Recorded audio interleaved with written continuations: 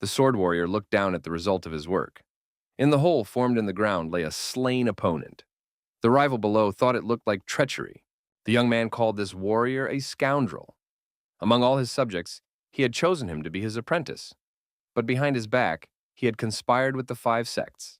The traitor thought that his opponent had expended a lot of strength during the crossing and couldn't even dodge his attack. However, his opponent still had some strength left. He jumped out of the recess and rushed towards his opponent. The young man shouted that he was about to destroy him. By the way, he said, stop resisting. After all, they both know how poisonous the sword is. After all, he gave it to them himself. The leaders of all 5 sects are here. Does he really think he can destroy it? If he gives up the pill to Yawan He and all his weapons, then they will grant him a quick demise. The warriors shouted that they were fighting using traitors like cowards. Is this really the honor they are proud of? One of the sect leaders asked, did the demonic leader really expect a fair battle? This is ridiculous. The warrior replied that even if he had to destroy his own body, they wouldn't get what they wanted. The sect leaders said that they needed to present a united front. This guy was going to finish them all off, so we should return the favor right now. The warrior shouted that he was Di Shitian, and they would all die by his hand in the next life. The great demonic leader. Di Shitian was wreaking havoc all over the world, destroying entire regions, killing everyone in his path. Everything ended when the 5 sects united against him and brought peace to the world. With the help of the devil demon, they were able to win after 3 days of battle. All of his weapons were commandeered by the 5 sects and carried away to the mountains. The warrior opened his eyes. He thought, is he really still alive? What's going on? He thought that those old rascals had destroyed him. Why is this happening? The young man grabbed his head. Did he really have a different voice? Could this be a rebirth? The warrior heard someone else's conversation. Someone suggested that he was already dead, and there was no need to continue the search. There was a girl accompanied by 3 people searching for this warrior. One of the 3 suggested that some bear must have already eaten his body. After all, it had been 3 whole days. The girl told them to stop moaning and keep searching. The girl said that everyone was here when Mo Fan fell off the cliff. How could they be so cold-blooded? The young man accompanying her smiled and said that this guy just slipped. They had nothing to do with it. Someone accompanying the girl said that this rascal didn't want to let go of Brother Lu's hand, trying to take him with him. Lu replied that the guy fell on his own. He didn't even touch him. The guy watching this company thought that they were sent by the 5 sects to look for him. How could they know that he was still alive? Mo Fan, looking at this company, thought that he would destroy them all. After he made this decision, he jumped out from behind the trees and said that he was about to destroy everyone. You could see in his eyes that he wasn't kidding and was ready to carry out his threat. Suddenly, the young man stopped right in the middle of the clearing. He couldn't understand what was going on. Why couldn't he use his demonic techniques? In response, the opponents attacked this guy, and he flew far backwards, hitting a tree. One of the youth said that poor people like this guy should die. The girl cried out in horror. Why does he act like that? Doesn't he recognize her? The young man thought it was impossible. He is the great demon chief Di Shitian. How could he be losing to some boy?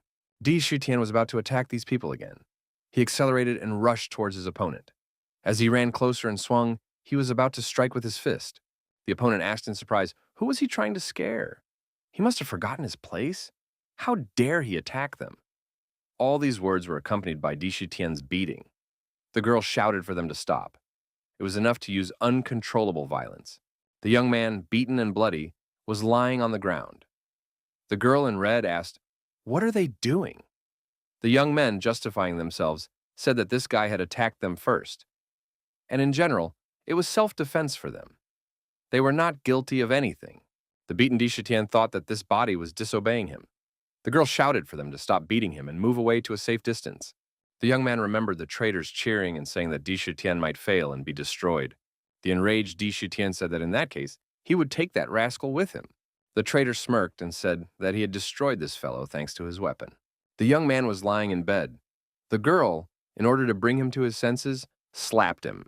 The young man was holding the girl's breasts at that moment. The girl in red screamed and bounced to the side. The young man jumped up from the bed in fright. The girl screamed, how dare he do that? What does he allow himself? The boy asked why she was so worried about such a small thing. It should be an honor that he touched them. Suddenly, the door to the room rattled open. A young man, accompanied by his assistants, burst into the room. He asked what was going on here. The enraged young man saw a confused girl standing in the middle of the room. She was frightened, upset, and could not utter a word. Next to her stood a half-naked young man zipping up his pants. The bursting young man asked how he dared to do this to the girl and ordered his assistants to restrain him immediately. The half-naked young man jumped up and avoided the attack by doing a somersault. He said, "Do they really think they can handle him?" The boy dodged all the attackers and avoided capture. The young man said that if he hadn't lost his power, they would have all been destroyed by now. The guy calmly left the place. The girl was surprised. He dodged all their attacks? When did he manage to become so fast? The attacking young man thought, this rascal thought he could sneak away from him. He had a yellow ball in his hand. The guy told the fleeing one that he wouldn't be able to dodge it and aimed the ball at his opponent.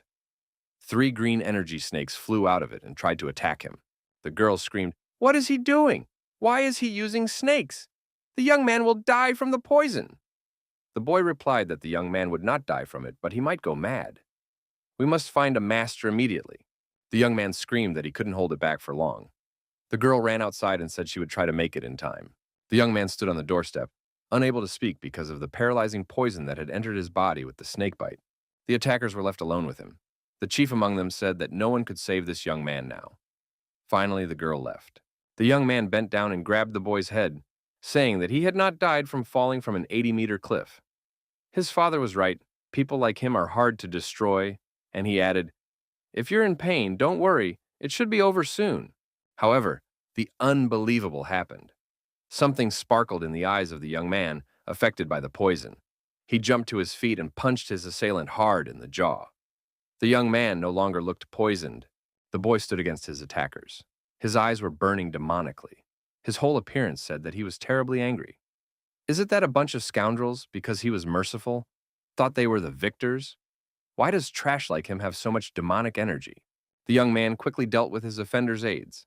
His opponent said that he now understood how this guy survived the fall, all thanks to the demonic technique. However, a scum like him didn't deserve to live. The aggressor released his poisonous snakes to attack the opponent again. The boy said that after he died, he would become the master's favorite disciple. The young man was not afraid of the snakes. On the contrary, he turned around and attacked these vile creatures. Thanks to his demonic energy, he simply snacked on the snakes. It was an impressive sight, while his eyes continued to glow. The opponent was surprised and frightened. How could this guy defeat the snakes so easily? Even the poison couldn't help him. The guy turned around and started running away in terror. He shouted that a demon had appeared here, asking for help and saying that he did not want to die. As he ran, he tripped and fell, and then began to stagger back against the wall. The young man shouted that the demon did not approach, promising a lot of gold for it. From fear, the boy even wet his pants. It seemed to him that doom was imminent, and the demonic rival was slowly and threateningly approaching. Salvation came from where he was not expecting it. Someone had activated the demon sealing circle.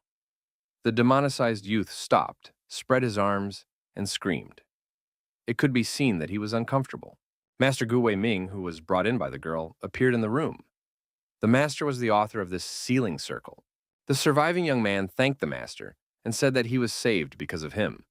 He also added that Mo Fan had become a demon and seemed to be secretly studying demonic techniques.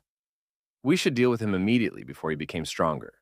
Master said that this was enough for now since Mo Fan was also his disciple. He instructed the girl Rui Yuan to get her brothers out of here, adding that he would take care of Mo Fan himself. The girl's brother left the room and told the master not to hold back. If he didn't finish this guy off now, it might be too late. The girl shouted for him to shut up immediately. The master closed his eyes. He thought, is it really Mo Fan? He's overflowing with demonic energy. If he were to procrastinate, this guy wouldn't leave him a chance. What should he do? Mo Fan tried to get out of the magic ball. He was angry and wanted to destroy his opponent. Gui Ming realized that things were bad. His demonic energy was seeping through the seal, and at this rate, he would soon be released. At some point, Mo Fan and his master noticed that the sealing circle had disappeared. The demonic youth was quite happy about this fact. What could not be said about the master? Mo Fan rushed at the old man and said that it was his time to die. The old man prepared to repel this attack. The master uttered, "Purification. Tian Di Guang has risen." In the next instant, Gui Ming delivered a powerful hand strike right into the young man's face. The young man flew backwards, Moreover, the demonic energy left his body and flew away even faster. During the flight, the boy thought that the old man had expected him to come closer from the beginning. It turns out that the old man had fooled the demon leader. As he fell to the ground, the guy thought about the fact that there were only cowards around him. Gui Ming heaved a sigh of relief. If he had hesitated a bit, he could already consider himself dead. However, the battle had not gone without a trace. The master had received a burn from contact with dangerous demonic energy. The young man thought that this was his chance. The master is injured. If he can pull himself together, he will win. Gui Ming said that the young man's body was exhausted. If he used the demonic energy, he would die. The young man in Mo Fan's body thought that he was given a second chance, but he couldn't use it. Now everyone knows that he is a demon. What will they do? Master said that although this guy is the worst of his disciples, he knows that the young man tried the hardest. Gui Ming assumed that his colleagues bullied him because of his weakness. But becoming a demon is a stupid decision. The head of the demons, Di Shitian, had been overthrown, and now anyone who destroys the other demons would now act against the young man. The old man told his opponent that he would keep his secret, but the boy must not use these techniques from now on. He promised to cleanse this body of demonic energy and added that he was interested in the lad's opinion. The guy thought, is the old man not thinking straight at all? Is he really going to help me? After all, I consider myself a demon, and the old man is a Taoist. The young man thinks that he will have to lie low to regain his strength, but when he gets stronger, he will level the place. The young man has analyzed what has happened to him. He is the great demon leader, Di Shitian, and 3 days ago, his most loyal disciple betrayed and destroyed him by stabbing him in the back.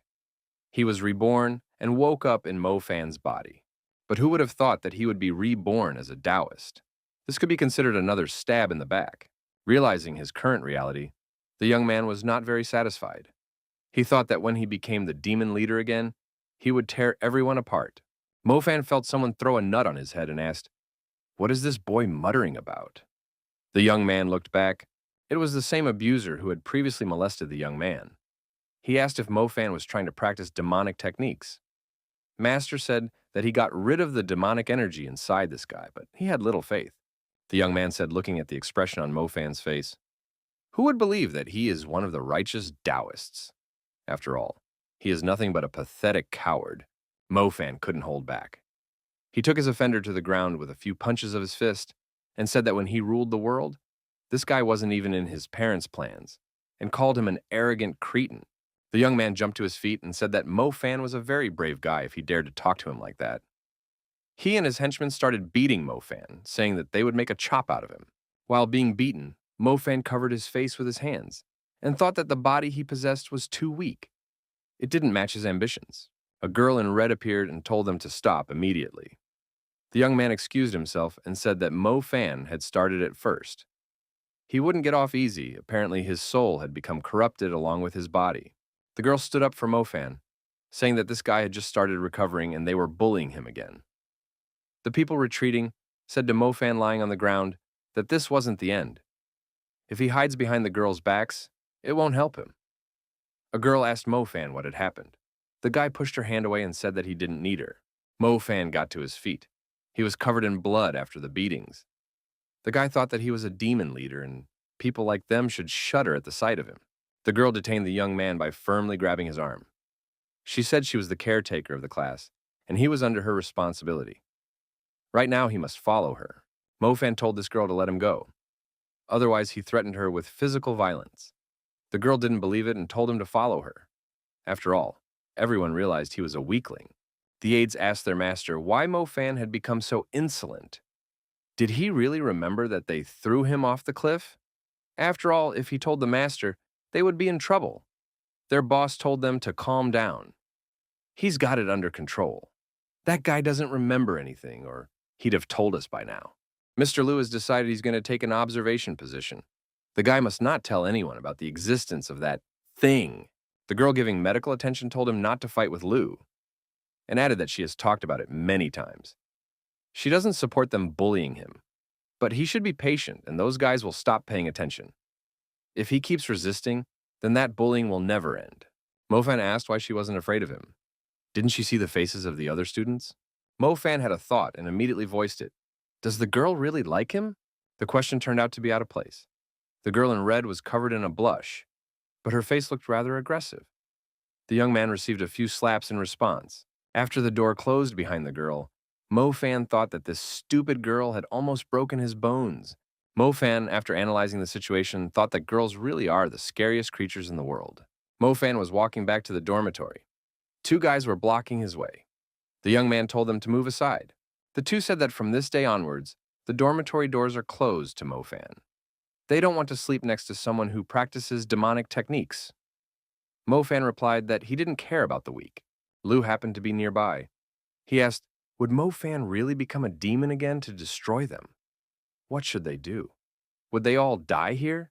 He was surrounded by his aggressive coworkers. Lu said if Mo Fan infiltrated the dormitory, they would call Master Gu. The aggressive students shouted for Mo Fan not to enter and that he was not welcome here. He should stay away. Mo Fan agreed with this decision, but said that he needed to get his things. The people said that they did their best and packed his belongings. There was no need to thank them. A bag of belongings appeared in front of the young man. While taking his belongings, the boy heard someone say that there was a thief in the land of the Taoists, but he hadn't been found yet. The young man thought that he had better sleep in open places so that suspicion wouldn't fall on him. Mo Fan felt that the bag of belongings was wet. It looked like those rascals had doused his clothes. The young man thought that he needed patience because he had to hold back. However, the rascals would pay when he became 10 times stronger. A signal sounded, inviting the students to study. The students increased their walking speed because they realized that they were late. Today's lesson is taught by Yu Chang Wangha. It's best not to be late for him, Mr. Lee's assistant asked. Isn't Yu Chang his father's subordinate? Why do they even go to class? After all, it's better to stay in bed. Lu said that he doesn't want to study either. However, in that case, Yu Chan will tell his father everything. Lu walked out of the dormitory and saw Mo Fan sleeping on the ground. He thought that this guy had changed with everyone. Before, he wouldn't have dared to skip class, but now he could sleep peacefully. Mr. Lu said not to wake this man up. Let him sleep as long as he wants. The young men observing silence left for class. Mo Fan opened his eyes and thought that everyone had left. Now he needed to find a place to meditate. He tried to climb over the fence, but he failed. The young man wondered who he even was. His limbs were so weak that he couldn't even climb over the wall. Suddenly, someone threw a whip around Mo Fan's neck and pulled him down. The young man fell off the wall. The person standing with the whip said that this Mo Fan was like a dog. The people who were standing nearby watching this laughed amicably. The man with the whip turned out to be Mr. Lu.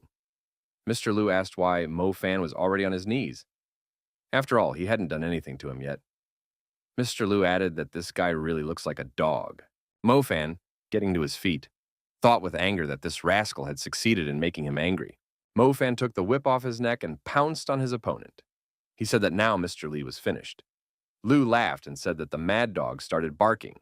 Suddenly, the oldest, the real one beside Mr. Lee, shouted that that was enough. At that, he swung his sword.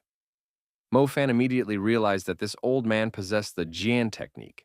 The elder said that not only did Mo Fan miss class, but he was also picking fights with a classmate. Did the young man with such behavior decide to stand against him? Mo Fan told the elder that anyone with eyes would realize that Mr. Lu attacked him first. The elder shouted for the young man to stop bickering. Lu told the master that this young man must have mastered the Yujian technique, so he decided to skip the lesson. The master said that was impossible. The master told Lu Yue's disciple to fight Mo Fan since he was the best in the class, adding that he was interested to see this guy's abilities. Mo Fan thought that he was being bullied. After all, he has never seen the Yue Jian technique. He is not even a Taoist. Lu Yue told his opponent that it was the master's idea, not his. Therefore, there is no need to blame him. Lu Yue threw the sword at his opponent's feet and told him to try his best. Mo Fan thought that now at least he had a weapon in his hands. Lu Yue thought that now he had been given every chance. With a wave of his hand, he began to control the sword. The sword struck Mo Fan's back. The young man ran aside. Lu Yue laughed. This guy is only capable of running away. The guy started to control his sword again, which continuously attacked Mo Fan. Mo Fan fell to the ground and thought that he wouldn't be able to handle repelling these incessant attacks. The people around him wondered, when did Lu Yue have time to learn advanced techniques? After all, the master had only taught them how to strike and return the sword. Had Yu Chawan secretly taught him a spell from everyone? Those observing thought that the opponent's abilities differed greatly. This is no longer a duel, but a beating. Isn't Mo Fan afraid of losing control of himself and becoming a demon again? The master thought that this demon spawn was just waiting for the opportune moment. Mo Fan thought that he couldn't keep up with his sword. It seems that his opponent is using more than just technique. Lu Yue asked his opponent why he was still holding back. Then, he would have to push even harder. Lu Yue attacked his opponent with an energy arrow, and said that if he didn't resist, this strike would destroy his heart. Mo Fan uttered magic words, and the attack was repelled. At this, the young man glared menacingly at his opponent. Lu Yue fiercely thought that this guy had copied his spell. Mo Fan said that his opponent wanted a good fight. The guy started to concentrate his internal energy on his fingertips. Those watching were surprised. Was Mo Fan really so skillful with the Yu-Jane technique? He was able to block the attack, and he had an incredible mastery of the technique. The master was surprised. This guy was able to use the technique with just one spell. However, spells alone wouldn't be enough. Coordination also needed to be practiced. Master thought that it was only impossible if this guy was not a cultivation master. Mo Fan, using his new knowledge, sent the sword back to his opponent. As he did so, energy slipped from his fingertips. Thus, the opponents dueled for a while, attacking each other. There was no clear winner yet. Lu Yue became very nervous. He organized his attacks more and more aggressively. However, there was no positive result for him. At some point, Mo Fan's sword cracked and broke. It simply disintegrated into pieces. Lu Yue smilingly said that his opponent should train for 100 years to defeat him. The audience shouted that Brother Lu was the best and invincible. Mo Fan thought, "This sword is not forged from steel, it's lead." Everything was set up from the beginning. Mo Fan decided that he would make do with his own strength. He said that his opponent's honor and righteousness was a pathetic farce. In reality, he was willing to do anything to win. Mo Fan felt that he was turning into a demon again and decided that he would tear everyone present. The attendants outside the building noticed that Mo Fan's battle had everyone's attention. Suddenly, the door of the building swung open and red-hot swords flew out from there, heading through the air towards where Mo Fan was located. Mo Fan asked his opponent, would a strong disciple like him not be able to break these swords as well? He directed a stream of swords towards his opponent and said that he could now try to deal with them. Lu Yue fell to the ground and screamed in fear. Everyone around him also rushed to run in different directions. A master entered the arena and said that the duel was over. There was no need to injure each other. The elder deactivated the flying swords and activated the air defense mode. Lu Yue thanked his master for saving him. The master told Mo Fan that this was just a competition between peers and needed to stop. He had already won. Mo Fan asked, has master only now started to worry about his disciples? The master, realizing that the young man wouldn't stop there, said that he wouldn't interfere. Let them continue, but the young man must let him go. Lu Yue cried out in fear that the master couldn't leave him. Mo Fan thought that the dogs had finally started to bite each other, but either way they would both die. Suddenly, the young man heard shouts from afar. Mo Fan, stop! Was he really going to rebel against his elders? The young man looked around and saw a girl in red and his master standing on the roof of a neighboring building. The girl declared that if Mo Fan didn't stop, he would ruin himself. Lu Yue shouted for Master Gu to save him.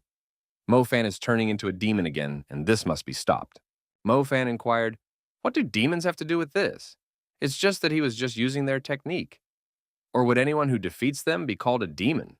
Master Gu asked the young man to put down all the swords first. Mo Fan agreed. However, all the swords flew in close proximity to Lu Yue and his teacher without lowering their speed.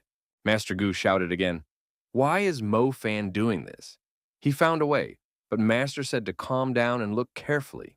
He didn't take their lives. Lu Yue and his teacher stood in the same place, almost without clothes, destroyed by the flying swords. The girl thought that this guy not only controlled the swords, but also tore their clothes without leaving a single scratch. Only true masters could do such a thing. Master Gu gave the young man a showdown and said that Mo Fan attacked his fellow masters and the master disobeying orders. Doesn't he realize what he has done? The young man kneeled in front of the master, bowing his head. Mo Fan sluggishly replied that he acknowledged his mistake, but didn't want unnecessary talk. The girl asked the master to be gentle with the young man, after all. This was his first transgression. Master Gu recognized that the young man had been bullied, and it affected his actions. As a teacher, he had failed his student. The master handed the young man a plaque and said that he deserved to be punished. The girl saw Master Gu's behavior and commented that this was not the right thing to do. The master applied for Ru Yuan not to interfere. Master Gu held out his hand and waited for the young man to take the plaque. Mo Fan asked the master, "Does he really think that being hit with a small stick can be compared to what he experienced?" Elder Gu replied that if the young man wanted to use another method of punishment, he would not interrupt. Mo Fan threw away the wand and said that he was willing to forget about it. He was too tired to deal with the old man. Ru Yuan said that it was disrespectful to the elder. Master Gu asked, "Did the young man learn the Yujian technique beforehand?" Mo Fan wondered, why would he learn such a weak technique that requires skill? Lu Yue shouted an incantation, and lo and behold, he repeated his words. Master Gu asked what it meant. Did he really just repeat it? Did he even realize that his improvisation was already a level above their top master of the Yujian technique? He's been practicing it for 30 years. Master Gu said that the young man must be a master cultivator. Mo Fan was surprised. What cultivation master? The boy was angry. Who cares about such a trivial matter? Everyone is a cultivation master now. After all, he is the great demon head. These words are insults to him. They dishonor his reputation. Master Gu said that he could see that the young man was very happy, but he should calm down. The young man thought that he is not happy at all. He will destroy everyone here in the neighborhood the first chance he gets. Master Gu continued speaking. The fact that they didn't consider the young man's talent in time was only his fault.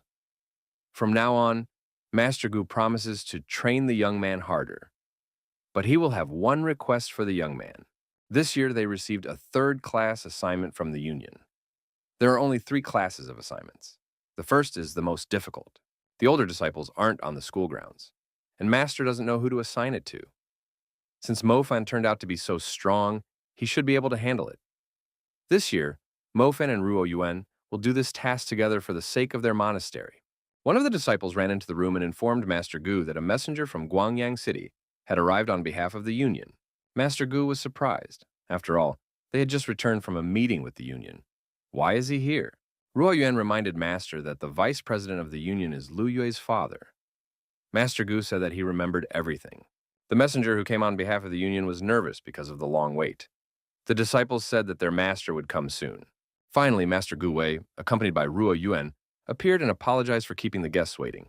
The master suggested that the envoy visit their educational institution, the monastery. The envoy replied that it was not necessary. He was here to convey something to the master, namely, the president handed over a new assignment. Master Gu Wei received the necessary instruction. It was a first-class assignment. Ruo Yuan said that it must be a mistake after all. They are just a small monastery and always received third-class assignments. Why was it different this time?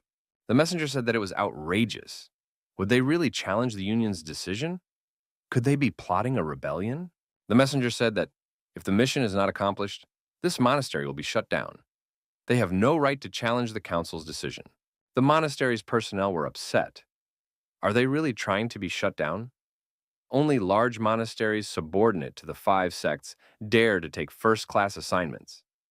Would Master Gu Wei be punished and the monastery shut down if they refused the assignment? Master Gu sweated from the exertion and said that they would not be able to complete such a class assignment.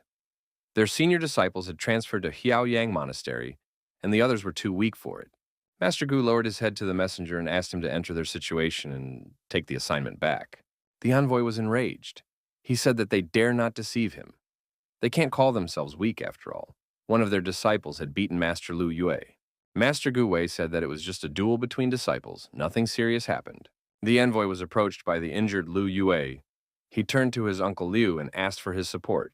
The messenger saw the young man and was very frightened. He cried out, "Is Master Lu really so badly injured? Who had wrongfully abused this young man?" The envoy felt sorry for his nephew and asked Master Gu Wei, "Doesn't he consider this a serious misdemeanor?" Ruya Yuan asked, "Does Lu Yue even have a conscience? It's not like Mo Fan even injured him. Why is he pretending?" Lu Yue replied that everyone present witnessed it. Mo Fan was trying to deal with him. Any disciple would confirm those words. The girl said that a scoundrel like him really deserved to be torn to pieces. The envoy told Master Gu that officially the Union cannot interfere in the affairs of monasteries. But if Lu Yue was injured, he could not turn a blind eye. The messenger ordered to bring this young man who had caused such mayhem. Master Gu asked the messenger not to interfere in this. After all, it was the disciple's business. He added that he was personally ready to be punished for what had happened, as it was solely his fault. Mo Fan, who was nearby, asked what kind of rabid dog was told to bark incessantly. This messenger can be heard all over the square, so shouldn't he shut up? The disciples thought that Mo Fan had lost his mind. He's the messenger of the monastery union. They have 5 sects on their side. To them, destroying a person is like crushing an ant. Lu Yue told Uncle Liu that it was the man who beat him up. The messenger ordered his assistant Tai Gang to cut off that guy's hand and bring it over. Ru Yuan stood in front of T Gang and told the warrior to stop. The girl wanted to prevent more bloodshed. She said that she was the caretaker of the class. If he wanted to harm her student, he would have to go through her. Mo Fan walked to the middle of the arena and said that the girl didn't have to protect him.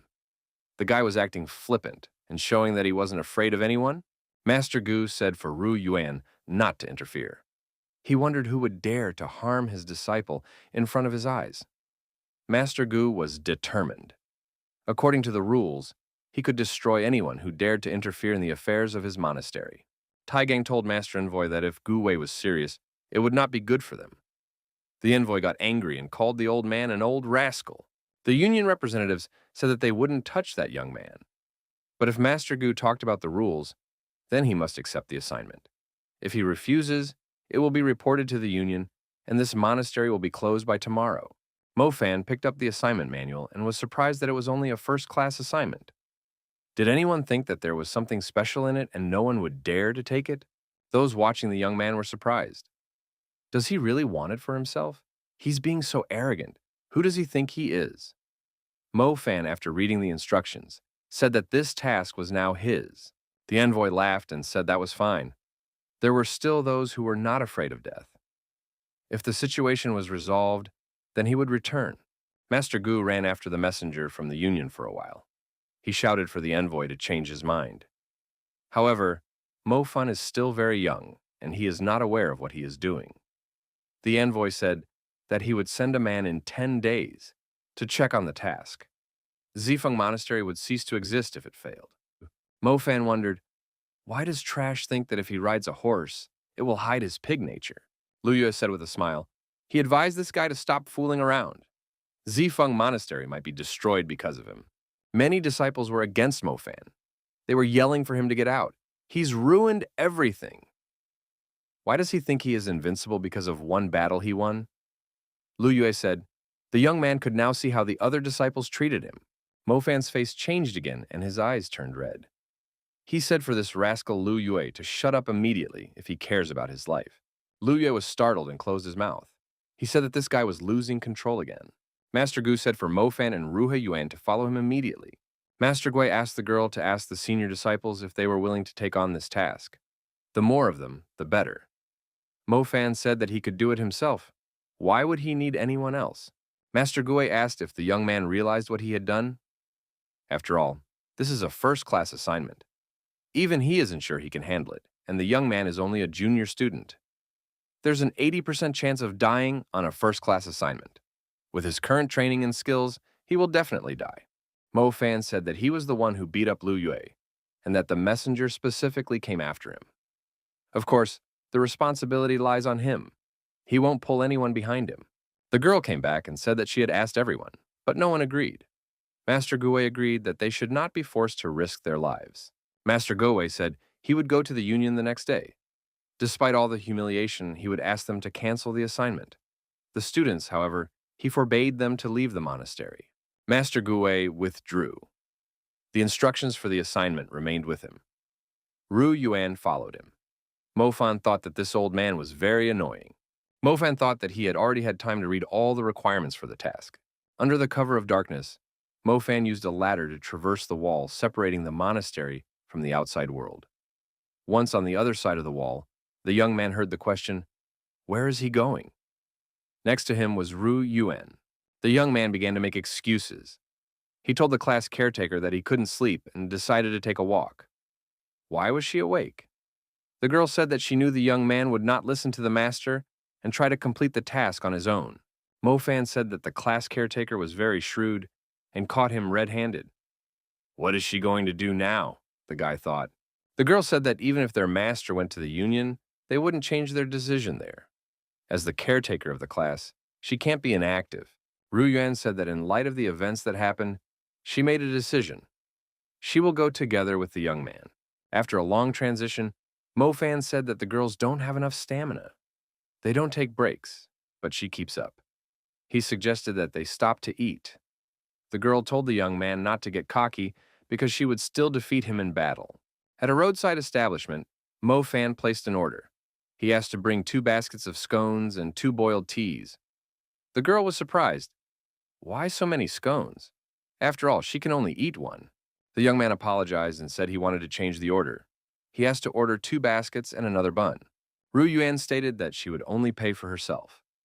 The waitress was surprised and asked why they are fighting since they came together. The waitress said that the young people were very young and asked if they had gotten married recently. Ru Yuan couldn't keep the tea in her mouth after saying that, and it all got on her interlocutor's face. Ru Yuan blushed and told the waitress that a decent girl wouldn't marry this guy. The girl wondered, did the fall really affect the young man that much? He realizes that he is in trouble with the union, doesn't he? Mo Fan asked her to tell her about the union. Why are they acting so cocky? The girl said that besides the 5 sects, there are many smaller sects. To avoid competition, the 5 sects created the union to control them. They were strong before the demon head's death, and after it, they became even more powerful and do whatever they want. The guy thought he now understood what was going on. He would get even with everyone soon. Ru Yuan said that they weren't afraid of the union itself, but the 5 sects behind it were another matter. Especially the new leader of the union, Jiao Mu. He is the favorite of the 5 sects. The girl wondered, had Mo Fan forgotten about Lord Jiao Mu? If it wasn't for him, Demon Chief Dishi Tian would still be alive.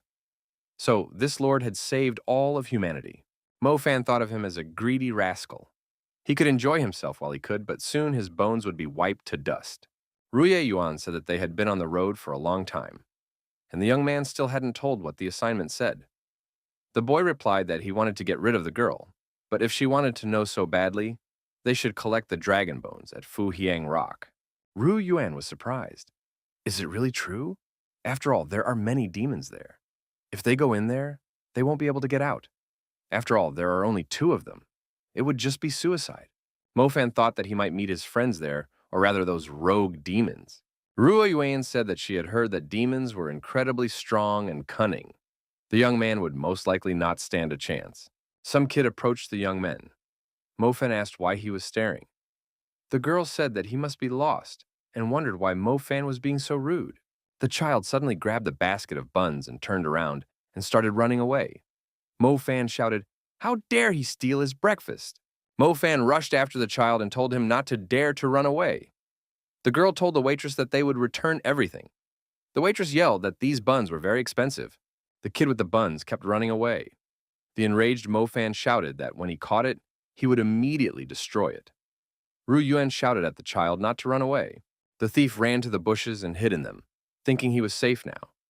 Mo Fan noticed the fleeing man and said that hiding didn't work. Mo Fan grabbed the boy by his pants and lifted him off the ground. Mo Fan kicked that child aside with all his might. He asked, if he was running so fast, why did he stop? Was he completely sick of living if he was stealing buns from such a person? Ru Yuan searched all the bushes and couldn't figure out where the basket of buns had gone. The child jumped to his feet and ran towards Mo Fan, who had caught up with him. He bit the young man's hand with anger.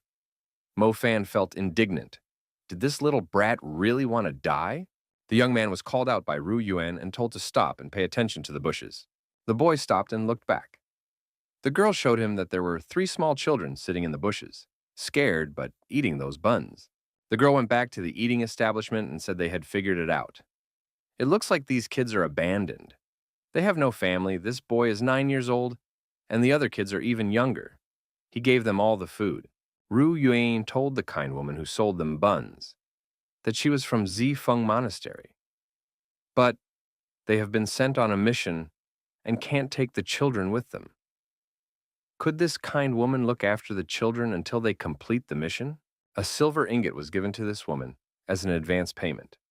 The woman said it was too much, she didn't need it, but she took the ingot. Mo Fan said that they should move forward. They shouldn't waste time. Ru Yuan said goodbye to the children and the woman and rushed after the young man. The girl asked why the young man was not happy. After all, it was his idea to bring the children to this establishment and give them food. She originally thought that he would beat them up without a second thought. Mo Fan suggested that the interlocutor stop asking questions. Ru Yuan said that she knew that her companion was a good person at heart. Mo Fan suggested that she stop asking questions because they needed to focus on the mission. Mo Fan mentally answered the girl's question that the children were human and demons don't get along with them, probably because he and those children were similar. From a bird's eye view, sitting in a tree, the travelers were being watched. One of the watchers was wondering why they wasted their time on those children. After all, it is unthinkable. The interlocutor said that this guy didn't care about the union, and when he failed the task, he would just make up a reason. The interlocutor was Lu Yue. He told his uncle that they should teach this rascal a lesson. Ru Yuan said that they are already at the Fuhiang cliff. There are many demons here and caution must be exercised. They say that an immortal flew over this very mountain, but was caught by demons and eaten alive. He must have chosen a low flight path. Mo Fan, listening to his companion, thought to himself, who could make up such stories? After all, they could also have diarrhea. Suddenly, our hero's companion bared her sword. The young man, frightened, asked, what was she doing? The girl replied that the young man had no sword, so she would have to protect him. Her father got this sword from the Shengda sect. It is especially effective against demons. Mo Fan told the girl that they are still a day's walk away from the demons. Only rabbits can be found here. The girl asked her companion if he knew the location of the dragon bones. The guy replied that all the demons swarm around that place. The dragon bones are quite valuable, so they have them. Dragon bone is very rare. You can use it to strengthen your muscles. Demons aren't the problem, but how can he get rid of the girl? She can't know that they are in cahoots. Mo Fan thought that when he got the chance, he would try to deactivate his companion for a while. Mo Fan said that he would go ahead to scout, and she should stay here and wait for him. Mo Fan thought he would hide his presence, sneak up behind her, deactivate the girl, and find the bones. Then he would tell her that the demons had surrounded him and kicked him out. This plan seemed brilliant to the young man. Ru Yuan looked around cautiously. She asked Mo Fan where he was. The frightened girl asked that if he could hear her, he should call back. At this time, someone was secretly sneaking up on her from behind. The intruder's hands were already showing. Mo Fan was sitting in ambush in the bushes at this time and chuckled. However, the young man had lost sight of the girl. He couldn't understand where she had gone and what it all meant. After sitting in ambush for some more time, our hero came out into the clearing and, not seeing the girl, started calling for her. He shouted for her to come out and not play hide and seek. It dawned on Mo Fan. Did those guys really make their move? The young man thought that his companion had been kidnapped by demons. The girl's kidnapper asked his companion why he had deactivated her. After all, she is not their target. Lu Yue, the kidnapper, told his uncle that the girl's name is Ru Yuan, and she is the daughter of the head of Shangyang City. If something happened to her, who would be suspected in such a case? The uncle was surprised. Is this girl really the daughter of the city chief? The young man laughed and said that it was difficult for him to get this information. Uncle said that it was not bad. If something happened to her, Zifeng Monastery would come to an end, and Mo Fang wouldn't escape punishment no matter what. Lu Yu suggested Uncle tell everyone that Mo Fan deactivated her and took the opportunity. The girl was lying on the grass unconscious. The young man said that he was a little worried. The uncle said that he was still young and inexperienced and suggested that he take a step back. He would show him how to do it properly. The uncle and nephew got into an altercation, deciding between themselves which of them should be the first to seize the opportunity. Looking for the girl, Mo Fan thought that he had been inattentive. The demons must have been on alert because of the situation. They must have been following them the entire way. If Rui Yuan was caught, they could destroy her. Suddenly, an axe stabbed into a tree near the young man. The young man jumped aside. There were demons nearby. One of them said there was food. The young man has beautiful skin. They like to eat Taoists. The demon told the man that he was sure the guy was completely horrified by his greatness. Mo Fan asked the demon squad leader if they caught the girl. The demon replied that they had caught 2 other Taoists along with her. The next moment, the demon shouted at the young man, "Who gave him the right to speak?" The demon didn't understand why he answered the boy. After all, he was the strongest here.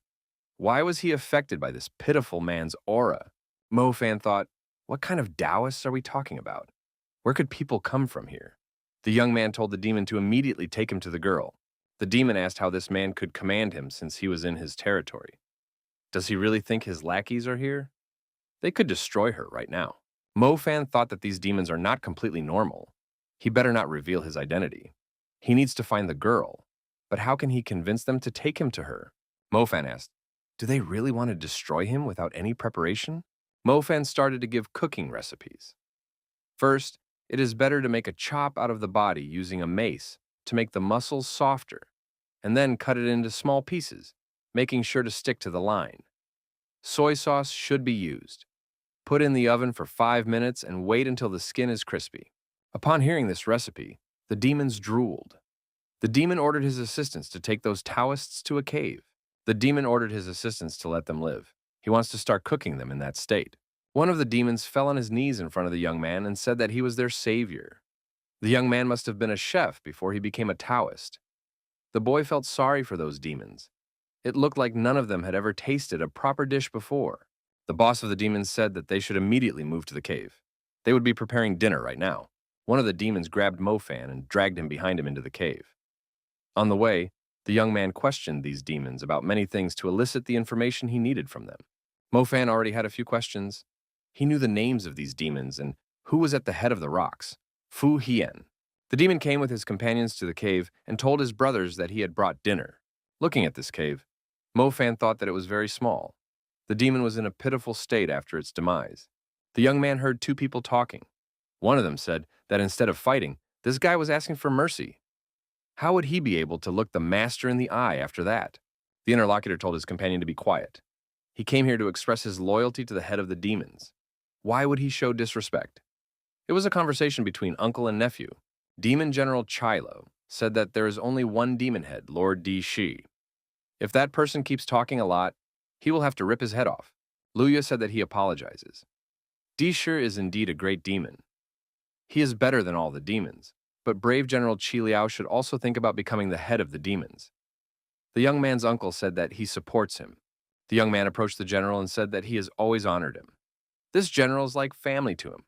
His imposing aura is many times stronger than the elders.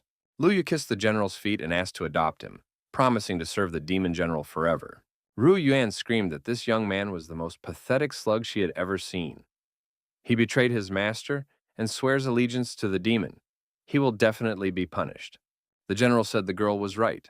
This young man is disgusting, but seeing a Taoist kneeling in front of her is quite pleasant. Lu Yue, without raising his head, thanked the general for his kind words. And he also told the general that this girl is the first gift to him. General Chila said that he is not interested in human women. He eats them. Lu Yue said that of course they can eat her. She has good skin and tasty meat. Someone said, and if you fry it, it will be even tastier. A demon appeared in front of the general and his prisoner, accompanied by our hero. The demon told his brother that the man had told him about a great recipe for cooking human meat. If you cook it with egg and onion, it will be much tastier, and there's no need to eat them raw anymore.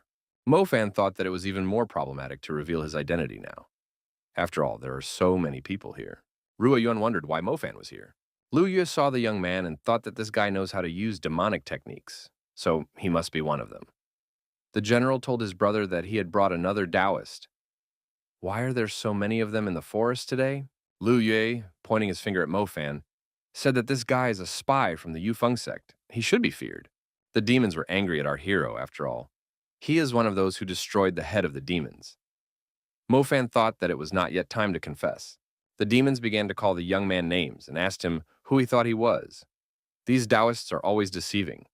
We should eat him first and sacrifice him to the head of the demons. Mofan thought that it was too late to confess. The girl shouted that this young man was not from the Yufeng sect. He was just a simple disciple. A silencing technique was applied to Rua Yuan, and she was unable to speak another word. Mofan looked at Lu Yue without realizing that it was his doing. There was still energy sparkling on the young man's fingertips. Mofan started to speak the whole truth like an interrogation. He said that Lu Yue wanted to take the Tushan sword and destroy all the demons. The guy said that if he died, his spirit would haunt Lu Yue forever. The young man thought that Ruhe Yuan must not find out about his identity. The general should be spoken to in private. Lu Yue didn't understand what sword he was talking about.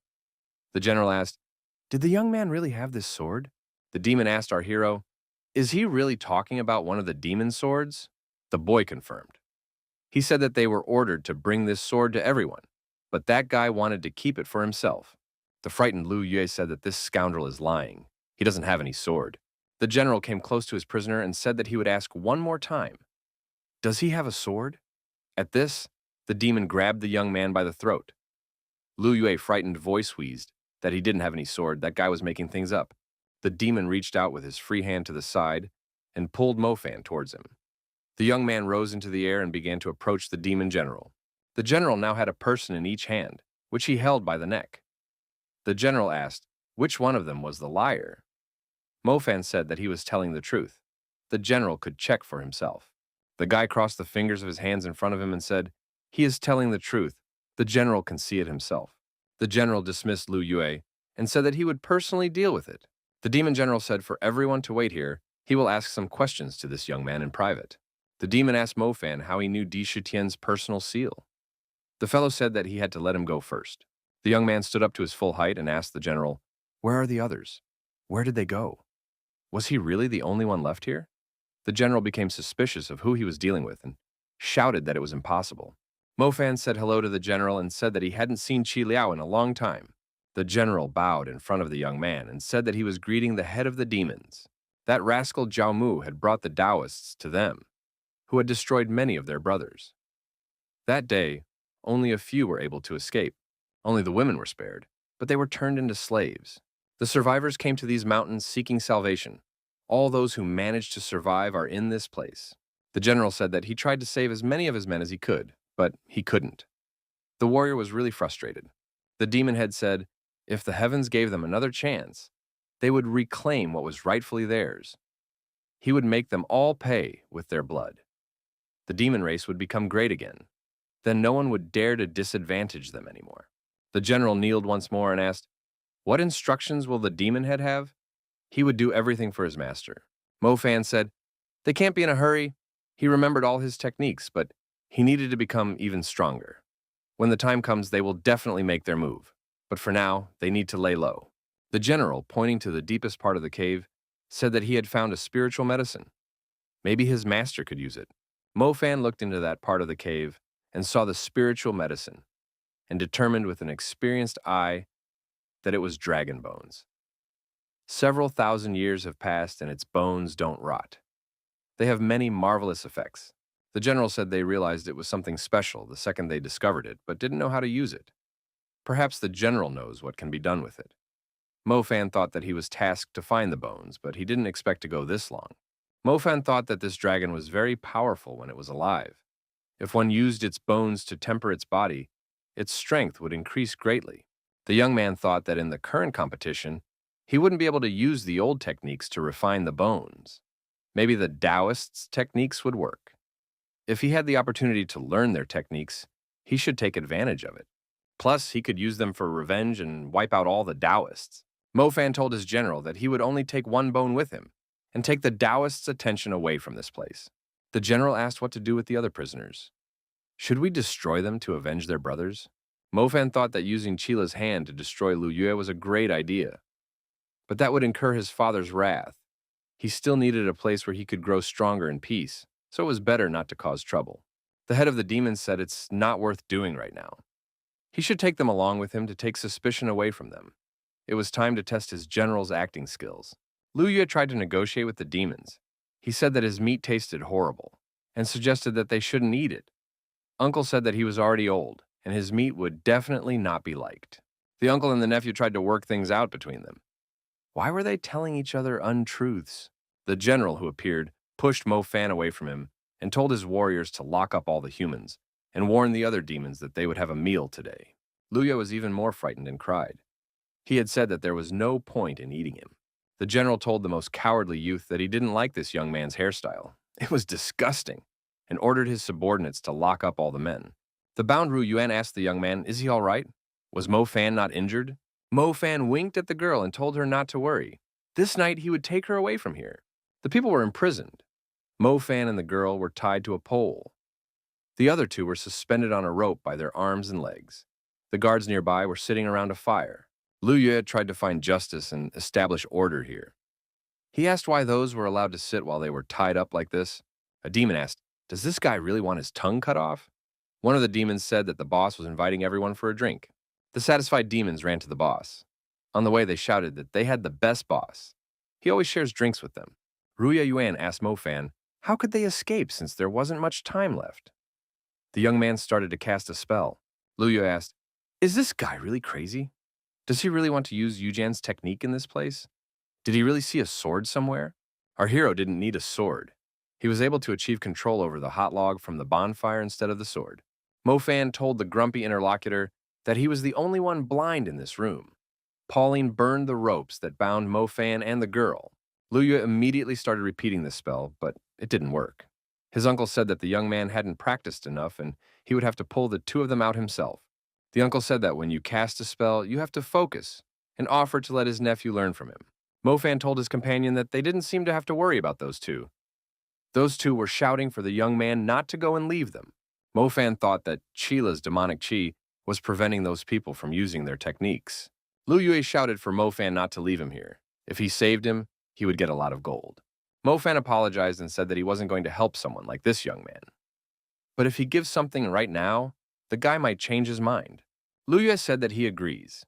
He has the centennial cliff grass. If he is rescued, he would be willing to part with the grass. Ruya Yuan asked, how did he get it in these parts? Mo Fan asked, does this guy carry something valuable with him all the time? Mo Fan said that he agreed, but his opponent should answer him first. Our hero thought of just playing around with this guy, not thinking that he could get something in return. Mo Fan wondered how did they get here. He didn't think they were going to join the demons. Lu Yue apologized and said that Mo Fan and his companion wouldn't be able to handle such a task. So here was Master asking for help to help them. As soon as he entered the cliff area, he saw the demons kidnapping the girl. They chased after them, but there were too many of them. Mo Fan said that it was very touching. He didn't think this guy would be worried about them. Ru Yuan said that she didn't see the kidnapper, but she was sure it wasn't demons.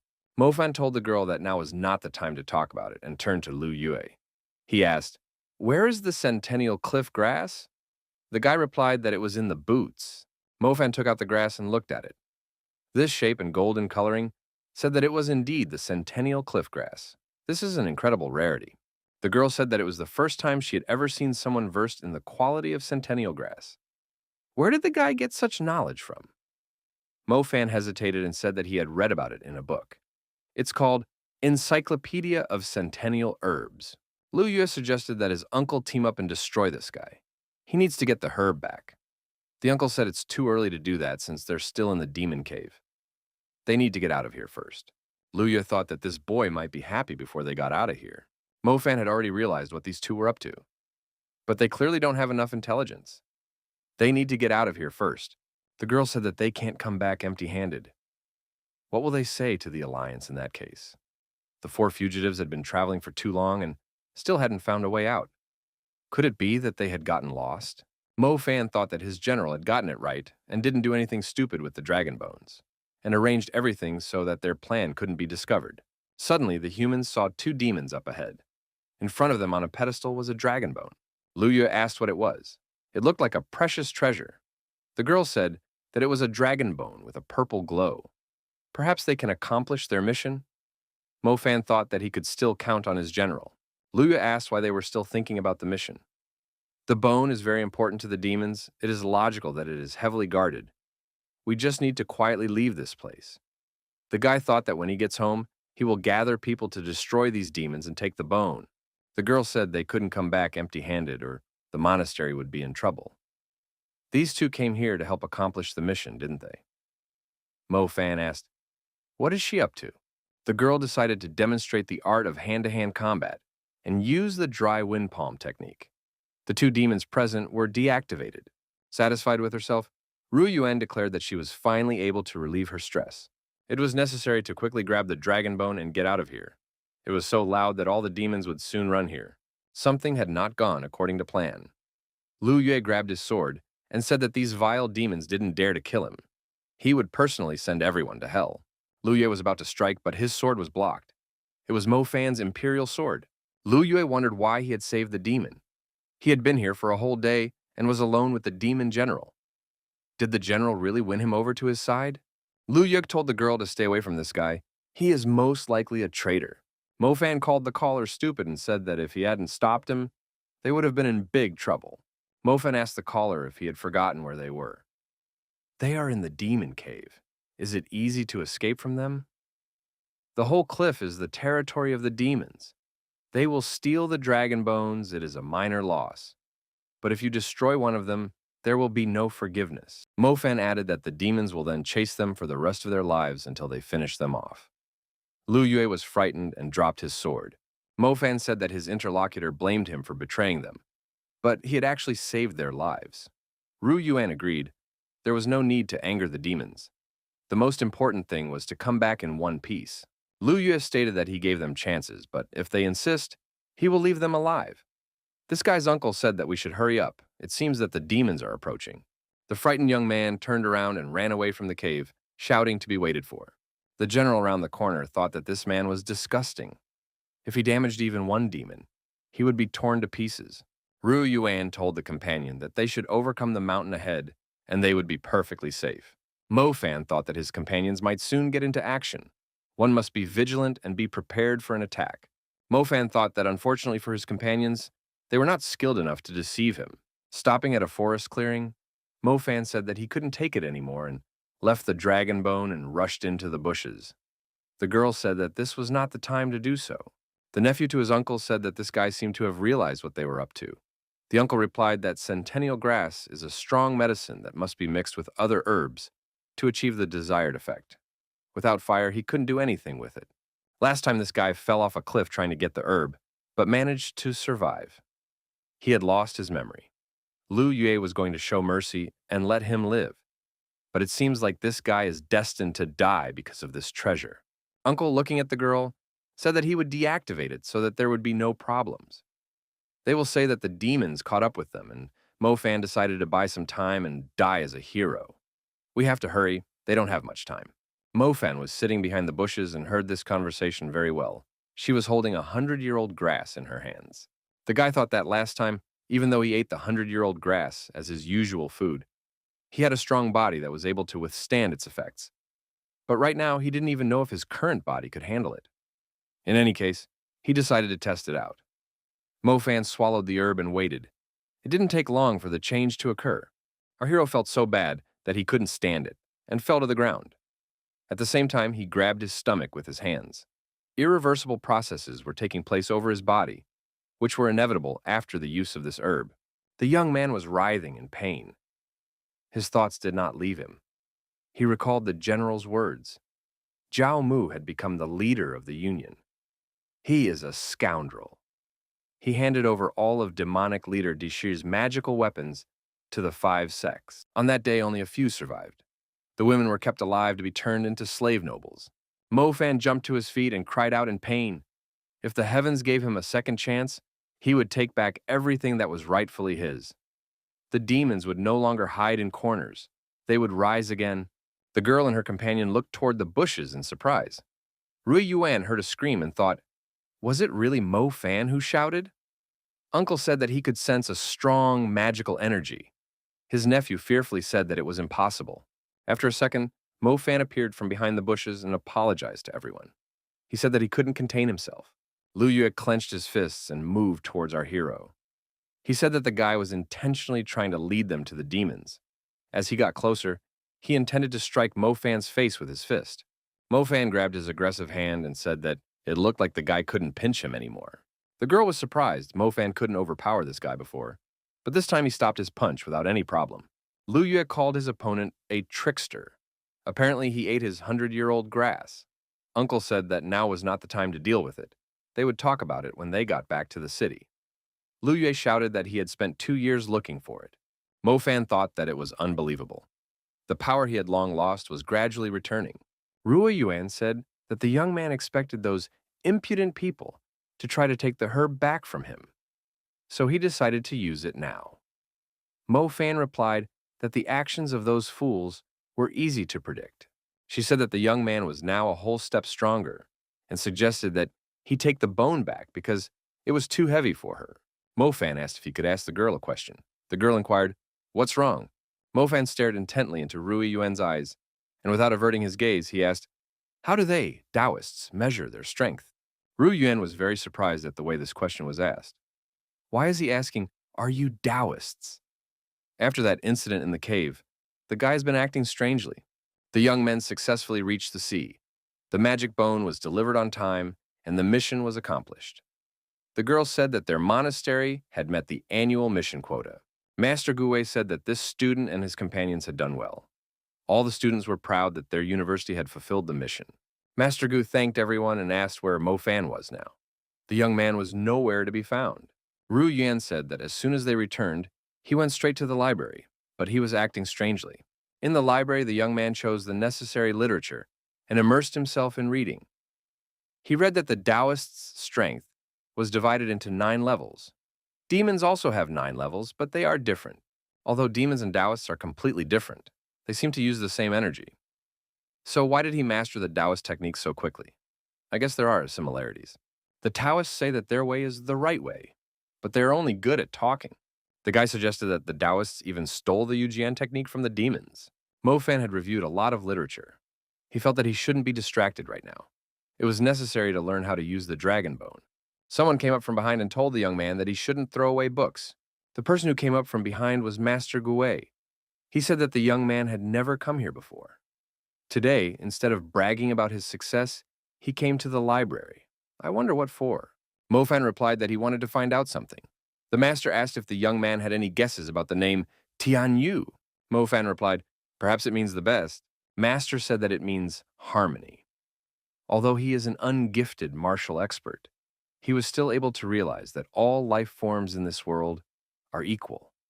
Demons and humans are not so different. They should stop warring with each other and learn to exist with each other. Master Gui asked, if the young man had a choice, which path of practice would he choose, the Taoists or the demons? The young man thought he had almost fallen into the master's trap. The boy said aloud that, of course, he would choose the path of the Taoists. Master Gui said, it seemed to him that the young man was capable of choosing a wiser path. It seems that he was wrong about him. Mo Fan replied that he didn't understand anything. Master Gui sealed his demonic technique himself. The master replied that being a Taoist is not the same as being righteous. Neither are demons the spawn of evil. They are just 2 different methods of accomplishing the same goal. Using demonic techniques does not make the young man bad. He saved his comrades. This is the best proof of his words. Mo Fan said that anyone would do that. The guy thought that this old man had gone completely crazy. Why is he praising him so much? Master Gui said that the young man's body should have become many times stronger after using the centennial cliff grass. It couldn't handle the demonic energy, so it had to be sealed. Right now, however, everything had changed. Master asked his disciple, why didn't he practice the demon and Taoist cultivation techniques at the same time? Demons rely on external energy to cultivate, strengthening their body, while Taoists use internal energy, realizing the world around them, to strengthen their spirit.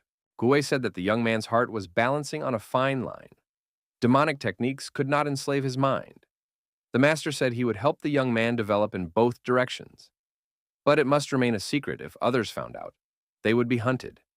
Care must be taken. The young man was surprised, the master actually advising his apprentice to practice demonic techniques. Strange old man. The duty officer entered the room and said that the senior disciple had already returned. Mo Fan wondered, who was he talking about? There was a young man standing outside who approached the master and said that his disciple Yunqing Yang had returned. Master Gui wondered if the young man was tired after such a long journey.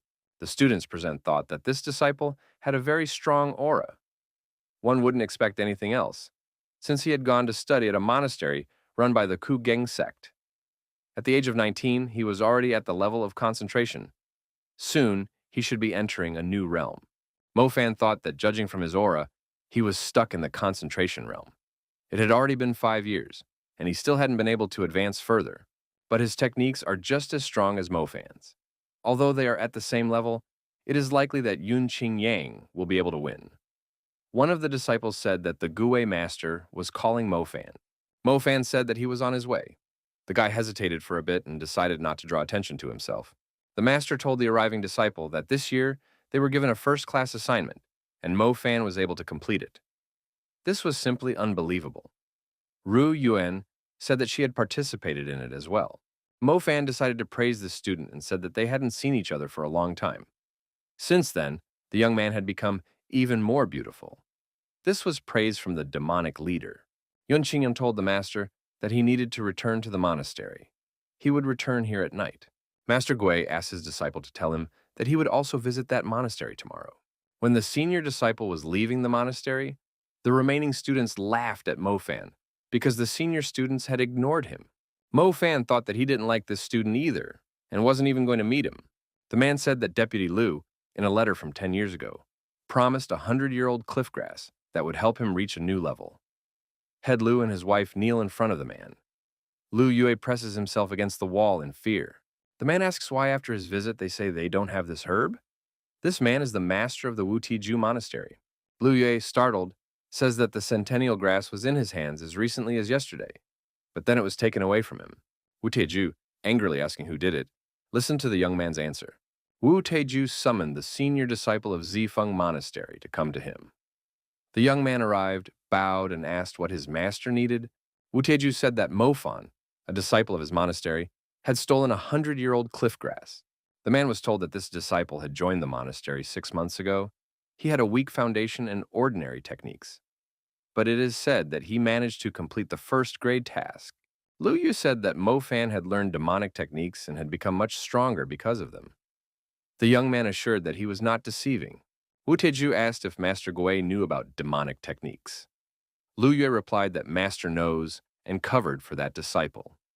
If he didn't use demonic techniques, he would have died using the 100-year grass. Wu Teju said that he had almost broken through the Jiandan sphere. All he had left was to take the centennial cliff grass. Now it turns out that a lot of time has been lost. Liu Yue said for the Lord to calm down. He knows where they can find another centennial cliff grass. The young man said in Master Gui's secret room, where the master keeps all his treasures. If they accuse him of patronizing demons, he will definitely surrender without resistance. Wu Teju, appreciating these words, said that Master Gui seems to be approaching his downfall. Wu Teju said that if he started acting out of self-interest, his reputation might suffer. Does Qing Yang agree with him? Qing Yang said that this was the first time he heard about the secret room, but if Liu Yue showed him where to find the herb, he could bring it. Coughing, he said that he almost forgot. Qing Yang is not yet a disciple of Hiaoyang Monastery. However, the young man may not worry. He is hardworking and talented. He will definitely be accepted into the monastery. He has helped their monastery many times. Wu Tieju added that he was thinking of recommending the young man to his superiors. The man said that he first needed to find out where the young man's heart lay. Qingyang said that he understood everything. Wu Tieju asked the young man not to disappoint him. Wu Taiju said that he would give the disciple 3 days to complete this mission. Liu Yue stood there and scolded. He was angry at Mo Fan, and it was understandable. That guy had caused this young man to get screwed. Qingyang took Liu Yue by the throat. The junior disciple trembled with fear again. The older disciple let go of the younger disciple, and he fell to the floor. Qingyang said that he now wanted to know everything about the young man, Mo Fan. Qingyang was secretly angry with Mr. Wu. All this time, he had been acting like his slave, and he still doesn't want to accept him.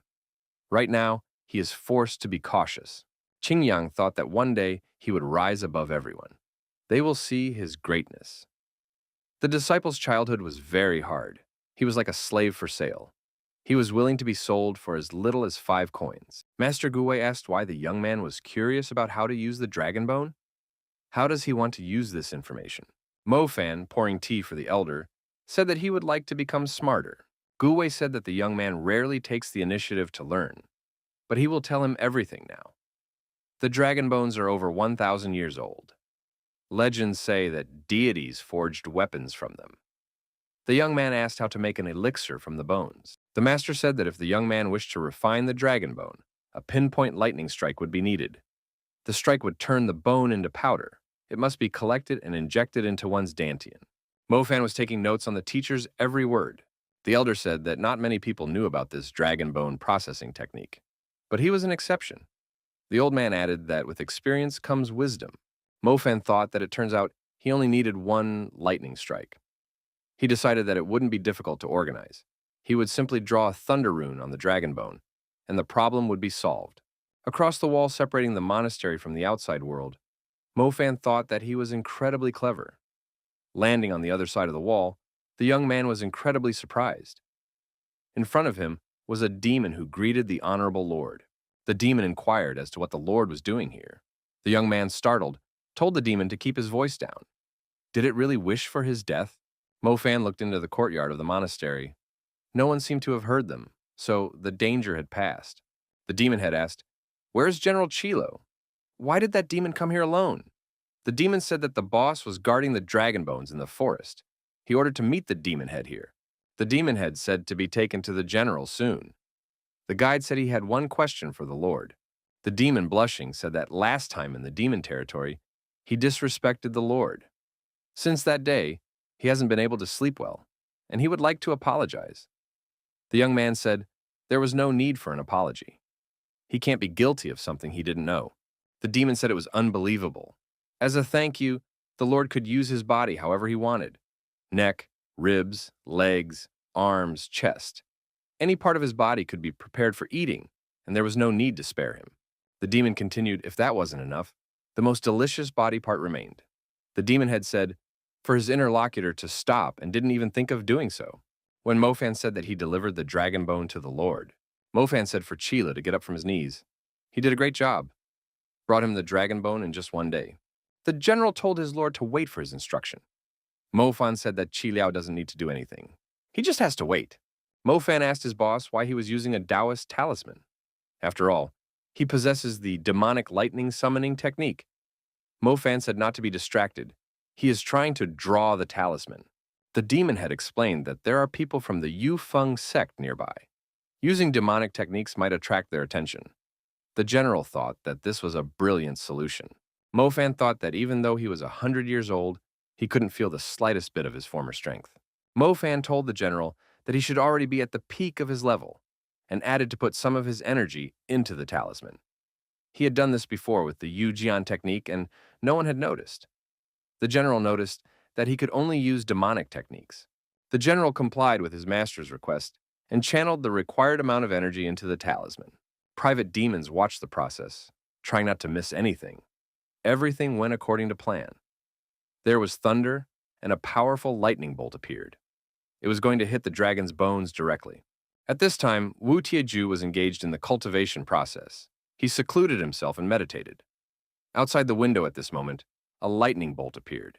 Noticing the lightning, Wu Tieju marveled, what an incredible energy. Which master had summoned this lightning? Wu Tieju felt a demonic aura which seemed strange and suspicious to him. The lightning, as it should, had chosen the 1,000-year-old dragon bones as its target. Mofan thanked the general and said that he had done well. He had activated the barrier in time. The general replied that it was his duty. Even at the cost of his own life, he had to protect his master. The demons realized everything worked. The head of the demons said for everyone to come closer. At the bottom of the formed pit were the remains of the dragon's bones, or rather, what they turned into. The demons thought that they were about to be fed, and with a cry of, "It's time to eat!" they rushed towards the pit. Mofan said that if they couldn't sit down now, they should take the leftovers home. The Taoists would be coming soon. Master Gui, watching the lightning, thought that this kid has a lot of secrets. Gaowei, walking along the rooftops, as usual at this time, noticed that someone ran swiftly in the direction of where the lightning struck. Wu Teju and his henchmen arrived at the excavation pit. One of the master's assistants said that it looked like the person who had caused the thunder had long gone into hiding. Perhaps this Taoist had already reached a new level and elevated himself. Wu Taiju said that the person who summoned the lightning was not a Taoist. The analysis of the area tells a different story. Wu Taiju ordered his subordinates to find anyone who could be related to this event. The master determined that there was a trace of demonic energy left in the area. Thanks to it, the power of the thunder was unbelievable. What were those rogue demons up to? The young man put on his hood and tried to stealthily enter the area. Master Gui followed behind him. He told the man that he was familiar with this place.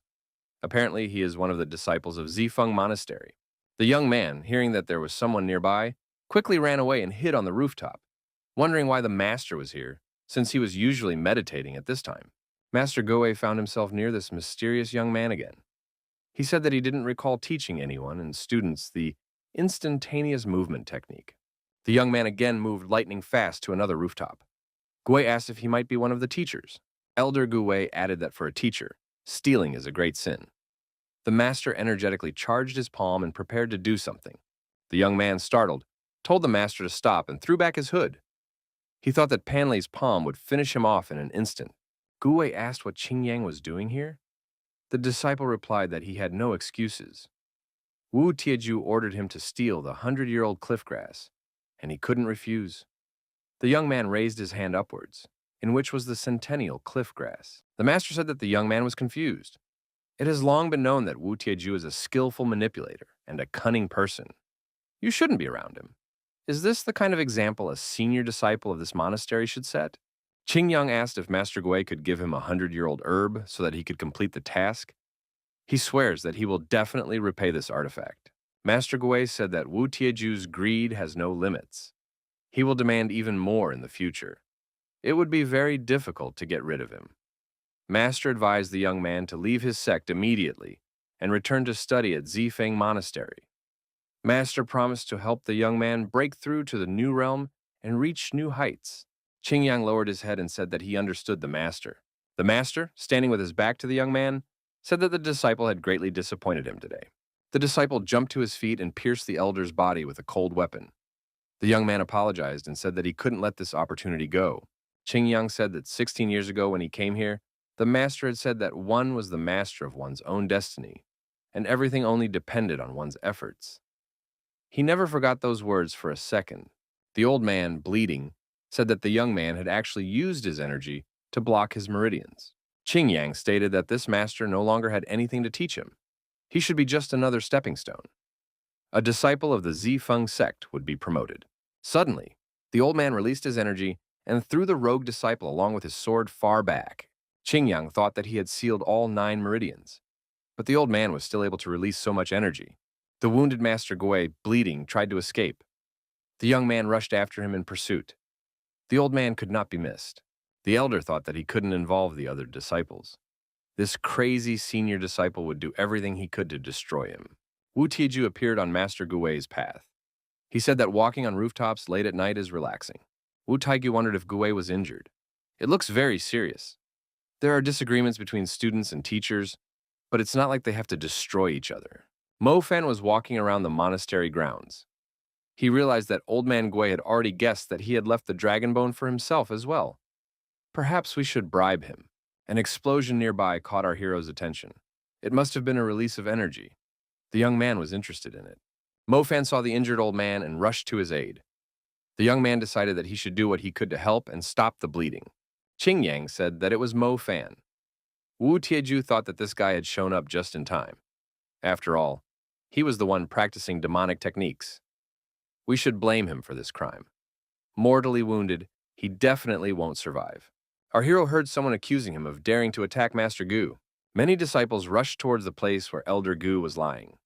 Everyone was curious. What was that explosion? Running closer, the disciples saw that Mo Fan was beside the injured old man. What is he doing here? Ching Ching, who was on the roof, said that this ungrateful young man not only stole from the master, but also stabbed him in the back. If he hadn't gotten here in time, this bandit would have gotten away with it. What will they do with him? The outraged disciples shouted that they should avenge the master and bring this rascal to justice. Qing Yang shouted that Mo Fan didn't dare to do such a thing, and added that his master would be avenged. The senior disciple promised to send the culprit straight to hell. Mo Fan turned to the shouting student and asked, "Wasn't he ashamed?" With the naked eye, it could be seen that Master Gui had been injured by a sword. The sword is only in Qing Yang's hands.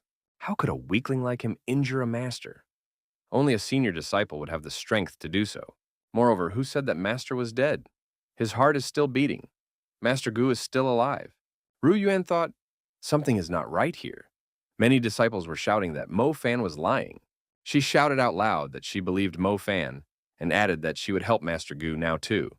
The disciples shouted for the girl to stay away from Mo Fan. The sword-armed Ching Chang shouted angrily that if this criminal still didn't surrender, he would attack him now. Ru Yuan shouted for her elder brother not to do so. Mo Fan thought that he didn't want to attract attention, but apparently it was too late. The senior disciple plans to finish what he started. It is necessary to save the old man's life. A powerful explosion rang out in the middle of the square. Flames spread out in all directions. No one could see what was happening at the epicenter. The disciples thought, is everyone there dead? Was everything destroyed without a trace? Was even Ru Yuan injured? The sword-armed senior disciple said that they were still alive. Mo Fan kidnapped Master Gu and Sister Yuan. It was necessary to request help from other sects and find them. The disciples thought that although Mo Fan was weak, he had managed to elude the senior disciple. Something is not clean here. Something caught Qing Yang's attention.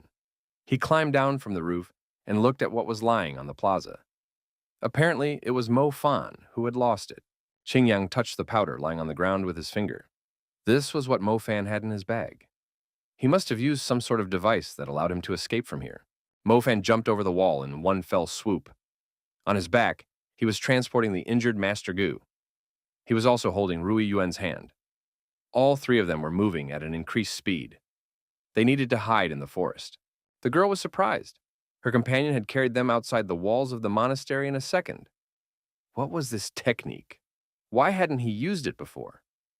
Mo Fan tried to catch his breath. He told the girl to check if they could save the old man. Mo Fan thought that he had applied a leap, but they had only managed to move such a short distance. He had already used so much energy to save the elder's life. However, the masters were astonished by the demonic technique. A normal healing method wouldn't work. The old man would have already died if the young man hadn't shown up in time. Mo Fan thought, does Qing Yang really use demonic techniques? It didn't seem like he was capable of using them. Could it be that it was someone else? Mo Fan asked the girl if she knew any local who could cure the old man for free because he had no money. The girl told the guy to stop joking around. After all, they have to help the old man. The young man thought that with his current strength, he wouldn't be able to help the old man. Qi Liao is capable, but is it worth the risk? Mo Fan asked his companion, why didn't she suspect him?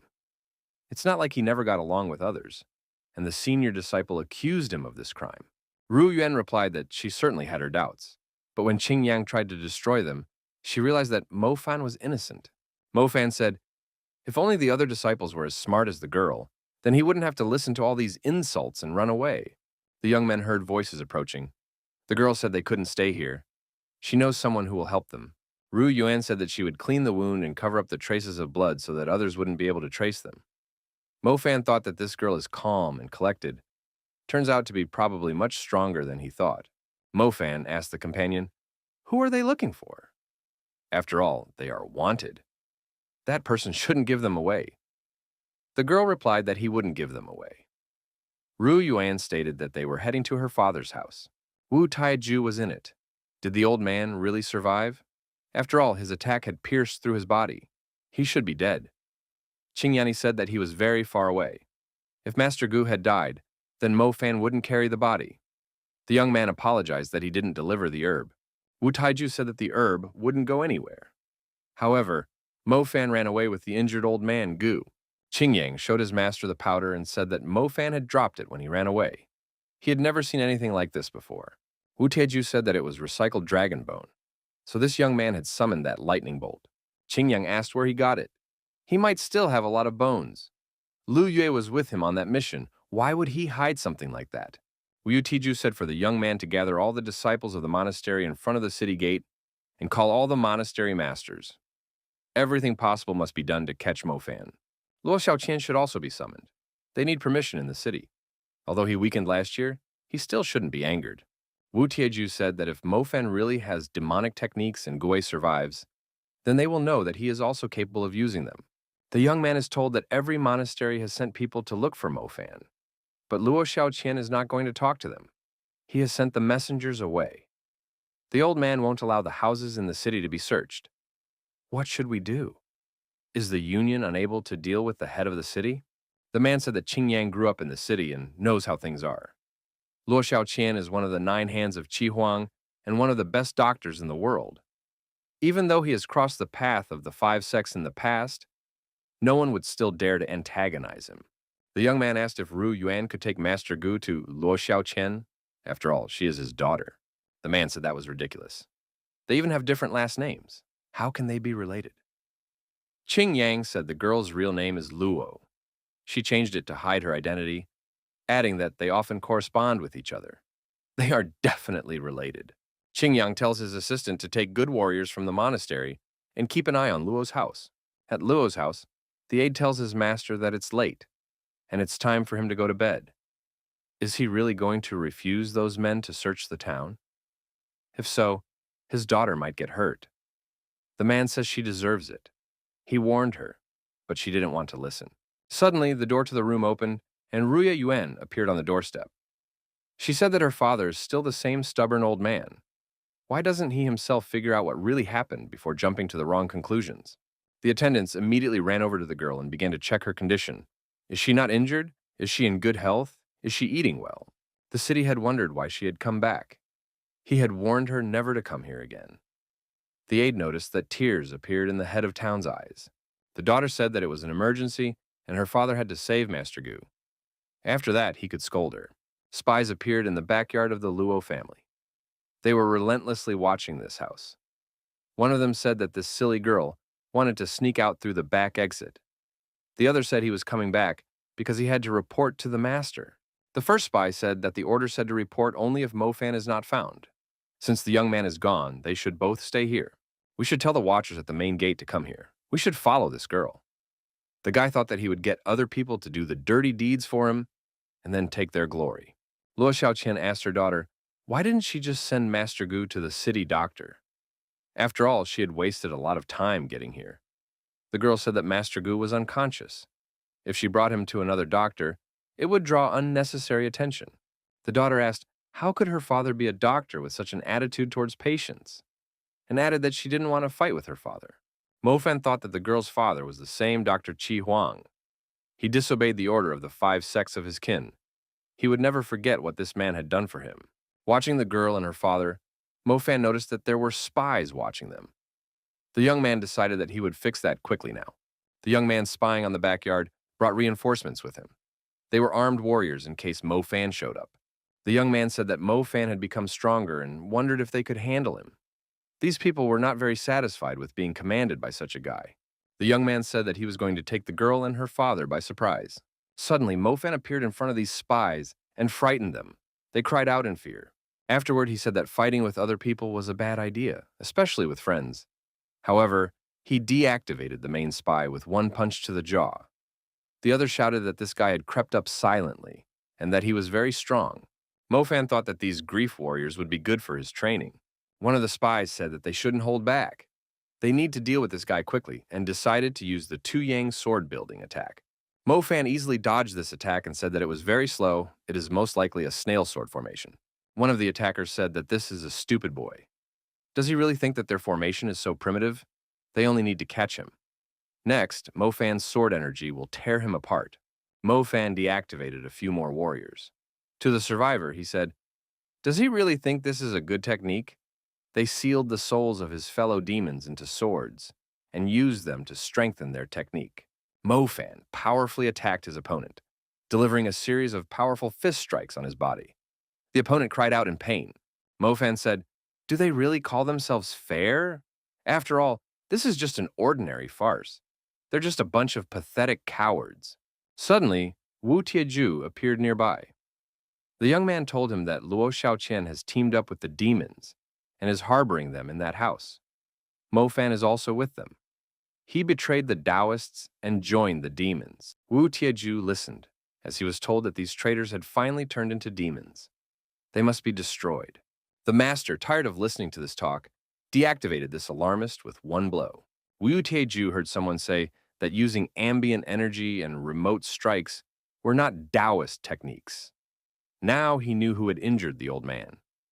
The person who spoke was Mofan. Master said that a pitiful disciple couldn't possess such knowledge of demonic techniques unless he was one of them. Mofan thought that his opponent was at the peak of the Jindan realm. There's no way to defeat him. But it is necessary to buy more time for Ru Yuan and her father. Wu Taiju was opening up our hero. The young man deactivated this attack. The master thought, is this guy really using a residual image? Mofan stated, does he really think he is the only one who can do that? The guy approached his opponent and elbowed him in the jaw. Blood from his mouth rushed in all directions. Mofan said to the swaying opponent on his feet, is this really all he can do? Is he really a master of Xiaoyuying Monastery? Wu Teju thought of the guy. He's only at the beginning of the concentration realm, but his attacks are incredibly fast and powerful. He moves like a veteran who has survived hundreds of battles. Mo Fan, seeing what kind of slow opponent he was, said, "If he's not going to attack, then he'll have to defend himself." The young man began to move his energy towards his opponent. After approaching a sufficient distance, our hero struck. Mo Fan's hand hit something solid. The opponent enveloped himself in a barrier of spiritual energy. Wu Taiju, smiling, said that this wasn't the end. Mo Fan thought that his opponent was using energy to create a spiritual armor for himself. Does he know what he's doing? Wu Taiju took the opportunity to strike the young man's jaw with his fist and told him to stop dangling in the clouds.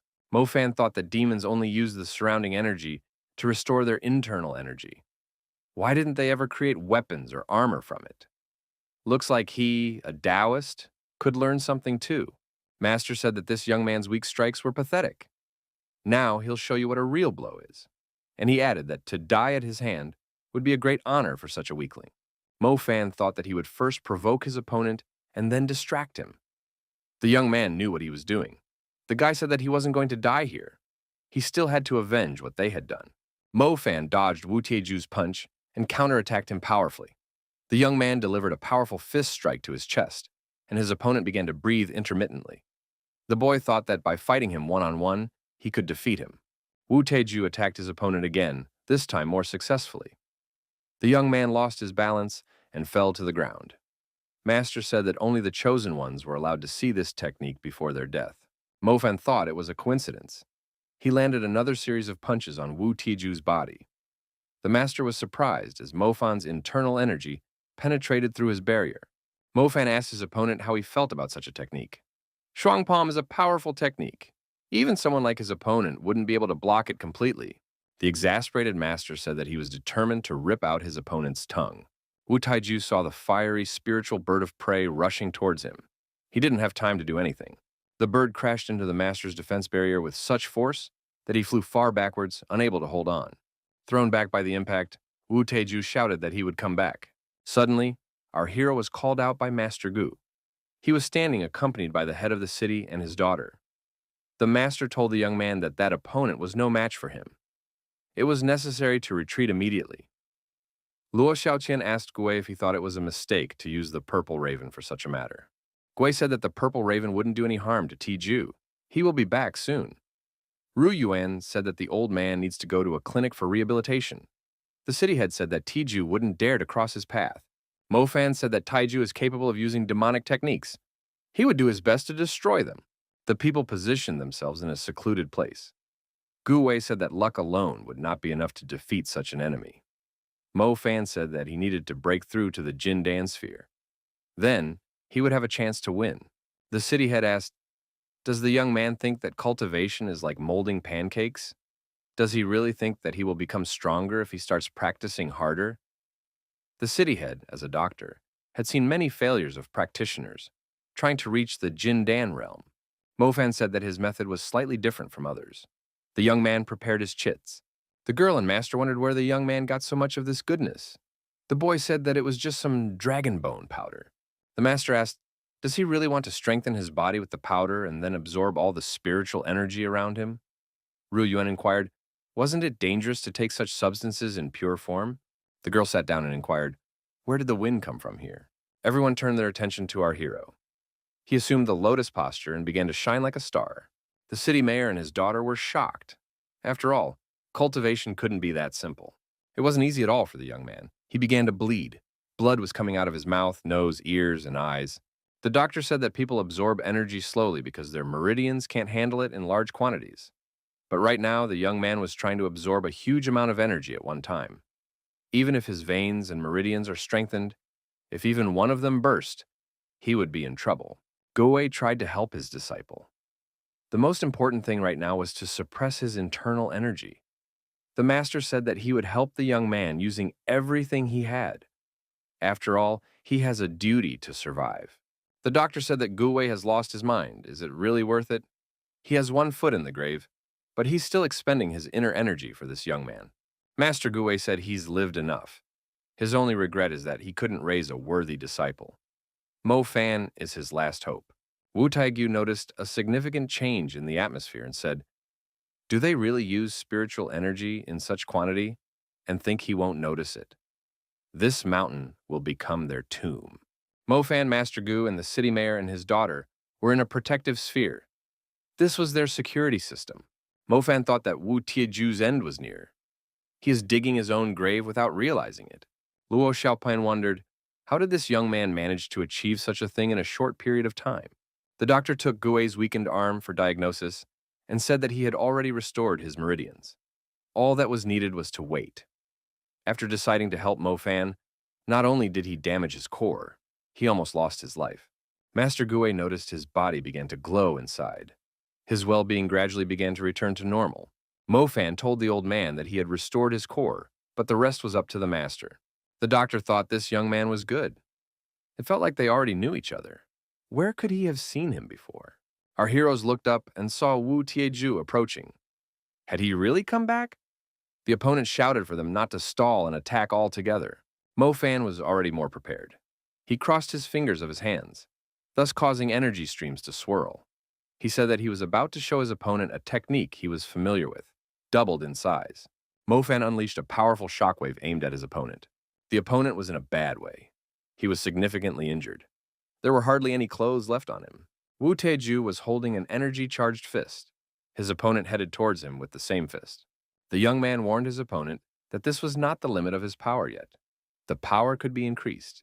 The girl was surprised. This guy was able to stop Wu Tieju's punch with one hand. Mofan was already at the third stage of the Jindan sphere.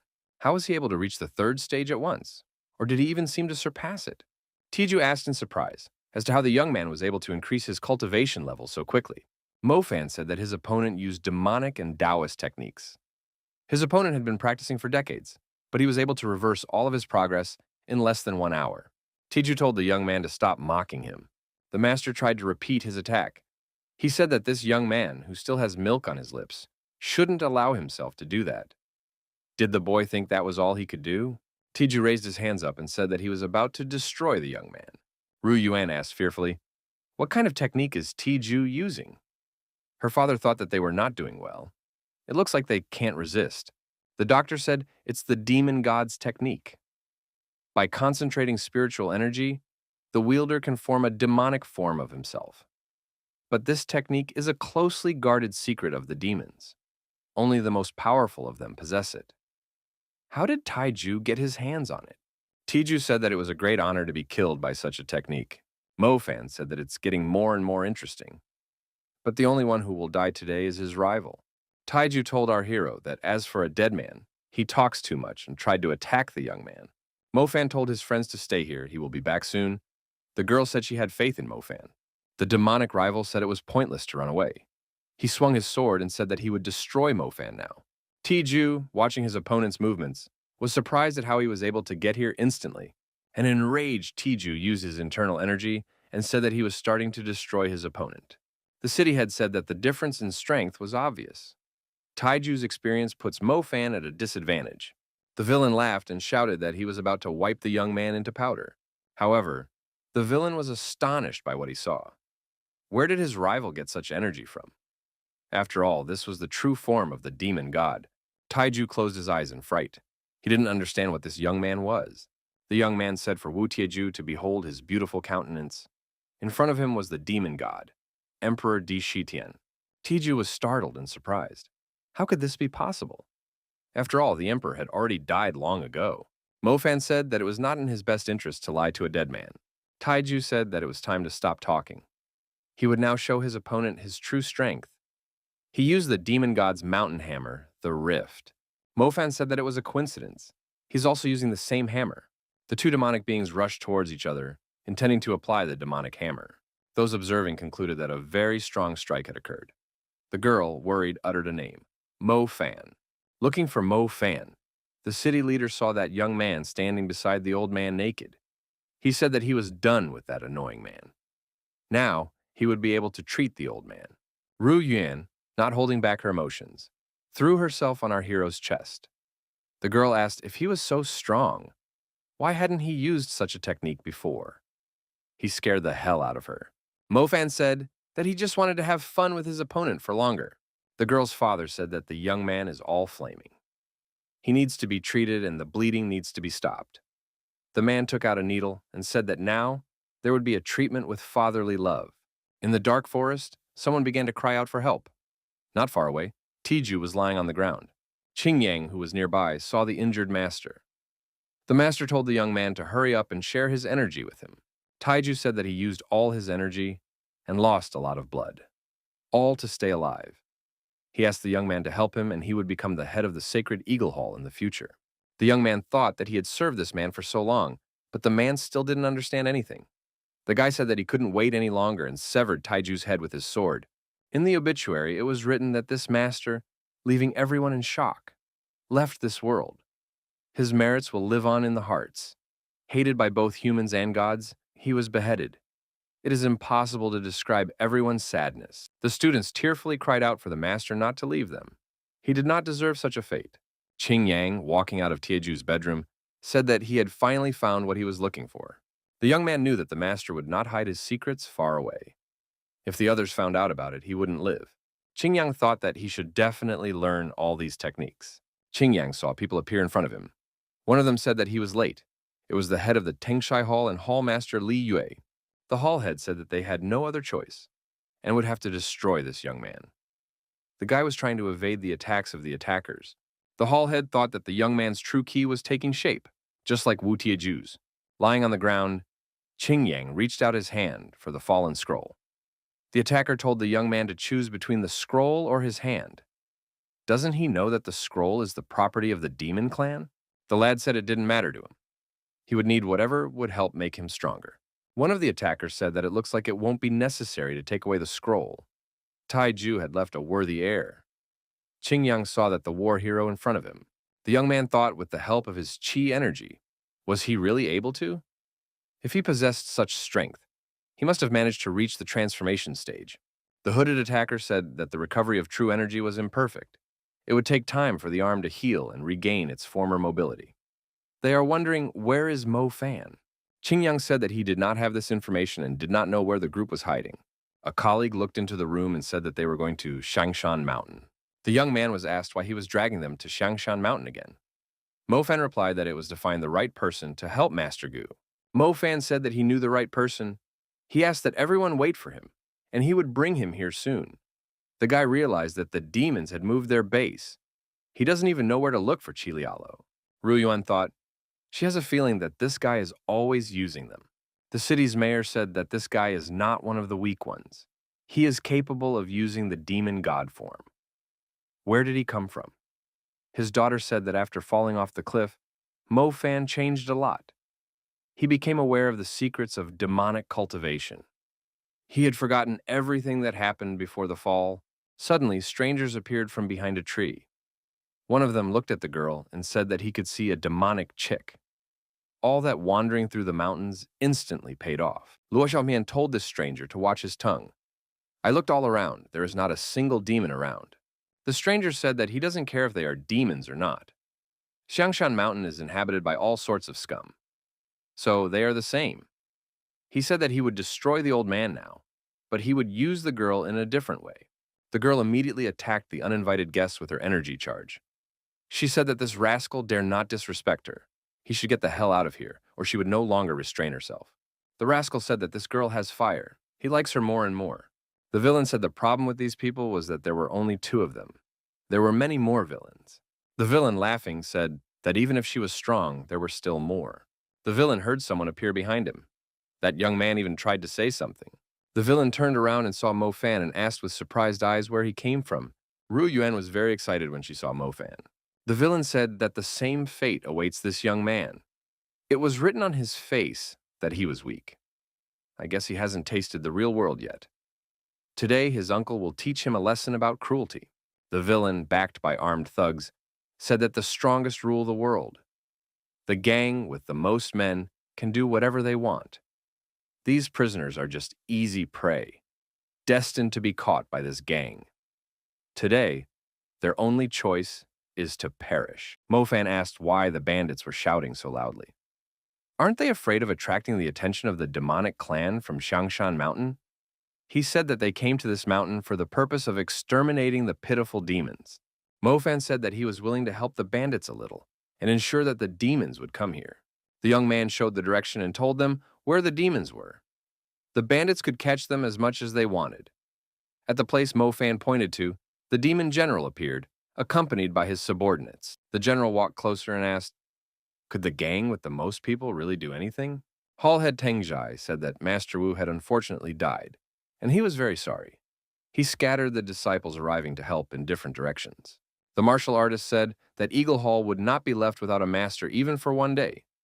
Qing Yang is the perfect candidate for the head of the hall.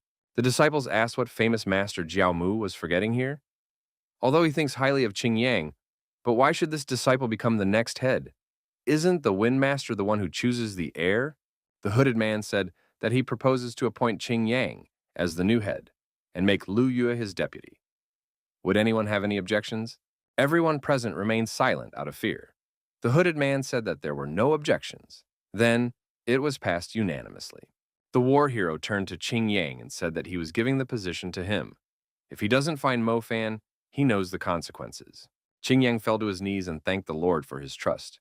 He would do everything to deal with that guy. Mofan was still trying to bring Master Gui to his senses. He tried not to waste any time. General Cha said, "If the boss continues at this pace, he won't be able to stand it. He needs to take a break." The doctor said that he shouldn't overexert himself since it had already been a whole 3 hours. Mofan agreed with the generals and said that it was his turn now because he was running out of energy. The city head and his daughter were surprised at Mofan's communication with the demon general. Ru Yuan asked the young man in surprise, when did he have time to become a demon boss? What else is he hiding? Mofan replied that the demons made him their boss because he is the most handsome guy. The mayor of the town told his daughter to bring Mofan some water. The girl replied not to be reminded by her father. Luo Xiaoqian, left alone with the young man, said that he had examined him before. After all, he is an ordinary person without any spiritual roots. He's just a simple disciple, so he can't be related to demons. The boy replied that perhaps he was born to cultivate demonic magic. The doctor said thoughtfully that he had been practicing medicine for over 50 years and could judge people just by looking at them. Therefore, the young man's claim was doubtful to him. The doctor grabbed the boy's face and said that he is not the real Mofan. It's time for him to take off his mask. The lad thought that there was no limit to his father's love and claimed that he was just using true energy. The doctor surprisingly kept pulling the young man by the skin on his face and wondered what kind of glue holds the mask so well. The demon general saw the doctor trying to pull the mask off his boss's face. He thought the young man was weak. Why is His Majesty so lenient on him? Does he really enjoy it? After 10 minutes of exertion, Mofan said that it was good that his skin was so tough and asked not to touch him anymore. The doctor thought, what is going on with this young man? The doctor said that Master Gu true energy alone can't cure. One must find healing herbs and named the young man Di Shi Tian. Mofan replied that he didn't mind looking for herbs and asked in surprise, who is Di Shi Tian? The girl who appeared said that she had brought water. Ru Yuan was startled to notice that her father and Mofan were not there. Frightened, she asked the demon general if he had eaten them. The general said that the two had left to gather herbs. The doctor said that ancient texts say that the 7-colored ram is a mystical beast that only appears during the full moon. It can only be found on Xiangshan Mountain. In order to restore Master Gu's Dantian, the horn of a 7-colored ram would be needed. Mofan asked the demon squad leader if he had seen such rams here. The demon replied that he had seen them in the West Canyon. They are very fast and have never been able to catch one. The doctor said that the 7-colored ram is an ancient mystical beast. Its size is like a dragon or a unicorn. Mofan told the demon to take the doctor back to the cave. Luo Xiaoqian thought that he had just called the young man Emperor Di Shitian. Now this guy looks even more like the old emperor. Mofan thought that this doctor's eye was a diamond. It was good that he reacted normally to those words. We need to get rid of this person quickly. His stern gaze is intimidating. Lu Yue reports to his boss that he searched the whole cave and didn't find any demons. They must have escaped from here. Qing Yang says that they must be hiding in other caves. Xiangshan Mountain is not very big. They will definitely discover them. Boss said that he will wait for them here, and they should go searching again. If they can't find them, one of these two will lose their heads. Qing Yang thought, where is Jingzhao now? They were together after all. Did he really have another mission? At nighttime, Mofan Canyon is busy searching for the necessary ram. The young man looked at the sky and determined that it was the full moon. This meant that the seven-colored ram would most likely appear today. The young man saw a powerful, bright explosion in the distance. He immediately realized that it was the result of true energy. Who could it be? In the distance, the pavilion master who had cleared the way for Qing Yang to rule was emitting energy. Flying here on his magic sword, he was organizing explosions. In this way, he was trying to catch the seven-colored ram. Mofan rushed towards that direction. He thought, would the ram really be the size of a dragon or unicorn? He felt like Old Man Luo was mocking him. After getting closer, our hero realized that there was another hunter who was interested in the seven-colored ram. The head of Tengsai Hall couldn't understand what was going on. Some changes began to happen to his sword. The flight trajectory changed and he couldn't catch the ram. Mofan attacked that warrior and the warrior lost his balance, flying off and hitting the rock. The young man said that this warrior would now meet his former colleague. However, the meeting did not take place. The warrior, frightened, quickly left the area and went away. However, our hero was mistaken. The head of Tianhai Hall turned around and rushed straight towards Mofan at a great speed. He said that this guy should tell him his name and sect. Mofan replied that he was just a simple traveling guy and was nothing special. He needs the horns of a seven-colored ram to save someone. Therefore, it would be a good idea to get them. Pavilion head Tengsai directed a powerful energy charge towards Mofan and made an authorized explosion. The young man shouted loudly. He suffered some injuries. Mofan fell down and was deactivated for a while. The opponent followed on his sword further. The pavilion head said that he thought he was being opposed by a strong warrior, but it looked like there was an ordinary boy there. Mofan inquired about his opponent's technique. The young man added that his head felt like it had exploded on its own, and he was experiencing a strange sensation. The head of the pavilion was surprised. Did this young man really survive? Mofan asked his opponent to teach him this technique before the guy destroyed him. The pavilion head, frightened, shouted for the young man to get away from him immediately.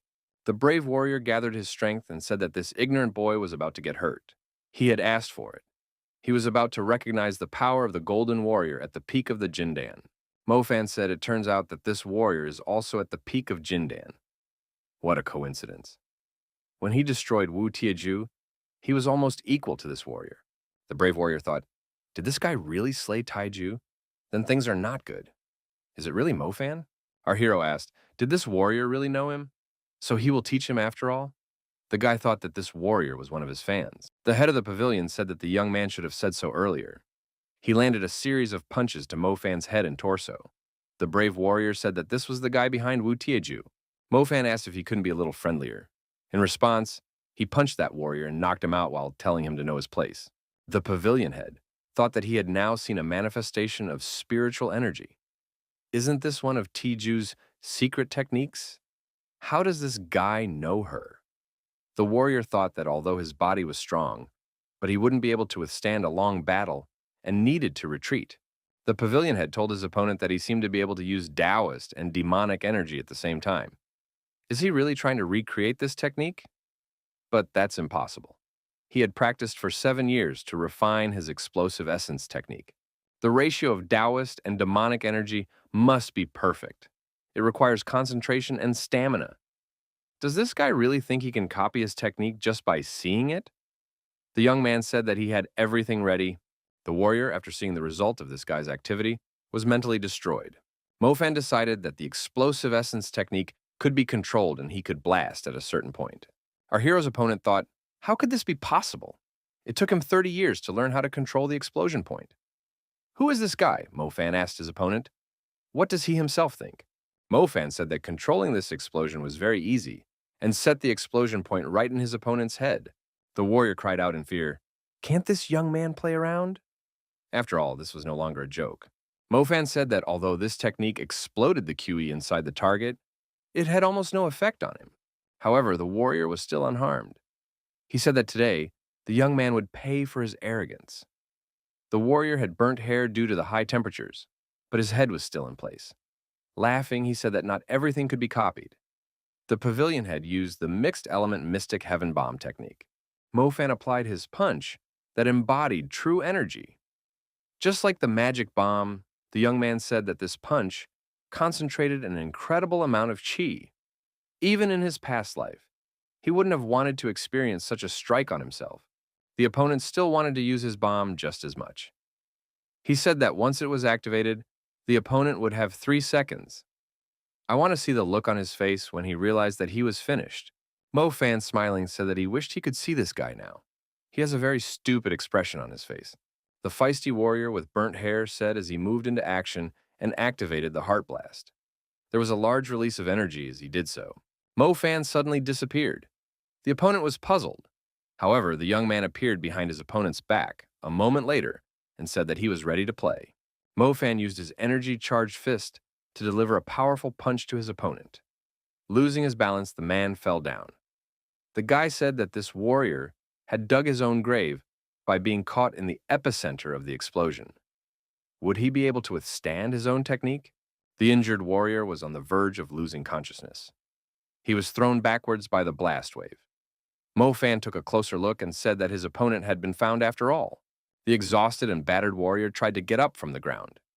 He was sure that his opponent, even if not Emperor Dishitian, was his close friend, taking advantage of the long distance separating him from his opponent. The injured warrior thought that it was necessary to quickly convey information. The pavilion head saw a suitable little lamb hiding in the bushes and thought that this was the right one.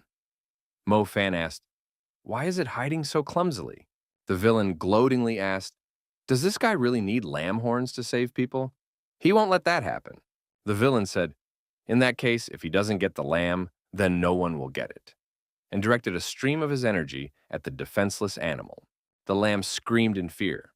Mo Fan stood up to defend it and said that although he was not a human, the real demon here was his opponent. Suddenly, a huge ram appeared from behind the mountain. It was that lamb's mother. The mother's size was impressive, and the villain almost fell off his flying sword out of fear. The lamb was overjoyed to see its mother. Mo Fan was surprised to see her. The hostile warrior was surprised the most. The warrior immediately changed his flight path and said that when he returned, he would destroy everyone here. The adult ram produced a powerful energy charge and directed it directly at the villain. Mo Fan thought that it was an explosion that had the power of a dream sphere. Compared to this explosion, he was just blowing on that man before. The boss asked, "Have they found their footprints?" Lu Yue said that they had come across the extinguished embers of the bonfire and were now searching further. Some strange sound caught the boss's attention. Looking out of the cave, he noticed that someone had made a hard landing near the cave. Who could it be? Everyone present noticed that someone had fallen from the sky. Could it be some kind of fairy?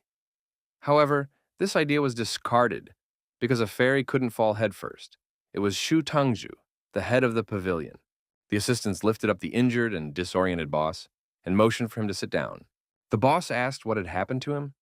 He was sent out to fetch a lamb, and he came back in such a state. Shu Tangju knelt down in front of the boss and said that he had met Mo Fan. The boss asked in surprise, "Did that guy really beat him up like that?" Shu Tangju replied that that guy is a demon. He needs to sleep and recover now. That guy is the heir of the demon emperor. After saying those words, Shu Tangju began to feel even worse and his mouth was bleeding. The exhausted Mr. Shu fell down and lost consciousness. Everyone around him was quite upset. In the obituary, they wrote to let Lord Shu rest in peace. The hero who chased the lamb fought to the end. He passed away very early in life. He would be avenged. Lu Yue lamented that they had lost 2 excellent rulers in just 3 days. He vowed that the murderer would be punished. Lu Yue spoke to the companions and said that they must avenge the Lord. The companions supported him. Qingyang reported to his boss that they had found the demonic clan's camp. The boss said that it must be destroyed.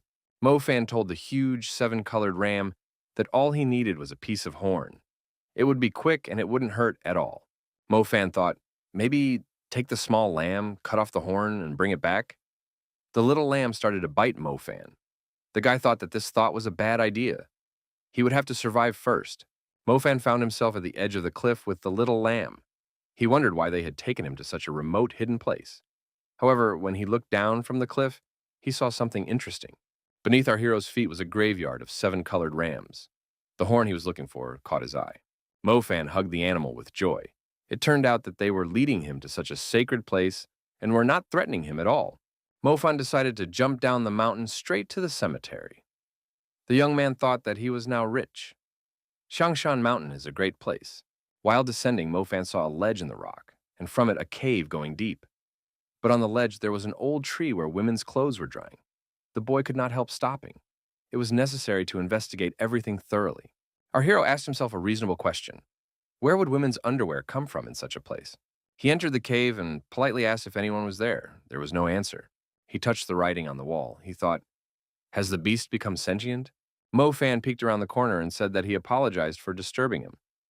But he still couldn't utter the phrase. A disturbing picture appeared before our hero's eyes. A stranger was taking a bath. From pleasure, she had her eyes closed. The girl, hearing an extraneous noise, opened one eye. She asked, do people really come here? The guy blushed with embarrassment, apologized and said he was passing by and saw the clothes outside. He apologized again for the inconvenience and said he was on his way out. The girl said it was fine. This cave is very boring, but a guest can dilute her boredom. Mofan said that he could help the girl have fun. The girl agreed and added that she hadn't killed anyone in a long time. The guy immediately felt some strange energy influence. It felt like all of his bones were breaking. Mofan headed towards the exit. This woman is using demonic techniques. Something fishy is going on here. In the aftermath, the girl asked, hasn't he seen such techniques? The young man looked back. The girl said that the guy interfered with the goddess cultivation and is trying to escape. This was not how young people acted. Mofan didn't believe her words. Are there really cultivations in the bathroom? In an attempt to escape from this place, he tried to overcome the mountain. The woman tried to energetically influence the stranger. Mofan changed his trajectory as he moved away from the cave. He thought that this woman was crazy. The woman said it was bad. The longer he runs away, the more the goddess wants to destroy him. Mofan said that he has no intention of going back. He doesn't want to be made into leather women's underwear. In response, the woman asked him to stop running away. Mofan saw that the woman was surrounded by a protective barrier. It turns out that she is not cultivating here. She was imprisoned here. The stranger realized that the young man had guessed everything. The expression on her face changed. Mofan calmed down and said that he even felt sorry for the girl. It's bad to be in this place all the time. The guy thought that he was no longer in danger. The girl asked if he was already leaving. She wanted to get to know him better. Mofan was sympathetic to this girl. There isn't even anyone to talk to here. However, he is in a big hurry. He needs to grab a couple of ram's horns, and then he will leave. Mofan promised to send someone to the girl to keep her company and wondered if there was any way to free her from here. The cave prisoner said that she likes the guy. How much she wants to eat him, she even drools. Mofan was scared and said that the girl must not have eaten for a long time. Braised pork, sweet and sour pork ribs, braised shrimp in oil. The young man named many more delicious dishes. The woman blushed and couldn't help herself. She started salivating profusely. The guy continued in the same vein. The girl plugged her fingers in her ears and told him to shut up immediately. He could have his horns. She would not interfere. Mofan said that he didn't believe her. He needs some kind of assurance. The demon head said that once he crosses the barrier, she can mercilessly deal with him. Therefore, she should give him a guarantee. The girl agreed and said that he could do as she said, and thought that these pathetic people can't talk to her like that. The girl told the young man to raise his head. At the top is a Tai Chi symbol. It was inscribed by the ancient mountain warrior Fuhiang, who imprisoned her here. The boy discerned this symbol. The girl said if her companion directed his key to the seal, she would be sealed in the cave for an hour. During that time, he would be able to retrieve the horns in peace. Mofan was surprised. Was it really that easy? It was a pity that he was in a hurry.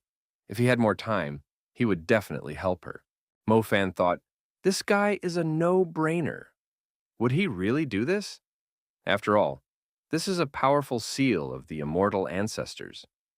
Any mortal who tries to affect the seal will be killed by lightning. The woman said that this guy is a very kind person. Mofan said that he was starting and began the stage of affecting the Taiji symbol. He channeled his Kui. Suddenly, lightning bolts appeared and bound Mofan's hands. The guy asked if he was doing the right thing. The cunning woman said that this guy was caught. He should be transmitting chi and might live a little longer. If he stops, the power of the seal will instantly finish him off. Our hero knew he could do anything. It was as if this seal was made for him. The young man activated the magic absorption mode. The boy was agitated. He shouted with increased tension and indescribable joy. The woman couldn't believe that this man was resisting the power of the seal. Mofan thought that he could do it because he was in a human body. The woman shouted for him to stop. After all, he might break the seal. Mofan had no intention of interrupting this process. The woman screamed in fear for him not to do so. The woman, panting and covered in tears, thought, did she really pull up the dragons and actually make a contract with this pathetic kid? Mofan asked in surprise. Did she really get struck by lightning too? 300 years before, there had been a massive explosion.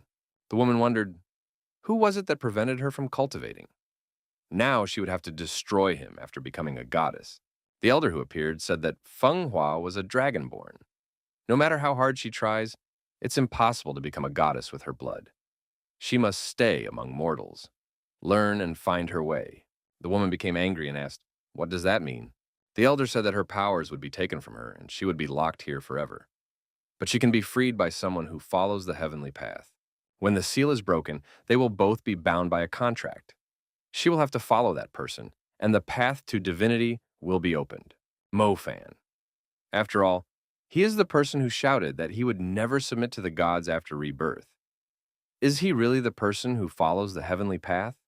This must be a joke. The woman, covering her eyes with her hands, said, it's not a joke. This guy is the 81st person to come here. Everyone before him died in an attempt to break the seal. He is the only one who was able to power its energy. By this, the elder meant the way of the heavens. Mofan asked the woman, is she really crying? He apologized and asked if there was a way to break the contract. The guy thought that she should have just been energized, and it turned out to be a test of the gods. He absorbed a lot of energy, but there was no energy left in her body at all. The woman told the guy that she didn't need his kindness. Mofan thought that his interlocutor had a terrible look on her face. She really is a dragon. Fenghua said, although she has lost all her strength, she is strong enough to beat up this guy now. But because of the contract, she can't destroy him, so she can subject him to infernal torment. The woman told this guy not to interact with her like that. She doesn't need his pity. Mofan replied that he understands everything now. The woman said that the young man can go get his rainbow horns, and she needs to get some fresh air. The guy wished her good luck. Fenghua felt a taste of freedom. There must be a way to break the contract. We should think about it. As Fenghua flew up into the sky, she stopped and realized that she couldn't just leave. She decided to go back and destroy everyone she could get her hands on. Mofan took the horns and started to run away. He said that this lady was better off out of sight. The guy looked up. He saw that a woman was coming towards him. A collision could not be avoided. Fenghua got up, shook off the dust, and said that she hated it. She wondered, where did this guy go? The woman heard someone saying from underneath her that he was having a hard time breathing. She was sitting on top of Mofan. Fenghua asked the guy how far it was. Why can't they just fly there? Mofan replied that they are almost there. Mofan added that his enemies are located everywhere. If he flew, they would immediately notice him. Looking forward to the foot of the mountain, Mofan saw an intense release of energy. There must be some explanation for this. The guy realized that it was a heaven-defying strike, Qi Liao's secret technique. An hour before, General Qi Liao had received a blow to the face. The general told the interlocutor that he was a traitor. How dare he show his face here? Qi Liao thought that for the sake of saving that old man, he had spent all his energy. The man the general called a traitor said that he didn't come for the general. He was interested in Mofan. The general wondered why they would be looking for an ordinary person. And he thought, had he found out the true identity of the demon leader? The subordinate reported to Lord Jiaomu that the small demons had been exterminated, and the swift ones had escaped. But they are in pursuit. The general shouted that Jiaomu is a real animal.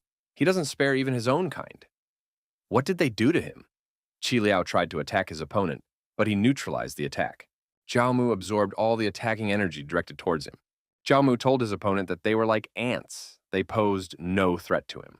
Lord Jiaomu added that he just wanted to destroy them.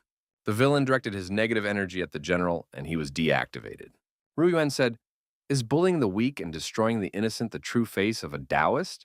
Her father said, that's why he doesn't like doing business with them. They may appear normal, but they are actually animals. Lu Yu reported that they had searched the entire cave but couldn't find Mofan anywhere. Jiaomu assumed that the guy hadn't returned yet and suggested an ambush. A messenger from the Yufeng sect arrived and said that the sect master was calling. Lord Jiaomu should immediately return to Lunqian Mountain. The Lord said that he had more business to attend to. He will return when he is done. The messenger was adamant. The sect master requested that the Lord follow him immediately. Something is going on with the Tushan sword, Di Shitian's weapon. Senior disciple Qing was agitated. Why did Lord Jiaomu leave? Shouldn't they capture Mofan? The senior disciple was told that the master of all you asked the Lord to come back. Qing said that Master Wu and Shu fell at the hands of this young man. He should be handled with caution. The warrior asked, "Is Qing really questioning his abilities?" The warrior said that those master's abilities were pathetic. He, on the other hand, has honed his skills to the limit. He was willing to test his strength. King said that he was not interested in that. He has business to attend to and will wait for good news. Lu Yue looked at Ru Yuan and said that no one will save the little girl this time. Lu Yue deactivated the head of the city and said that he took out the annoying dog. No one would interfere with them now. General Chilo came to his senses and looked at Lu Yue with an embittered look. The young man was frightened and told the general to stay away. He turned around and ran away. The general asked the girl what she would choose, doom or humiliation. The girl replied that she would rather perish than live with it. Qi Liao said that she was indeed worthy of his lord. The warrior looked at his opponent and thought, is he really going to self-destruct?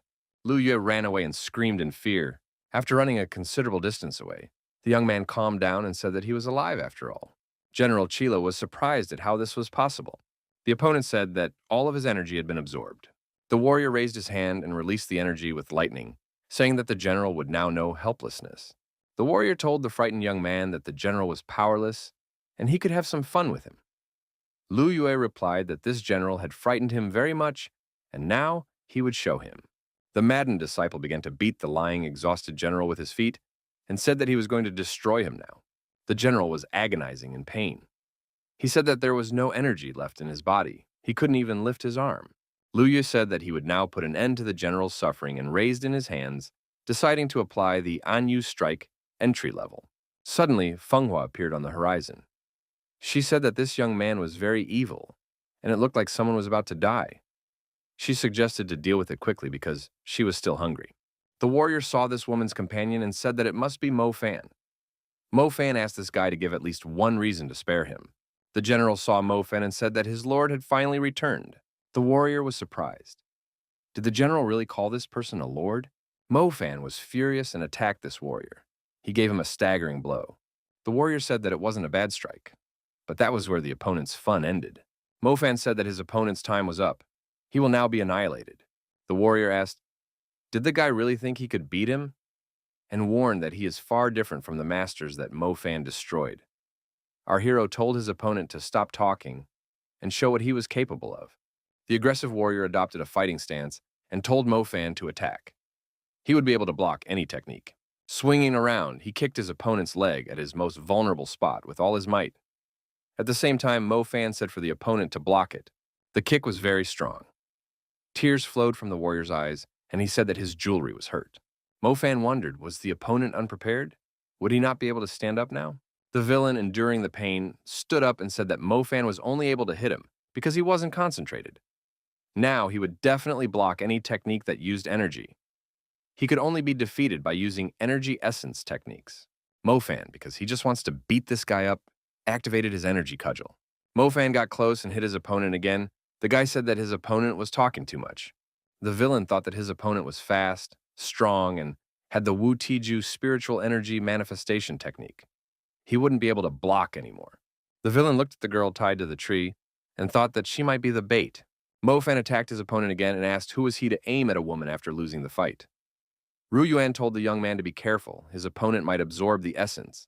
Mo Fan attacked his opponent. The villain activated the absorption mode and said that his opponent was now caught. Mo Fan noticed that the energy-sucking mode didn't stop. The opponent is absorbing his essence after all. There was a need to stop it now. Mo Fan fired a controlled explosion to interrupt the energy transfer mode, saying that he managed to pump out quite a lot of pure essence. His opponent didn't have much of it left either.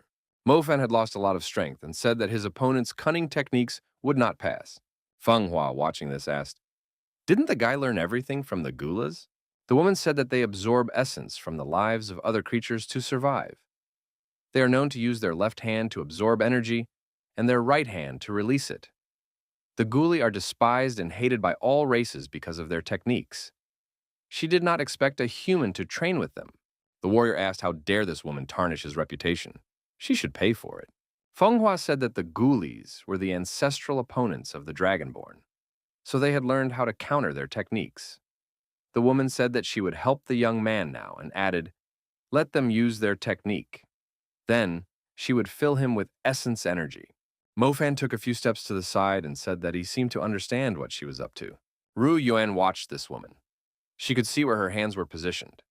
At this moment, Mo Fan was telling Feng Hua not to squeeze some parts of his body.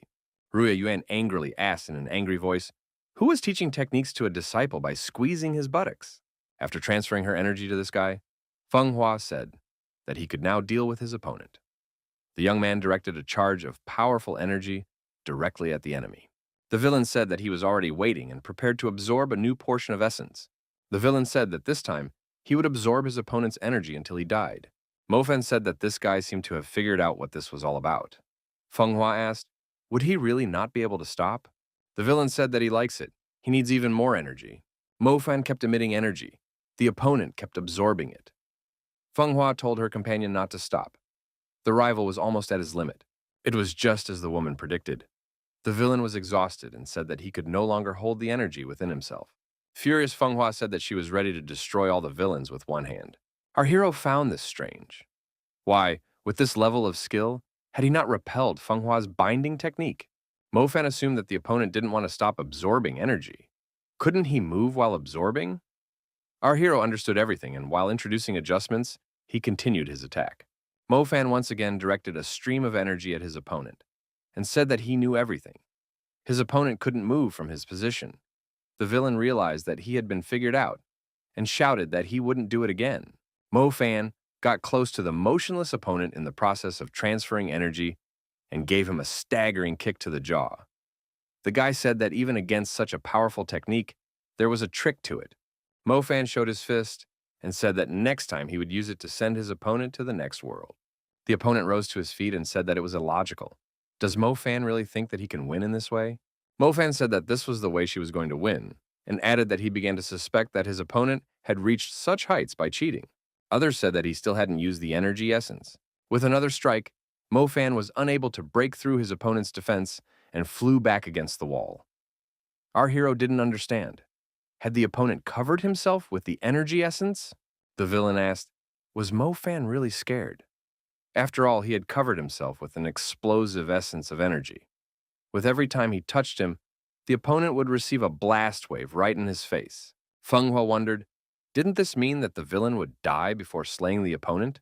Mo Fan thought that in that case, he just needed to keep his distance.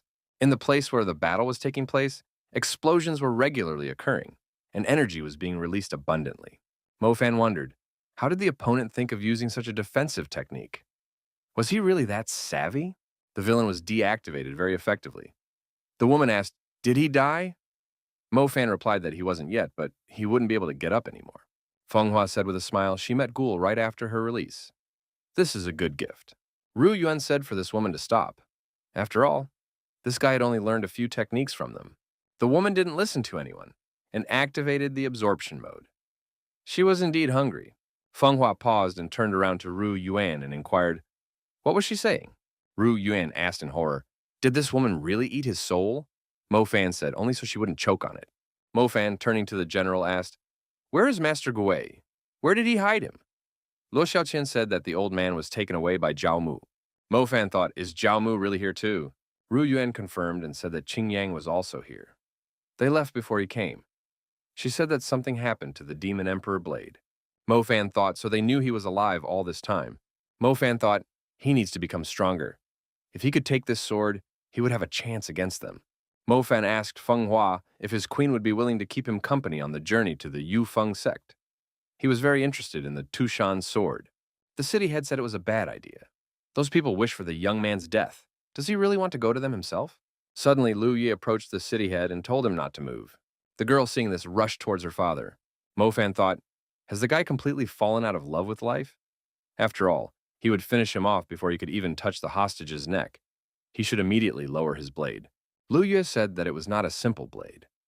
If he just thinks about it, the hostage's life will be over. He is not going to give in. Lu Yue activated the flight talisman and escaped with the hostage, telling Mo Fan to come to Lunxiang Mountain if he had the courage. Mo Fan thought that the enemies must have recognized his plan. The Yufeng sect will prepare a defense. The battle promises to be epic. Our hero had barely saved the nearly shattered Qiliao spiritual core. It will take at least half a year to rebuild it. Mo Fan has assembled his team. He told them to keep their heads down. The Taoists wouldn't find them here. Feng Hua looked at the guy and thought, how did he get such respect? These demons are like he has a leash on him. Ru Yuan said that he was just stronger than them. Feng Hua said that it wasn't about strength. After safely hiding his team, our hero told the girls that it was time for them to head out. Ru Yuan asked, what is their plan? Would they go for a frontal attack to Lunshen Mountain? Mo Fan replied that they wouldn't do that. Feng Hua said that the first item in their plan would be to find a restaurant. She is very hungry. Next, our narrative moves on to the Yufeng sect. Tushan's sword has been crackling with tension for days now. Jiaomu said that it's because he sensed his master, the demon god. He is very sensitive to his actions. But Di Shitian is dead. It must be all true sword energy. This should stop soon. The Yufeng sect head, Ling Yu, said that if he hadn't personally seen the demon god's head being knocked off, he would have thought that he had been reborn. A messenger came to the sect head and said that there was important news. The messenger turned out to be Lu Yue. He said that Mo Fan was very dangerous. Not only had he brutally destroyed the Hall Master, but he had also threatened to come to Mount Lun Xian to steal Tu Shan's sword. Risking his life, a messenger immediately traveled here and brought this news. The sect head was surprised. Was Mo Fan really going to come here? The messenger said that he heard it with his own ears. There could be no mistake. Ling Yu said that this guy is a scoundrel. How dare he destroy his innocent servant? And added that he was ready to strangle him with his own hands. He needs the exact coordinates of this rascal's whereabouts. Jiaomi was surprised. Was that guy really able to destroy the Hall Master? He told the sect master that he needed to be patient and take care of himself. At the hands of that guy, 3 masters in a row. We can't take any chances. The head of all the sects asked if Jiao Mu was saying that he should wait for Mo Fan to knock on the door. His sect got spit in the face from the demons. He can't just sit still. Jiao Mu said that Mo Fan is highly treacherous. Even if they try to finish him off, he can take advantage of the fact that they left the hall. Maybe we should alert the 9 halls to keep a close eye on him. The sect head agreed. He said that was what they would do. He gave Lu Yue a special task to inform all the halls and pass the order to them. Jiao Mu told his assistant that the halls are widely scattered. They need to report one by one. There is no right to make a mistake. Lu Yue said that he will execute everything at the highest level. Jiao Mu turned around and left. His assistant thought that he was the special envoy of the sect head himself. The special envoy decided to act differently. He decided to have this news reported to Hongji Hall. Let them inform the other halls themselves. In Hongji Hall, a warrior brought a scroll and said that the villain Mo Fan had gone to Yufeng sect to steal Tushan's sword. Each hall pledged to report the slightest trace of him. Acting alone was forbidden. A message was passed from sect to sect. Mo Fan wants to steal the sword. Every hall needs to be attentive. Don't fight him, but report him at once. As the message was passed from mouth to mouth, the information became distorted. In the end, it was like this. Whoever sees Mo Fan must catch him and will be rewarded with the Tushan sword. An elder of one of the sects read the information and was surprised. Would the sect master really reward Tushan's sword for catching this young man? The master of Mela Hall, Wu Ju, said that it was great and ordered all his disciples to send out to search for Mo Fan. In Weiyan City, the duty officer suggests people walking by to visit their establishment. Following the first point of the plan, Mo Fan and the girls visited the restaurant. The guy and his companion were surprised by Feng Hua's speed of devouring food. The woman had set a world record for the speed of eating food. Mo Fan remarked that the food wouldn't run anywhere, and there was no need to be in such a hurry. Feng Hua didn't let the waiter go far and kept placing a new order. The waiter told the lady that they were already out of meat and suggested they come back some other time. Feng Hua said she was being mercilessly cheated. There are at least 20 chickens in the backyard. She can smell them. The waiter apologized and said it's a reserve. They are reserved for the master of the main hall. Weiang City belongs to the main hall. They can't be offended. A sect disciple appeared in this restaurant and said that everyone should pay attention to him. He showed a portrait and said that this person was wanted. Whoever helps catch him will get a reward. The waiter thought he had seen this man somewhere. The restaurant manager suggested that the disciples of the sect rest and have tea. The disciples only snapped back. The understanding of these sect disciples attracted Feng Hua, who was appetizingly eating another portion of chicken. Ru Yuan asked her companion, "What are they going to do? Shouldn't it be time for them to leave?" Mo Fan replied that he wasn't full yet. The administrator motioned for the 2 warriors to sit down. One of the warriors put his hand on Mo Fan's shoulder and told him to get up from his seat. Mo Fan looked around and asked what kind of problems these young men had. The warrior who was looking for Mo Fan told him to get out of here immediately, and added that the men wanted to talk to the pretty girls. Mo Fan looked indignantly at these impudent men but didn't say anything in response. The next moment, Mo Fan jumped up from his seat and said that he was inviting these men to sit down. The warriors laughed and said that this was a smart kid. One of them asked the girls where they were going, adding that there are a lot of bad guys around here. They could take the girls wherever they wanted to go. The two brazen men tried to roughhouse the girls, but the girls didn't react. The waiter told our hero to run away quickly before those two recognized him. Mo Fan said that now the fun would begin. One of the insolent men looked at Feng Hua and said that she was in great shape. Seeing her empty plates on the table, he added that she has a great appetite. Rude said if the girl's already full, they can take a walk. Mo Fan, watching this scene, thought that Feng Hua had great stamina. He didn't think she would last this long. The rude man didn't calm down and offered Feng Hua to take a walk with him, saying that she wouldn't regret it, because he could be trusted because he was a good guy and this city was under his care. Ru Yuan's patience ran out, and the rude man received a powerful punch in the face with an empty plate thrown at him. After such a powerful blow, the hapless gentleman collapsed under the table. Mo Fan thought that the show was starting. Ru Yuan said to let these guys fail.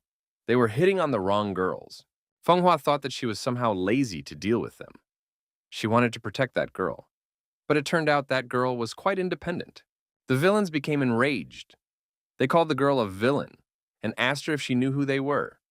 She wouldn't get away with it so easily. Mo Fan grabbed them by the scruff of the neck and led them away from the establishment. He said that they could do whatever they wanted. They just had to let them eat in peace. The villain asked his abuser if he knew what happens when he gets angry. Mo Fan said that in that case, his master probably comes to stand up for that guy. The two finally found out that the person in front of them is the one everyone is looking for. It's the one who destroyed the 3 Hall Masters. It's the demon Mo Fan. The warrior said that the cursed fiend has come to this city to plot against us. He will meet his doom here. After saying that, he let off a signal firework to let everyone know about this event. The warrior said that Hall Manlei had sworn to exterminate demons, to protect Dao and his followers. Their master will immediately send people here. This guy can't escape. Mo Fan said before anyone comes here, he will have fun with these two and is ready to take them to hell. Mo Fan raised his foot threateningly and attacked these two opponents. However, help came to them quickly. Mo Fan asked, didn't the Afeng sect order him not to attack him? Sect Master Wu Zhu said that he was just about to taste the excellent chicken and saw the signal fireworks of the direct entrance. The master said that Mo Fan had betrayed the teacher and followed the path of demons. He had come to this land for nothing. He wouldn't get out of here alive. The master attacked our hero with energy arrows. Old man Wujo shouted. He wondered how long this guy could last. He activated a volley of 1,000 lightning arrows. Mo Fan activated the protective dome and asked, is this really all they can do? Master Wujo saw the shield of true ki and thought that it was a no-nonsense technique. However, it is still unworthy of the Tushan sword. Old man Wujo looked at his warriors and thought that Mo Fan couldn't be dealt with simply like this. We would have to use their trick. The master thought that he would use the ability to restrain him first, and he himself withdrew to a distance. Wu Zi asked what his opponent was thinking about and told him to look him in the eye. Mo Fan threw a few punches at the old man and said that it took him a long time to reach him. Doesn't the old man know that he had finished off 3 masters in a row? As he continued beating the old man, Mo Fan asked, if this was all he could do, what did he even expect? Elder Wu Zhu thought that he had trained for 40 years, and now he was being beaten up by some little brat. The old man ordered his warriors to engage the formation. The warriors replied that they would fulfill everything and surrounded their opponent. Each of them prepared to use their internal energy and turned on the activation mode. Ru Yuan cried out with fright that it was a trap. This formation gathers the aura of heaven and earth. Feng Hua, with a chicken leg in her hand, said that this guy would definitely find a way out. Mo Fan thought that it was unbelievable. A few pathetic weaklings are able to activate such a formation.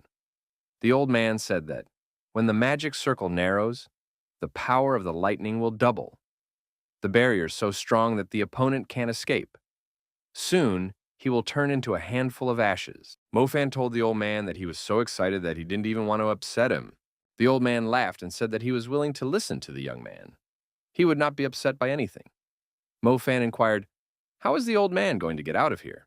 The warriors, smiling, said that the sect master sacrificed himself without hesitation to defeat the demon. They would remember their master's feat. Wu Jin was startled.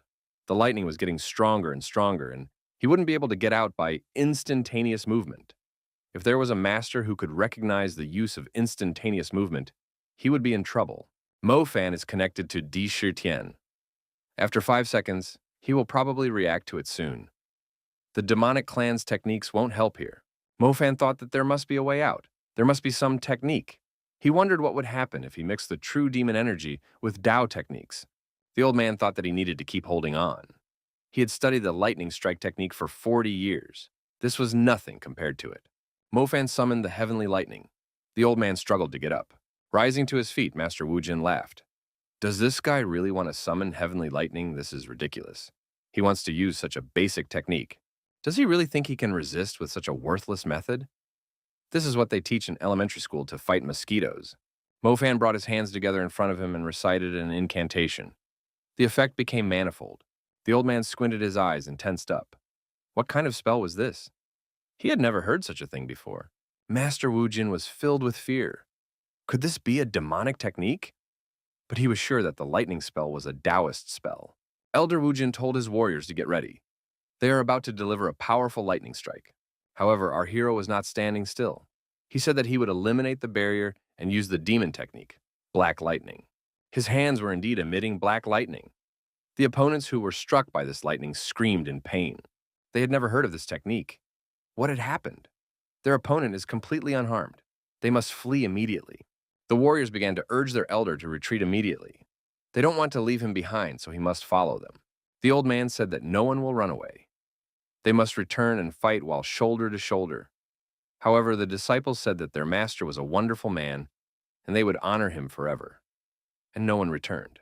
There were 2 people left in the square, Mo Fan and Wu Jin, each with his own lightning bolt. The old man thought that he had been surrounded by a gathering of cowards until now. Could he really die? Frightened, the old man told his opponent that dying at his hand was an honor, but he asked for mercy. Ru Yuan was surprised. Did they really win? Feng Hua said that she had warned that everything would be fine and warned the waiter to cook her all the chickens that were in the backyard. The advance reservation was canceled. Mo Fan walked up to the old man and said that he knew how to adjust to circumstances. The old man thanked the young man. Mo Fan understood that the old man wanted to live, but he needed something in return. Mo Fan started asking questions. Is there a barrier by the Lunxian mountain? How do they usually pass through it? Where is the entrance located? The old man replied that the entrance is through the cloud ball path in the backyard. The old man once again thanked his opponent and said that showing generosity to those who admitted their guilt was his favorite saying. Ru Yuan asked if Mo Fan expected to get to the mountain through the cloud sword path. The young man replied that he had an idea, but he wasn't sure if it would work out.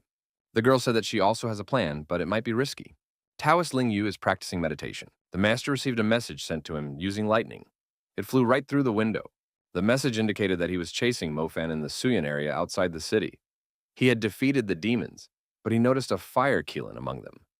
What to do with him? Ling Yu thought that it was a Dishi Tian riding animal. Who would have thought that it would end up in these lands? Elder Ling Yu was told that the newly appointed head of the Xiaoying Hall had arrived. The master said that he had to leave on an important matter. He decided to catch the fire Keelan before Jiao Mu knew about it. Otherwise, he would notify the others. The elder set off on the road and thought that the fire Keelan would belong to him. Xiaoying thought, where is this elder in a hurry? He also forbade them from leaving. We should wait for him to come back and then tell him everything. Xiaoying stared intently at the sealed sword. Xiaoying reached out his hand and tried to touch it. However, someone behind him told him to remove his hands if he wanted to live. The interlocutor said that the Tushan sword contained 1/5 of Dishitian's strength. It was only natural for the sword to pull at the young man if he practiced demonic techniques. If he continues to fail to control himself and give in to the call of the sword, then he could be sure to be torn into small shreds. Xiaoying bowed and thanked his interlocutor for his remark. The young man thought, it's impossible for anyone to notice that he's practicing demonic techniques. The youth thought that the power of the sword was very great if he was able to control the people around him. The inner courtyard of the Cloud Sword Hall. The master is standing near a portal. A warrior appeared from the portal. He walked over to this side. Ling Yu asked, why is Hao Qi alone? Where are his disciples? The master who appeared was silent and pointed his finger at his closed mouth. Ling Yu thought, what could it be? A silence technique or a trap? On all sides, magical demonic beasts appeared from the ground. It was a chain of 9 dragons. Ling Yu told his opponent to come out. Did he really think that such a technique would be a hindrance? Mo Fan appeared out of nowhere and shouted that this day had finally arrived. Ling Yu laughed and said that he was the one who lured the guy here. Ling Yu, as always in such cases, activated the protective dome. Now he couldn't get through to him so easily. Mo Fan said that his opponent's plan didn't work. Doesn't he understand anything? This is not a dome at all. This is the final form of his 9-dragon technique.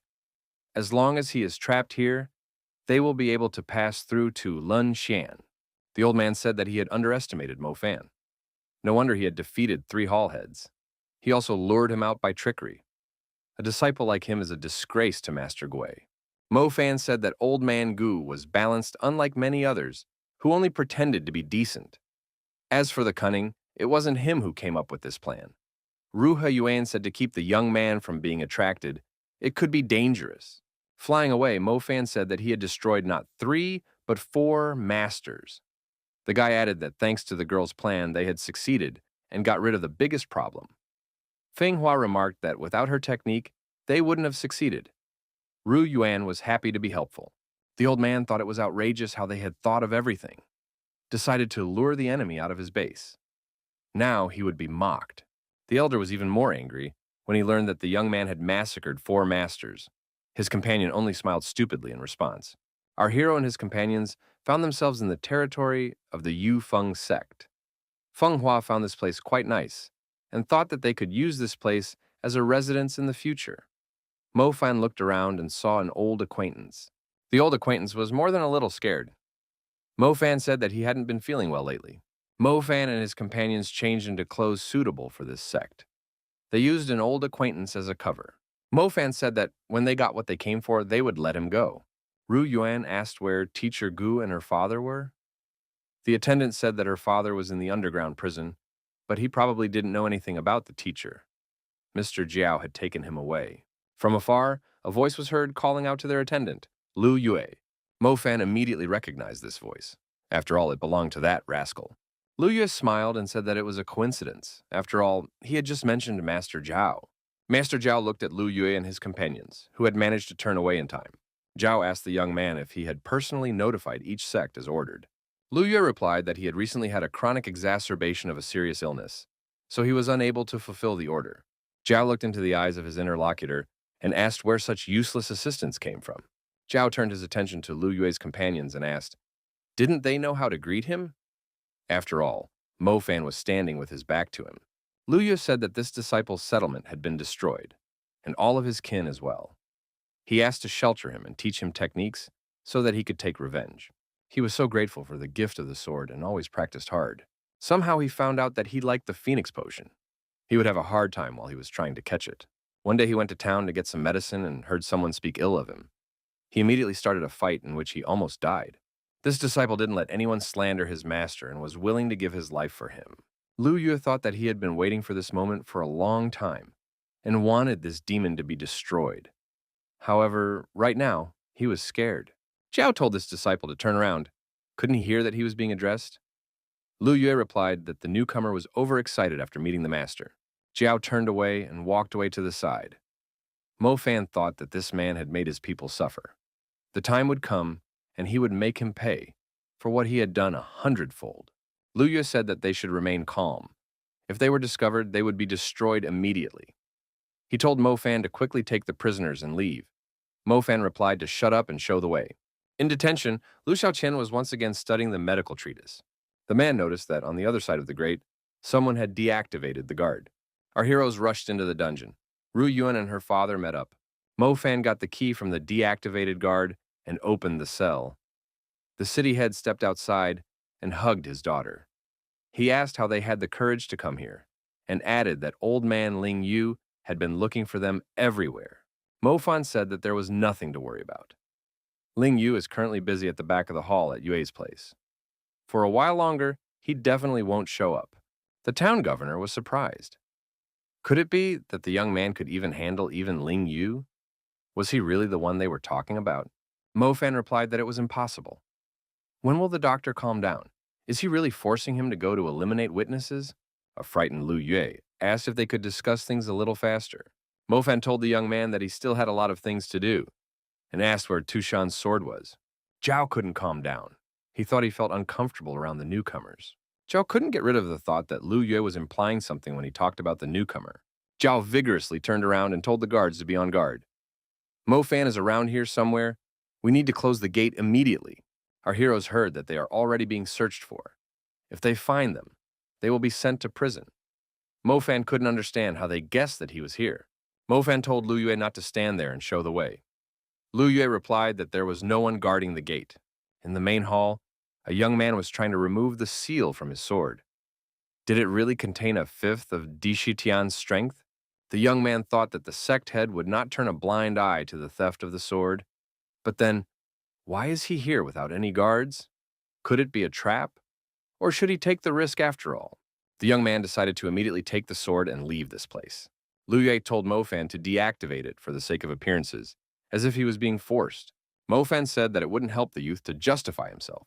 Mo Fan walked over to the sword and saw that Qian Yu was there. He asked, "What is the traitor doing here?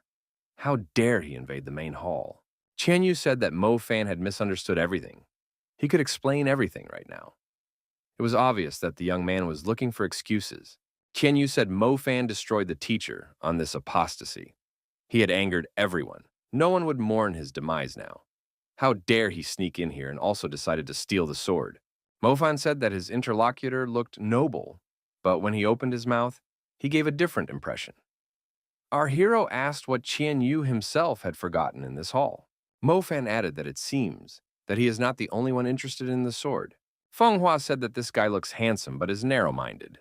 Isn't he tired of pretending to be good? Mo Fan told the companion that this guy's a hypocrite. Chen Yu shouted for his opponent to shut up and directed his internal energy in the form of a sword at him. Mo Fan repelled his opponent's attack and said that this sword had turned into gas, and added that although Chen Yu was strong, his level was much higher. Chen Yu was puzzled. How dare this rascal? He thought that he had also studied demon techniques, but why was he not as strong as his opponent? Chen Yu noticed that the sword was responding to his desire. So he's not here for nothing. Mo Fan knew that the sword was actually calling out to him. Apparently, he had sensed its energy. In his soul, he is still the same, and the sword recognized that. Now he was confident that he could retrieve the remaining 4 demonic vessels. Chen Yu grasped the chain that held the sword and said to his opponent not to dare to underestimate him. Qian Yu touched the sword and received a severe burn on his hand and cried out in pain. Mo Fan thought that it was now clear why there was no sword guard set up. A protective field had been set up beforehand. Suddenly, guardian spirits appeared, meant to protect this sword. Mo Fan asked why Qian Yu had escaped so quickly. Feng Hua said that these guardian spirits were extremely strong. With his current level, it would be difficult for the young man to deal with them. Mo Fan thought that there were 2 guards, so the chances of winning were slim. Besides, their battle would attract Jiaomu's attention, and he could come here at any time. Mo Fan thought that it wasn't easy to get here. What was the point of stopping halfway? He decided to proceed to retrieve the sword. In the courtyard of Yufeng Hall, 2 disciples are talking. They are talking about how their ranking sect is at the very bottom. Feng Hua tells the young man to give up. He can't win. Determination alone won't be enough to equalize the difference in strength. Mo Fan tells her to keep quiet. Mo Fan decided that until he got his hands on the sword, this game of catch-up would not end, for it contained a fifth of his strength. The guards were safely guarding the approaches to this sword. The sect learned that a raven had appeared in the chapter hall. It's Mo Fan. It was urgent to inform Jin Mo and apprehend him. Mo Fan asked Feng Hua if she could apprehend the opponents. The woman asked, why would she need to do so? Mo Fan said that if she could do it, she would get 3 roasted ducks with a secret recipe. Our hero got into a confrontation with the sword guards. He attacked them with his demonic lightning. The guards were strong and were not hurt. Mo Fan, seizing the opportunity, rushed towards the sword. The guards rushed after him. Mo Fan was not in time. One of the guards was ahead of him and blocked his path with his sharp sword. Our hero bounced aside and attacked the other guard with an aerial stab. The arrow hit his opponent in the head. However, the injured guard's head began to recover. Mo Fan thought that this wasn't fair. Guards can regenerate. Would one really have to risk using that very technique? Then, one must revive the demon within him. At the back of the hall, the master who appeared was extremely angry. Where were the sect guards looking? Why is there a spy inside? The wounded old man had told the master not to worry. Jiao Mo would personally take care of everything. Master grabbed the old man by the throat and said that it was all his fault. He should pay with his life to redeem himself. The master attacked the old man and began to absorb his energy, saying that he was his master. The master, after stripping the old man, said that his orders were always perfect. Wiping the blood from his face, he said that he only used the dragon sickle technique as a last resort, but he needed to break this barrier. The man added that after that, he would head for something more delicious. Chen Yu tried to hide. He could hear the leadership outside cursing at those warriors who allowed the enemies to enter the chapter hall. The order came that the chapter must be contacted and the other chapters must be notified for support. Ru Yuan saw the injured Chen Yu crouch down to rest in a secluded place from hiding. The girl recognized this guy without paying attention to his injured arm. The guy thought that the infection on his arm wouldn't stop. Old man Ling Yu is a cruel person after all. What kind of inhuman technique was this? His techniques don't work. If you don't stop the infection, you could be burned alive. The boy tried using the demonic technique in the hope that it would help. The father and daughter watching the young man thought that the guy was a hypocrite. He too was secretly studying demon techniques. The young man realized that he was being watched, and after wondering who was there, he directed his energy at the lurkers. Chen Yu saw who was watching him and asked the girl, did she really see everything? Ru Yuan, who came out of the ambush, said that this guy had always been on the side of justice and hated evil, but he was actually a hypocrite. Unlike him, Mo Fan is not afraid to be himself and does not go against his principles. Chen Yu said that the girl doesn't understand him. She had been living in luxury since childhood.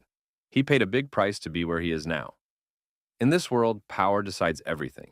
The young man said for them to leave. He is no longer the same in her eyes. The boy added that he would have mercy on them today, and asked that they don't stop thinking of him as before, or if they can, as a friend. The girl asked, did he really think they were still friends? Chen Yu struggled with his demonic beginning. The demon inside him didn't want to let the girl go. After all, she might tell others that he was learning demonic techniques. He would have no place among the 5 sects. Chen Yu thought that only he could take care of himself, so he rushed towards the girl. Mo Fan thought that the outcome of the battle was the most important thing. He is not afraid that everyone will find out who he really is. Our hero prepared to repel the guard's attack. Mo Fan thought that if he loses, he will admit his defeat. If he won, he would get what he deserved. Mo Fan raised his hands up and activated the heavenly lightning. Feng Hua angrily asked, was he really thinking of sending everyone to the other world? Countless lightning bolts rained down on the ground. The guy thought that if it didn't work, he had lost. Mo Fan tensed up with all his might and thought that he couldn't die here. After all, he is Di Shitian. Luo Xiaoxian brought Chen Yu to him and told him not to even think of hurting his daughter. He told Ru Yuan to use the technique he taught her. Ru Yuan put her hand forward to use the technique and said that Chen Yu was a real monster, and her father left the place through a hole in the wall. Chen Yu stayed inside and lamented that he was having trouble seeing.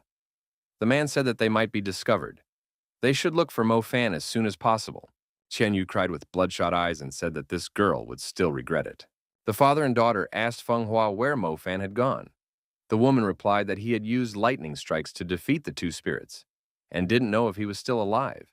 Everyone saw that our hero had struck himself with lightning. This is madness. Does he really think he has gained immortality? Mo Fan appeared with a sword in his hands and shouted for everyone to disperse to the sides. The young man was blazing with flames. Feng Hua said that this guy had changed. What kind of appearance did he take on? It is simply horrifying. Ru Yuan was very happy that the guy was alive. Her father realized who was in front of them. Chen Yu said that it couldn't be. After all, he had seen the guy die. How did he do that? Mo Fan said that the sword also recognized him. It had finally regained its former power. Mo Fan swung the sword and said that now everyone would see the power of this weapon. The guards were still trying to attack him. Feng Hua thought that this guy defeated the opponents with a single strike. His strength is terrifying. But how does he manage to use his sword so skillfully? Suddenly, an elder appeared out of nowhere and angrily asked how this rascal dared to touch his weapon. He should give it back immediately. The opponents used a technique called dragon sickle. Chen Yu thought, has he really decided to flatten everything here?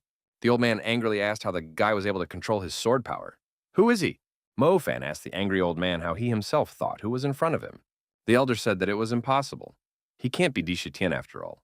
The latter had already died long ago. The elder looked around and saw that the other sect heads had arrived to support him. Each of them made their presence known. They had responded to the call and would help protect their foundations by eradicating the demon. The elder laughed and said that was excellent. Now they would see who dared to invade his domain. The old man thought that he was assured of victory. Jinmo thought that it was fortunate that the demonic techniques had healed the wound. If he had been absent for a few days, the head would have noticed. Jiaomu asked what he was doing here. Jinmo replied that as the head of the Xiaoying Hall, he wanted to help in the battle. Jiaomu said that there was no point in rashly going to perdition. One should first take a look at what is going on there. The elder said Mo Fan is a fool. All the heads of the halls are present here. He only has one last word before his doom. Mo Fan replied that this was fine. He will behead each of them one by one, and not only them. He also needs to destroy the 5 sects. In the meantime, the old man should prepare to sacrifice his famous sect. One of the helpers who arrived asked the elder to single-handedly deal with this guy. The elder said that caution must be exercised. The best tactic is to join forces. Someone present said that unfortunately they had used up all their energy and would be incapacitated for the next year. Therefore, their formation for the light spell wouldn't be able to be used. The elder was surprised. Didn't they understand? If they didn't win today, the demons would go back to their old ways, and then everything they had created would be meaningless. The masters present said that in that case, they would continue fighting and took their places for a coordinated strike. Mo Fan, observing his opponents, asked, did they really think that he would let them complete the formation? The young man decided to be proactive, as he knew where to expect an attack from. To the one who wanted to act alone, our hero said that it was better not to think of it. After all, he had long waited for the opportunity to destroy him himself. The attack of the enemies for our hero was unsuccessful.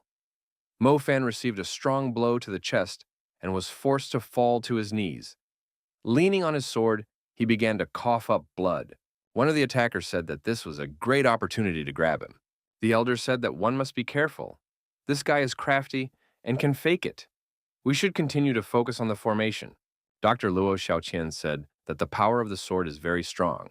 The young man absorbed it too sharply. Now almost all of his arteries are now damaged. Mo Fan replied that he couldn't lose here. Feng Hua inquired, is there really no other way out? The doctor said that he could temporarily cure the young man with acupuncture. It would give him an extra 2 hours. But right now, he was badly injured and couldn't help. Feng Hua asked if he could teach her how to do it, or if she could transfer some of her energy to him. The doctor said that acupuncture requires skill. It wouldn't work without experience. An elder with sect heads told his opponent that the heavens missed him. It was unacceptable to violate heaven's order. Mo Fan said that he was rejoicing early. Getting even with him would be enough strength. The doctor said no way. At this rate, the guy will just fry. Mo Fan wondered if he would have to surrender. But would the demons be able to regain their greatness then? Ru Yuan said that she used to train by following her father. She had experience in healing and knew how to use energy. She was also taught how to do mouth-to-mouth CPR. She is willing to try it. The old man told his daughter to slowly inject her energy through needles into the 8 main acupuncture points. Through these points, one should direct one's energy through the circle of circulation of internal qi energy. The doctor thought that although his daughter was not trained in a specialty, her level of knowledge was higher than that of an ordinary person. She is his worthy follower. The elder thought that he had fallen for his rival's trick last time. But now, no matter how he pretended, he would not repeat his mistakes. The elder said that the preparations were complete. Feng Hua excitedly said that if Rui Yuan guy didn't cure Rui Yuan, they would all die. The doctor remarked that now would be the most important moment. One of the attackers said, for everyone to get ready to strike and destroy this demon. The attackers went on the attack and used Yu Fei's 10,000 June technique. It seemed that defeat could not be avoided, Feng Hua said as she finished her treatment, and immediately activated the protective dome. The woman said that they were a little late. The enemy had time to strike. It's too strong and can't be contained. Some sacrifices would have to be made today. Feng Hua said Mo Fan will now be her debtor. He owes her 100,000 roasted suckling piglets. One of the attackers watching the events said that they were victorious, and today made it clear to everyone what awaited the renegades if they challenged them. However, the attackers were alarmed. What was that sound coming from down there? Suddenly, a demonic spirit dragon appeared out of the fire. Mo Fan was sitting on it. All the masters attacking our hero thought that this was no good. Where did the dragon come from? Mo Fan, who was on the dragon, asked if it was a shame for them to fight 5 against 1. One of the attackers shouted that the formation was destroyed, they urgently needed to hide. The other masters decided that hiding was not worth it and they needed to destroy this dragon. The dragon, without thinking long, began to swallow the hostile masters one by one. Ru Yuan said that it was amazing. They were able to overpower 5 heads. The doctor said he didn't think they would start acting together. They complement each other perfectly. However, it is still unclear how long Mo Fan's body will be able to endure. The master told the elder that their opponent was resisting the will of the sky. There was no way they could defeat him. The elder shouted that he was surrounded by lowlifes. Daoist, Li Yue's strength was fully revealed. The terrified masters shouted for the master to have mercy as well. The elder was adamant. Jiaomu told the young man that if he hadn't stopped him, the same fate would have awaited him. Mo Fan stated that just now, his interlocutor had fought so courageously, and now he had gotten to this point. Was he really scared? The elder asked, why would his opponent need to live if he was useless? He added, laughing, that this was the credo of his sect. Mo Fan replied that in that case, the elder could destroy himself to justify his credo. Mo Fan thought that by combining his current level at the fusion stage with the Tushan level, he was now barely matching the first stage of the calamity phase. The elder shouted for what the rival did to his sect, he would pay with his life. The dragon told his master, the beast the old man controls is as ancient as he is. He is furious. One must be careful. Mo Fan replied that he understood everything. The dragon stated that the enemy wants to devour them. He is very weak and won't be able to hold out for long. Mo Fan said that if the opponent wants to swallow them, then he should taste it. The young man applied the punishing thunder. Mo Fan ordered the dragon to follow forward. The dragon inquired, did he really decide to increase the opponent's fury? Mo Fan asked in anger. How would he know how long the opponent's neck was? The dragon said that the guy should think of something to get them out of here sooner. Mo Fan said that it was useless to attack him from the outside. We should try it from the inside, only reinforce it. Everything else he has to do himself.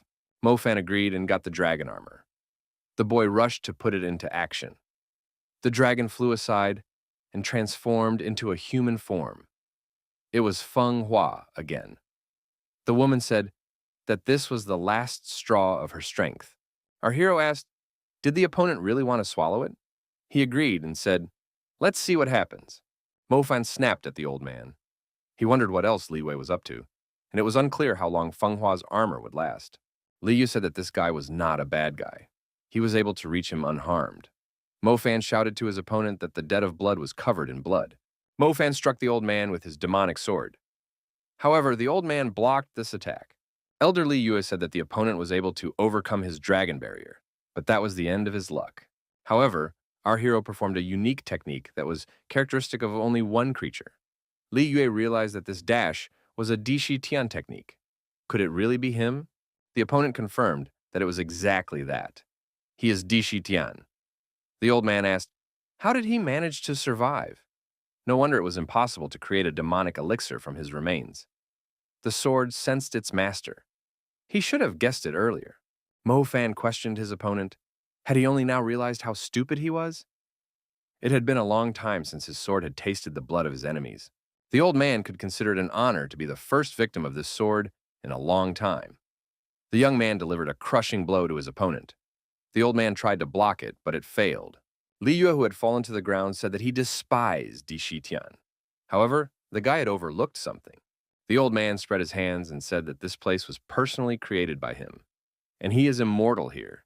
Mo Fan thought that his opponent had been mortally wounded in the chest, but had fully recovered. This is very difficult to do even with a lighter injury. The old man laughed and arose to his feet, saying that he was only testing what his enemy was capable of, adding that he still had an ace up his sleeve. The next moment, our hero was bound hand and foot. He couldn't move. Mo Fan thought that his opponent had not just tied him up, but was also absorbing his energy. The wily old man reported that this was correct. This dragon's ability was to absorb the energy of anything that entered it. And so that there are no impurities, it only absorbs the power of a certain kind. Could it be that Mo Fan didn't sense anything familiar here? Mo Fan sensed that there was energy here that belonged to his kin. Li Yu confirmed that this was correct. His accomplishments for all 760 years were gathered here. He had searched every demon lair from the north to the south and collected these energies here. The old man said that the demons disappointed him because they reproduced too slowly. Therefore, he ordered his disciples, if they encountered demons, not to exterminate them completely, but to capture them and keep them as livestock for breeding. Mofan said that he understood everything. That was why his mouth secretly disappeared. There was a nasty old man behind it, and the demons were actually treated like pets. Li Yue said for the guy to calm down. As long as he is restrained, there is no way for him to get out of here. Mofan, straining with all his might, said that he would definitely get out of here and tear his opponent to shreds. The young man pointed his demonic sword straight at his opponent. The boy broke free from the shackles and said that he wouldn't even need a tug to overpower the old man. Would he now be able to show what he was capable of? The elder used the dragon strangle technique and told the young man to try to reach him. Mofan swung his demonic sword and angrily asked, "Did this miserable old man really use the lives of his kin for this technique?" The old man was not remotely scared. Why didn't Mofan dodge and continue to dash forward? The old man called Mofan a fool. After all, he had warned that he was invincible here. Even if he was cut in half, he would still be able to recover. Mofan said that if the old man was immortal, he would make him feel all the torment he brought to his people. Over and over again, double in size. Mofan continued to chase the unfortunate old man from one place to another, hitting him with his sword and driving him around like a hockey stick on a hockey field. Even if the old man's body recovers, his mental strength is depleted. The old man thought he had only one option left to save himself: to use compression. Our hero noticed that space began to shrink. The old man realized that his opponent was still able to move. Li Yu said that the young man had recovered his sword and had to go to extreme measures. Di Shitian is indeed very strong, but his demise is near. The elder added that his opponent's energy would soon be completely absorbed. Mofan asked if the old man knew that this demonic sword was made of sacred heavenly gold. Aside from its indestructibility, it also has the effect of storing energy. That's why it has the nickname Unrestrained Sword. Mofan thanked his opponent for returning his people's energy. And now, he would not be ceremonious. An endless amount of lightning bolts rained down on Elder Li Yue. The old man shouted that he was losing his power. There was an uncontrollable explosion. The young man lost his balance and fell to the ground. The barrier was shattered, and the explosion caused him to let the sword out of his hands. The sword had absorbed quite a bit of energy, but there was no way it could be used as the arteries were damaged again. Elder Li Yue pounced on the lying guy and started kicking him in the head. He said that this rascal had destroyed what he had so carefully created for hundreds of years. Mofan said that these were the lives of his kin and the old man didn't deserve them. The old man declared that Mofan would pay for it. This time, he wouldn't let him go so easily. Ru Yuan cried out in fright. The old man ordered her to stay out of the way and threw her back with his hand. Mofan shouted for the girl to watch out. The girl lost her balance, flew backwards, and fell on her back. She immediately jumped to her feet. Ru Yuan thought that the old man was injured. He wasn't able to destroy her, apparently, because he didn't have much strength left. The old man continued to beat up his opponent and chanted that no one dared to cross him. This guy's life is in his hands. Our hero said, "It all depends. Can he take it?" Although he only knows how to talk, Mofan energetically charged his fingers and tried to attack the old man's leg. The old man didn't stop and continued beating him. He shouted that he would make the young man suffer for what he did to the dragon sickle. If he wanted to die quickly, he should beg him. Jinmo said that the old man had already won. Can't he just leave already? Jiaomu added that one should wait. It is necessary for the old man to be finally dealt with, and they would pretend to be stunned after the explosion. The old man used the demonic wind and said that he was in no mood to play with his opponent and would finish the guy off with this technique. It should be a shame for him to be killed by the demonic technique. In the next moment, the demonic sword pierced through the old man. He realized that his opponent had used the sword control technique. Losing his balance and swaying, Li Wei thought, how is this possible? After all, he had the victory in his hands. The old man, falling down, ended up beside his opponent. The young man, raising himself up, said, "Did he not expect this? It must be a shame to be killed by a Taoist technique." The old man, dying, said that the four sects would definitely avenge him. The young man rose to his feet, whole and unharmed, and told the old man not to worry. The sect leaders would soon appear to look for him. Ru Yuan asked, "Is it finally victory?" She had been on pins and needles for a long time. Her father said that Li Yu had crumbled into ashes. This is an unconditional victory. Mofan is amazing. The girl threw herself on her idol's chest and said that he had defeated one of the 5 sect heads. Ru Yuan apologized and stepped aside. She said that she had been worried for a long time. She would treat the guy now. Mo Fan replied that there was no need for that. The effects of the acupuncture had just ended. He could no longer feel the torn muscles and arteries. Jin Mo thought that this was his chance. The opponent had no strength left at all. Now he would get closer and avenge the sect head Yu Feng. The guy shouted that he was about to destroy Mo Fan, and from that, he would become a level higher. Following Jin Mo, the sect disciples moved and shouted that they would destroy the demon now. Ru Yuan said that as long as she was alive, no one would touch this guy. The girl decided to put up a dignified resistance. Jin Mo asked, "Is she still unwilling to admit her mistake? If she is stubborn and wishes to be among those scoundrels, he would have no choice but to forget about everything that bound them together." Mo Fan asked his sword, "Could he stop pretending to be dead already? Does it really need to be called out to move?" The sword said that he hid himself so that he wouldn't be found. Sword didn't want to be considered alive. Jin Mo was surprised. Can a sword really talk? This is some kind of magic. Jiaoma took off his hood and tried to hide. He had indeed awakened. The doctor said that this sword was really alive. He had heard that a weapon that had served for centuries could become alive, but he thought it was just a rumor. The sword asked, what was the old man staring at? If he looked like that again, he'd have to gouge his eye out. The girl asked, if the sword has awakened, why doesn't it want to help the master? Mo Fan replied that he didn't rely on it originally. He had probably absorbed too much energy. The sword said that it was counting on Mo Fan dying to be in Li Yue's hands again. And the trickster decided to use him for a dirty trick. He has no conscience. Jinmo urged his companions to remain calm. It's all a trick. We must destroy the demon. He must be faking it. Ru Yuan asked, what should they do? Mo Fan told the exemplary one to do what he had to do and not force him to get angry. The sword did its job and attacked the opponents. Afterwards, he told the young man that he had saved his life. Why didn't the latter thank him while kneeling down? Mo Fan replied that if the sword misbehaved again, he would get hit on the head. The girl and her father said that the destructive power of the sword was amazing. After its attack, a huge funnel was formed in front of them. Ruya Yuan said that it is necessary to look into that hole. It seems to her that Feng Hua has fallen and is lying there somewhere. Ru Yuan asked his father if he felt better. The old man said that he feels much better. Mo Fan said that Feng Hua must be in that pit. Everyone saw that this woman had gotten younger. Why is she so small? Mo Fan went down into the pit and took the girl in his arms. He told her to wake up. He felt that something with strong energy was approaching them. We have to leave. Mo Fan said that the opponent's backup came too quickly. They hadn't found Master Gui yet. The four of them all climbed onto the magic sword and tried to carry our heroes to safety. A young man sitting in the forest under a tree watching the flight said that this show looked dynamic. Judging from the direction, they went to treat their wounds to the source of Juyu Gui. The man who appeared said that he was the sect leader of the Shengda sect. He had come to help at the call of his heart. Another master said that Mentor Bai, the head of the Yu Feng sect, had called them to help. They arrived as soon as they could. What had happened here? Why was there only ruins left? Could it be the work of a demon?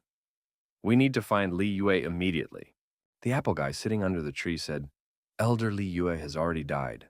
The sect master who arrived said, no matter who their enemy is, it's likely that Li Yue has been seriously injured. We need to catch up with the enemy immediately. He asked the mentor if it was known where the enemies were headed. The deputy head of the Shengda sect, Wairu, said that he, like his colleagues, had arrived here not too long ago. After flying non-stop on the demonic sword, Mo Fan had been unconscious for a while. After he woke up, his brain was not thinking clearly. The guy jumped to his feet and threw the Feng Hua lying beside him into the nearby reservoir. Mo Fan inquired, where are the enemies? In response, our hero heard his sword laughing. The guy didn't even recognize Feng Hua. He had been here for 3 days and 3 nights. Mo Fan thought that this was not good. He had been unconscious for a long time and could have died. Feng Hua, who came out of the water, said that this man was the worst kind of person. Why did he choose to drown her? Was this really his way of repaying the kindness? Mo Fan closed his eyes and said that he was wrong. The woman screamed that she shouldn't have messed with this guy. Mo Fan told his companion that she shrinks every time after turning into a dragon. Is there anything he can do to help her return to her former state? Feng Hua replied that turning into a dragon uses up her energy, so she turns into a child. If the guy doesn't treat her negligently, then when her energy is restored, she will destroy him. Instead of talking a lot, he had better check on Rui Yuan and her father. The old man is very unwell. Mo Fan walked up to the girl and asked what's wrong. She was glad that the guy finally woke up and asked if he could save her father. Mo Fan said that the demonic energy had already corroded the old man's entire body. Who had injured him? The girl replied that it was Yun Qing. They met by chance when he healed his wounds with the demonic technique. He wanted to destroy the witnesses. Mo Fan realized that that villain had decided to go for extreme cruelty. The old man couldn't be helped now. His pulse is getting weaker. Ru Yuan said that Mo Fan knows demonic techniques, so he can save her father. The old man said he doesn't need to. He understands where this is going. After all, he's a doctor. There's no need to even try. The old man pulled out a book from behind his sinus and said he had nothing to leave his daughter. This book contains his knowledge of medicine accumulated throughout his life. He hoped it would be useful to her. The old man continued that, although he didn't train her, the girl was able to cure Mo Fan.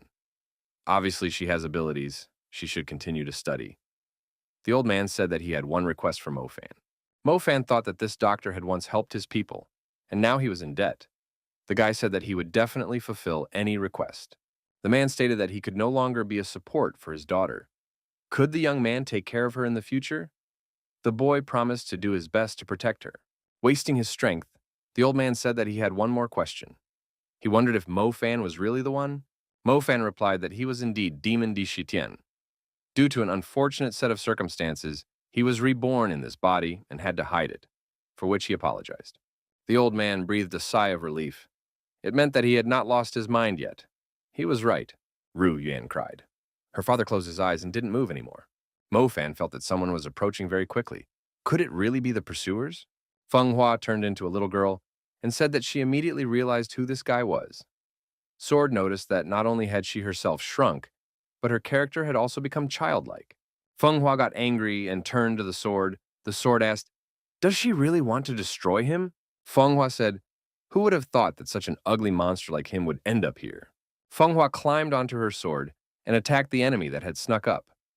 She sent her negatively charged energy to him and said that she could still feel his stench even from a distance. After that, Feng Hua rushed towards the villain and engaged in a battle with him. After the resulting explosion, the stranger flew far back. Feng Hua said that he can't even hide. It only knows how to eat carrion.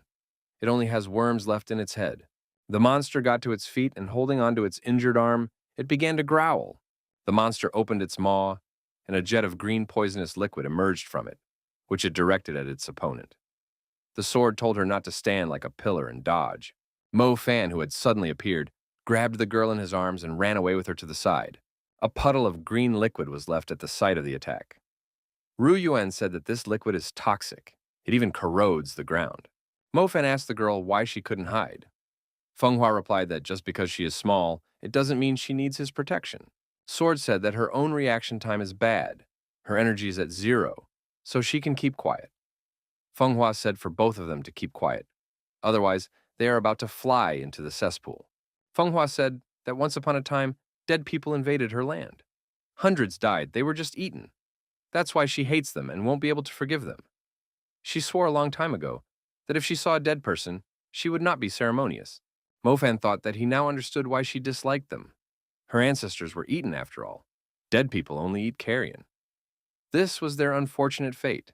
The girl continued to energetically attack the monster. Mo Fan asked why she was doing this since she wasn't even aiming. The monster ran from bush to bush, hiding and avoiding the attacks. Feng Hua said that she was experiencing the same feeling. There was blood everywhere.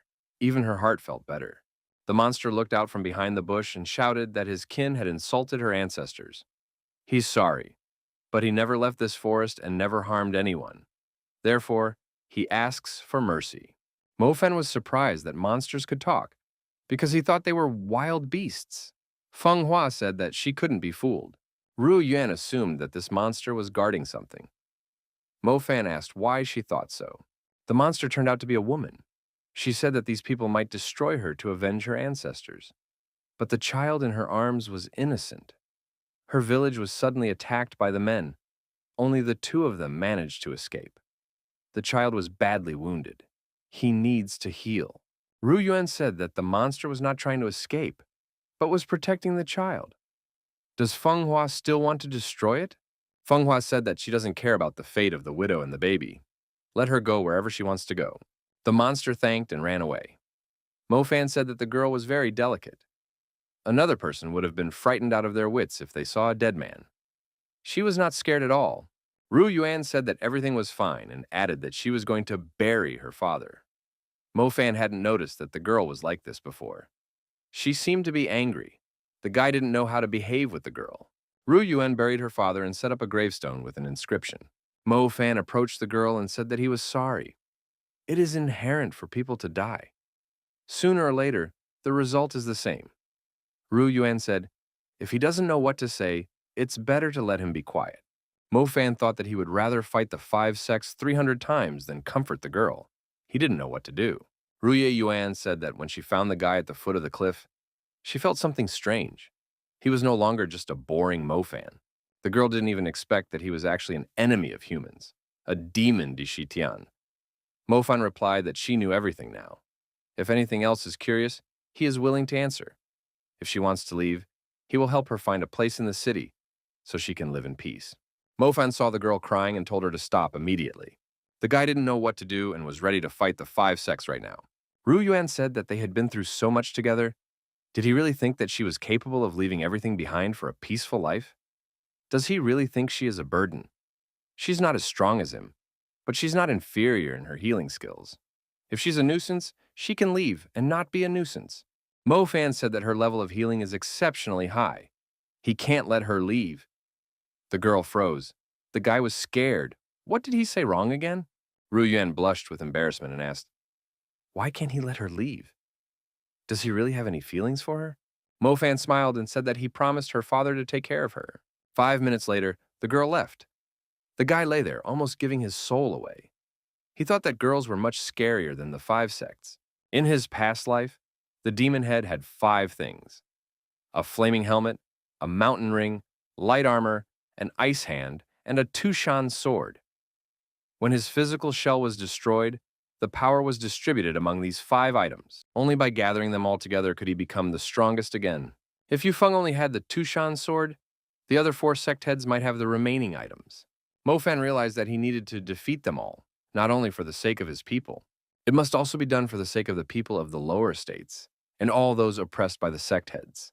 Mo Fan had laid out a plan for the near future. Now what remained to be sorted out was the strategy. Feng Hua said so that this guy wouldn't languish. What did he decide to bring back in the first place? Finishing her banana, Feng Hua asked why they were staring at her. If they are hungry, they can look for their own sustenance. Ru Yuan asked her companion, didn't she know that this guy was the head of the demons and she wasn't surprised? Feng Hua said that she had guessed it a long time ago. He had a strange character. It was obvious that he was not an ordinary person. Besides, compared to a dragon, a demon is not that impressive. The sword said that the guy's body was weak now, as if he had been beaten by 15 strongmen. He won't be able to handle his strength. So the number 1 task now is to become physically stronger before they go after the ice hand. Ru Yuan asked if the guy knew who exactly had the ice hand. Mo Fan replied that the first thing to do is to get the information. However, this is only known to high-ranking people.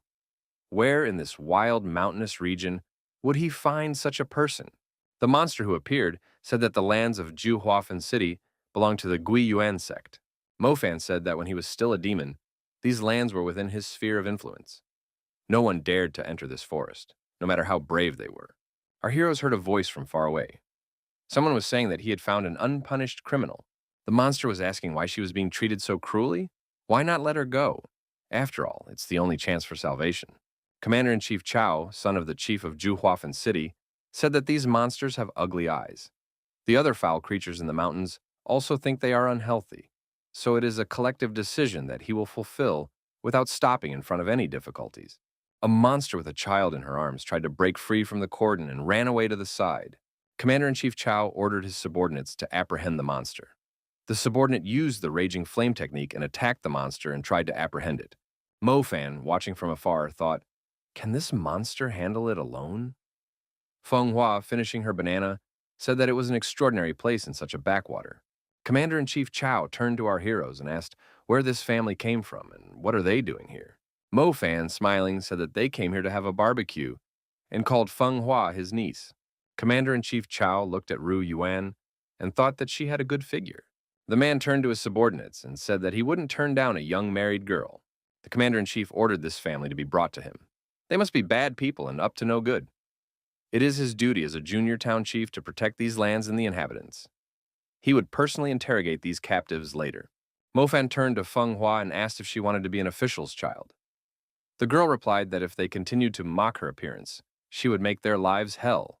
The commander-in-chief asked his subordinate why he didn't stop the monster with the child and let it run away.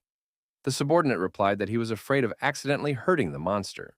Mr. Chow said that he understood, but such a distance was not a hindrance to him. He took out a bow and arrow and prepared to shoot. The monster shrieked. The arrow hit the woman in the leg. She fell down and couldn't run any further. Commander-in-Chief Chow laughed and said that was amazing. It hit right on target. The subordinates said their boss was a genius marksman. The woman was still trying to evade the chase. She could barely crawl. The commander-in-chief shouted that no one would help her now. Ru Yuan said, "These rascals are catching monsters for fun. She can't just stand by and watch." Mo Fan said for her to take her time. First, it's better for her to tell what she knows about the Gui Yuan sect. How is this commander-in-chief related to the sect? Ru Yuan said that the territory of the Gui Yuan sect is not large, but the lands of the Dragon Vein Mountain Range fell within its sphere of influence. It is a sacred place that is full of supernatural powers. In addition to humans, various mystical creatures live there. There are 3 important cities within the sect's territory. Mo Fan assumed that Commander-in-Chief Chow didn't know much. In addition, the number of monsters in this region is not decreasing. They could be lured to their side. The female monster continued to scream in pain and crawl. The baby in her arms was crying. Commander-in-Chief Chow said that it was too noisy. How could one enjoy shooting under such conditions? The next arrow flew at the child. However, with a quick hand, Mo Fan intercepted this arrow. Mr. Chow was outraged. Mo Fan tossed the arrow aside and told the commander-in-chief that the 2 monsters were under his protection. The outraged archer asked what this man thought he was doing and shouted that he was about to finish him off. The warriors at the commander's command, who attacked our hero, were instantly beheaded by him. Mr. Chow shouted, "Who dare touch his men?" adding that he was about to give a lesson, and those insolent people would know who they had messed with. Mo Fan didn't even want to use his sword. He said that he could handle these kind of warriors with 2 fingers. He didn't even need to exert himself. The warriors under Commander-in-Chief Chow's order attacking Mo Fan were deactivated and destroyed by him. They scattered in different directions. The commander-in-chief asked in fear, "What is this?" Sword Tishan told Commander-in-Chief Wu Chali that he had not seen anything in his life yet and was a pitiful sight. Mr. Chow was surprised to see a talking sword in front of him. The sword, accelerating, tried to attack Mr. Chow. He said that he was about to shred this man. However, Commander-in-Chief Chow managed to repel the sword's attack, and the opponent activated a protective barrier. The assistant commander-in-chief who had created the protective barrier said to his master not to worry. This sword wouldn't be able to break through the barrier. Sword Tai Shan thought with surprise, why couldn't he break this barrier? Maybe it was because he didn't attack at full strength. Mo Fan told the sword that it had used up all the energy that Master was going to use. What to do now? He asked. The sword replied that the young man's body wouldn't be able to withstand such a load anyway. Mo Fan told the sword that if he did that again, he would have to seal it, and then he wouldn't have to listen to his grumbling from morning to night. Mo Fan got closer to his opponent. Commander-in-Chief Chow said that his father is the city chief and the founder of the Gui Yuan sect. Therefore, he shouldn't even be touched with a finger. Mo Fan disagreed with his opponent's arguments and slammed his fist into his jaw. The guy said he had touched him. Tied to a tree, Mr. Chow began to tell the truth. He said that the Gui Yuan sect has an ice hand. His father had talked about it. It is located in a deep gorge, otherwise his father would not pay so much attention to the safety of the Juhua Feng stone core. The 3 cities are connected by a mountain chain, and at the center of each is a stone core where spiritual energy is gathered. It travels along the mountain chain to the sect gate, the deep gorge. Other than Father, no one is able to destroy all 3 stone cores. If they are destroyed, it will lose its spiritual power and open automatically. Mr. Chow said that the secret passage to the stone core is only known to his father. He won't tell without a fight. Besides the city chief, there is another person who knows about the secret passage. That person is the sect elder. He is currently in the city on death row. He will be sentenced to death in 3 days. There has been an emergency in the sect of the Shendo. Someone is approaching the main hall. It is necessary to protect the chapter. The one who was approaching the main hall punched a hole in the roof and went straight into the main hall. There was no way to avoid the collision. In the inner hall, the sect head asked the deputy Bai how much his skills had improved, because this time he had practiced for more than half a year. Everyone realized that the deputy Bai was the one who was approaching the main hall. The deputy Bai said that his skills had improved greatly. The sect head released his spirit beast and said that he wanted proof from the deputy Bai. The spirit beast turned into a huge monkey that was at the peak of strength. The monkey stood over Mr. Bai and roared loudly. The warriors who saw this said that the sect leader had set the monkey on his deputy. The deputy would have a hard time. However, the boss had unleashed the monkey for training purposes. On the floor, he said he was tired and didn't want to fight. He's not happy with life. If he gets massacred, he's fine with it. The warriors noticed that the deputy was without any fighting spirit today. The boss said that if he defeats the monkey, he will give him a box of pearls from the North Sea. The monkey suddenly attacked. The monkey fell apart. The warriors did not have time to notice what happened.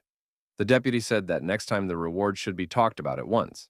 Mr. Bai stood up and said that the floor here is too hard, uncomfortable for resting. The sect head said that this person has been practicing for half a year, and the character is still as stubborn. Mr. Bai said to the boss not to get angry. Why did he ask to come back? The sect head said that his colleague, sect head Yu Feng, had died. Because of this, his sect has suffered serious losses. Mr. Bai must go there to prevent the demons from invading. He will be given full authority to take over every city under their rule. Deputy Bai smiled. He thought that he would be tasked by the boss to catch the one who destroyed the Yu Feng sect. Mr. Bai turned around and walked towards the exit. He said he was going to go rest and reminded him to make sure the boss remembered to send his reward. Master Jiaomu reported that the boss had noticed him a long time ago. He just didn't want to interfere. In 2 hours, Gui Ming's treatment will be over. We need to head over to him to capture Mo Fan. Chen Yu was mysteriously rescued. Chen Yu wondered if Gui Ming would really go after Mo Fan. After all, they were very close. Suddenly, his memory would return when they met. Jiao Mu was indignant. How dare he question the superior's decision? Chen Yu bowed and replied that he wouldn't dare. Jiao Mu said that his interlocutor didn't know what the chief was capable of. Once he erased his memory, it would never recover again. In the outer hall, Deputy Bai was told that his luggage had already been packed. He could leave for the Yu Feng sect at any time. Deputy Bai let the deputy go and said that he wanted to have fun elsewhere. Mr. Bai said that he was going to the city of Juhaufen. In this town, Mr. Bai went straight to the market square. He was offered fire spines, wild ginseng, and firewood made of good wood. He didn't expect to find so many unclean things here. Our heroes also found themselves in this town. They say there are about 100 different kinds of unclean things living here. The fact that they work here is a big plus for the cult. Since there are so many miracle medicines in this area, the disciples of the sect are more robust. Although there aren't many people, the youths here are many times stronger than their peers from the Yu Feng sect. The Gei Yuan sect disciples were on patrol in the city. Our hero pointed out that it was the disciples who were guarding the city. Their strength and attitude should not be underestimated. Mo Fan and his companions found a death chamber in the city. Mo Fan said that they should let the prince out to get some air. The commander-in-chief was bound hand and foot. He had a gag in his mouth. He looked like a bound boar. Mo Fan told the captured youth not to run away. Tonight they would go to rescue the dead man. If he wasn't there or his information was wrong, this Mr. Chow might be left with no offspring. Mo Fan explained the plan of action. They will wait here until it gets dark. Then he and Feng Hua will go inside. Ruha Yuan will stay outside and watch over the captive. Feng Hua said that she would not do what the young man said. When night came, under the cover of darkness, Mo Fan and his companion went to the death row. The guy said that Feng Hua should eat the fries quickly, otherwise they might be detected by the smell. Mr. Chow smiled. After all, these fools didn't even realize that they were playing with fire. After all, there was a dangerous surprise waiting for them there. The fat man tried to cut the ropes and said he would show them. They would realize what it meant to be in a torturous position. The entrance to the death row was guarded by 2 guards. This was no barrier for Mo Fan, and after a while, he found himself inside the prison with his companion. The prison was filled with arrested civilians. Mo Fan thought that Mr. Chow had lied to them.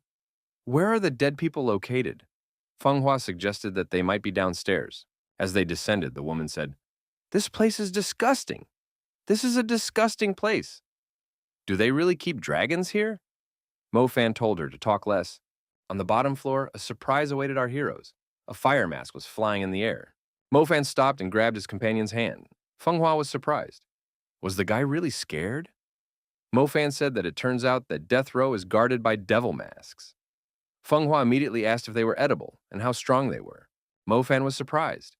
His companion has not known anything about devil masks for many years. They're not strong, but they're hard to deal with because of their speed. Besides, they don't feel pain. It's unclear how many of them there are. It's impossible to destroy them and remain undetected. Feng Hua tapped her companion on the head and told him to think of something. She already wants to sleep. Beauty requires a good night's sleep. Mo Fan said he was thinking, just don't knock on the head. Our hero said he had an idea. Only the girl would have to be the bait. There were a lot of devil masks in the dungeon. They saw the embarrassed girl. She shyly said that she had heard about these masks chasing girls. Could it really be true? Feng Hua waved the mask's finger towards her. The girl heading towards the exit said for the masks to grab her completely if they wanted to. The masks all rushed after the girl as one. The guard outside wondered, what are the masks doing there? Was something wrong? Another guard replied that they must be messing around again. Feng Hua opened the trapdoor and sent all the masks into the dungeon. In the same instant, the trapdoor was closed and the masks were sealed. The danger had passed. The guard said so the masks went quiet.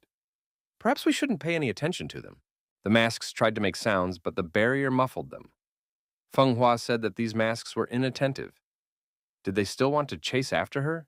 Mo Fan noticed that these masks were not distinguished by intelligence. They thoughtlessly chased after a girl, and this was the result. Have they never met a girl before? Feng Hua noticed that there was a crazy temperament lurking within her. Our heroes descended to the underground floor. Mo Fan sealed the stairway behind him. They needed to finish what they had started. From the looks of it, the first floor was holding people of criminals. The underground part was where the undead were kept. There were a lot of unclean things, and they were of different kinds. Mo Fan looked around the cells with the prisoners and concluded that indeed there were many kinds of this uncleanness. After looking at all the cells, the guy scratched the back of his head. They still hadn't found the dead man. Were they too late? Suddenly, one of the prisoners asked, "Were they looking for the head of the dead?" He added that he knew where he was. This prisoner was the deputy BAI. He said that he had one condition. He would have to let him out. Mo Fan was surprised. What in the world is there to see? There are even people who look like human beings. Feng Hua asked what kind of person he would be. The prisoner said that he was the most ordinary person. The girl asked what he had done if he ended up here with the uncleanness. The prisoner said that he had stolen the city chief's treasury. Mo Fan directed his energy charge at the bars of the cell and said that he could release this guy. However, he would not be responsible for his safety. Mo Fan pointed his sword directly at the bars. Tai Shan's sword cut through that grate like butter. Mr. Bai was surprised. He asked, "What is the name of this sword?" Mo Fan hid the sword and said that it was none of the guy's business. Now he must confess where the elder is. The prisoner said that there is a secret chamber behind the wall. One must tear it down and then the dead man will be found. Then it is necessary to get out of here as soon as possible. Otherwise, they might be captured. Feng Hua noticed that releasing a prisoner from the prison is easy. Mo Fan said that they should deal with the wall first. After destroying the wall with the devil sword, our hero said what he found. There was a prisoner behind the wall. It was an elder of the Dead Man clan. In a relaxed voice, he asked who they were. Mo Fan said that they had come to rescue the elder. They would discuss the rest later. The elder said that he didn't mind. The masks knocked on the defenses and tried to overcome the seal. A cracking sound could be heard. The seal was about to go. The demonic mask broke free and flew to restore order. Mo Fan was surprised at how these masks were able to do this. Elder of the family of the dead. Feng Hua said that the guy could rely on her. Feng Hua, using her energy charges, attacked the masks. Mr. Bai bounced aside out of fear.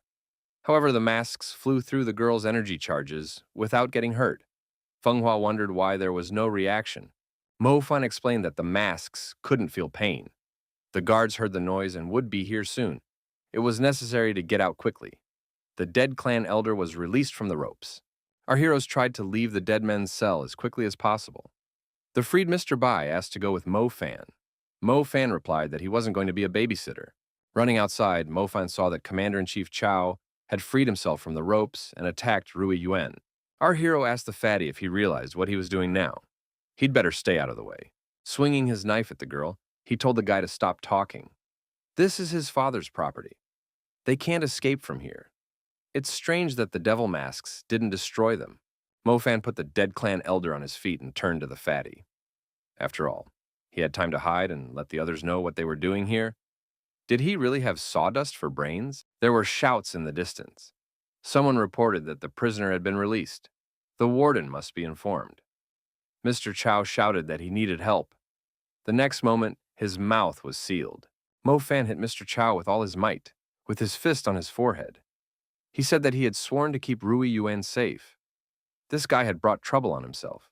Mr. Bai thought that this guy was very frisky. Feng Hua wondered why he was still here. The guard reported to the chief that the dead family elder had been released and his son was missing.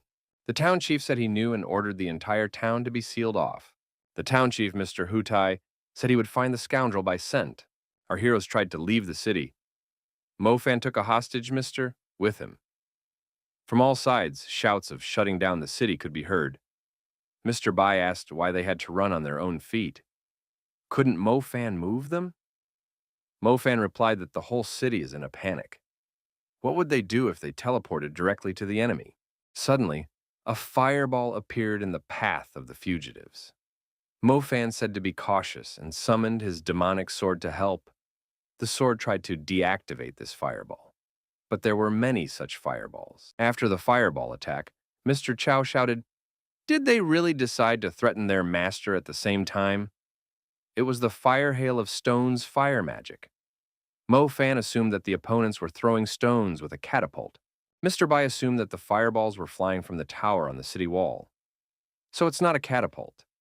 The freed elder said that it is the city chief Hutai, nicknamed Iron Hand.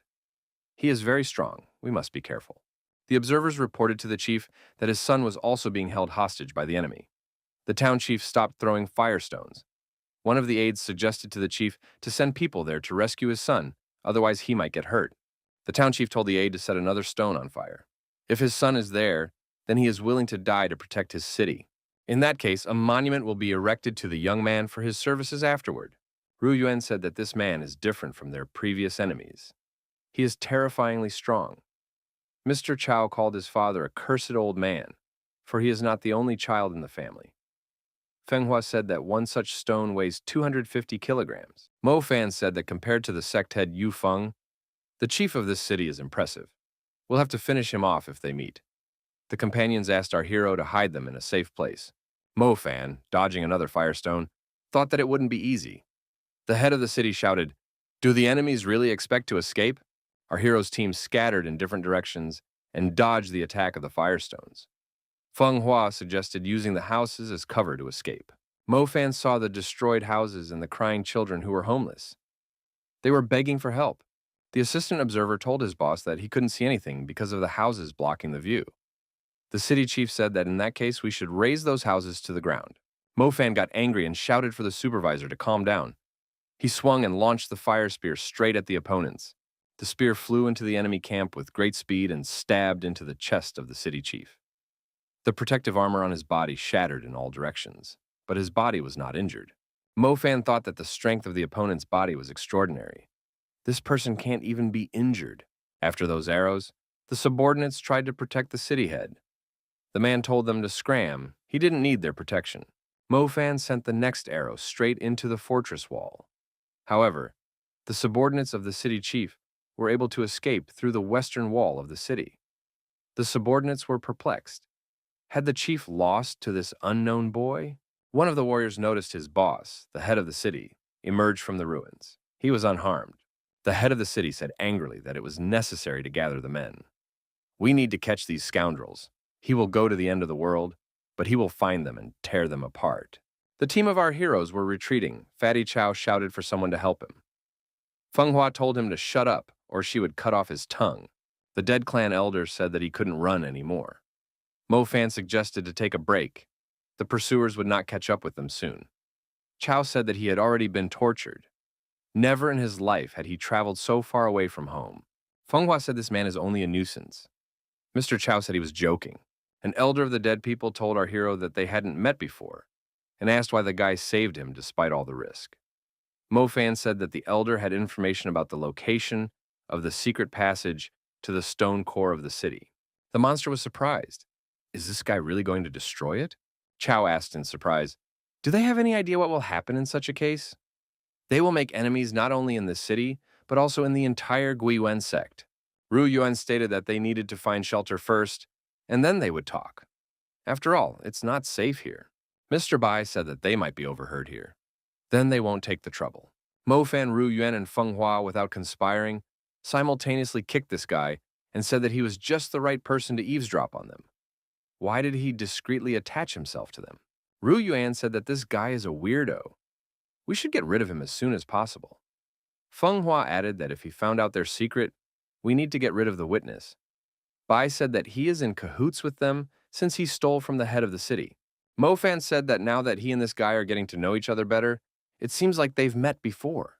The dead clan elder said that if these people saved him, he would tell the stone core about the secret passage. But first, they have to get to his village and take a break.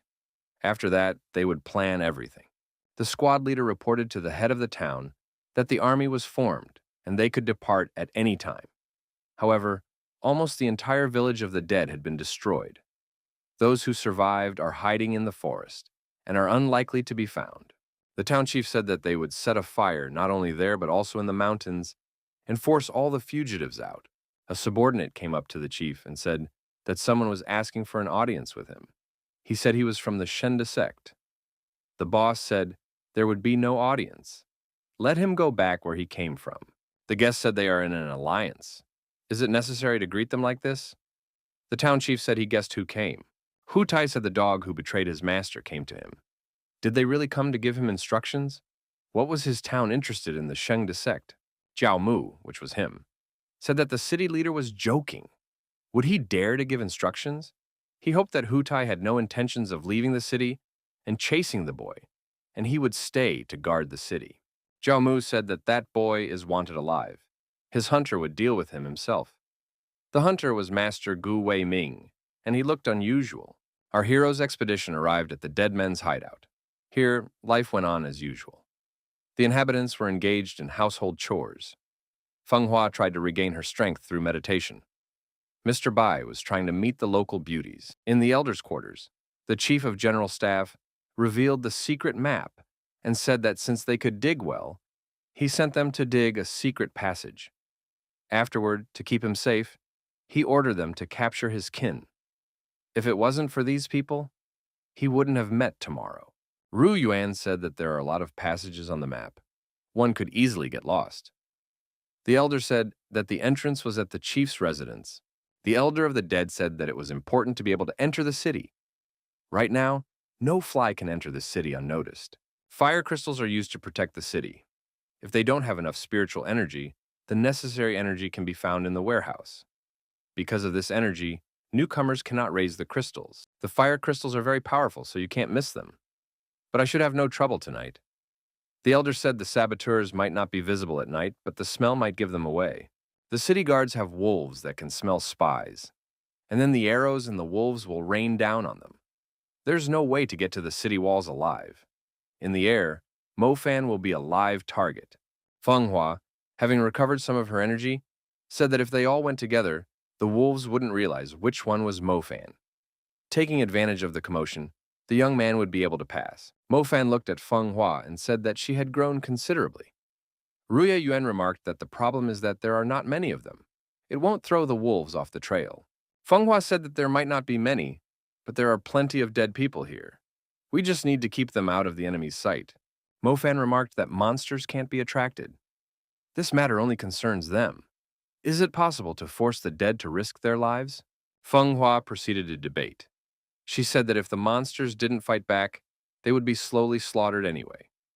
Mo Fan replied that maybe the Dead Man clan are all willless rags who can't fight back. The elder of the Dead Man clan said that they weren't so gutless. One of the warriors went up to the elder and brought Mr. Bai with him.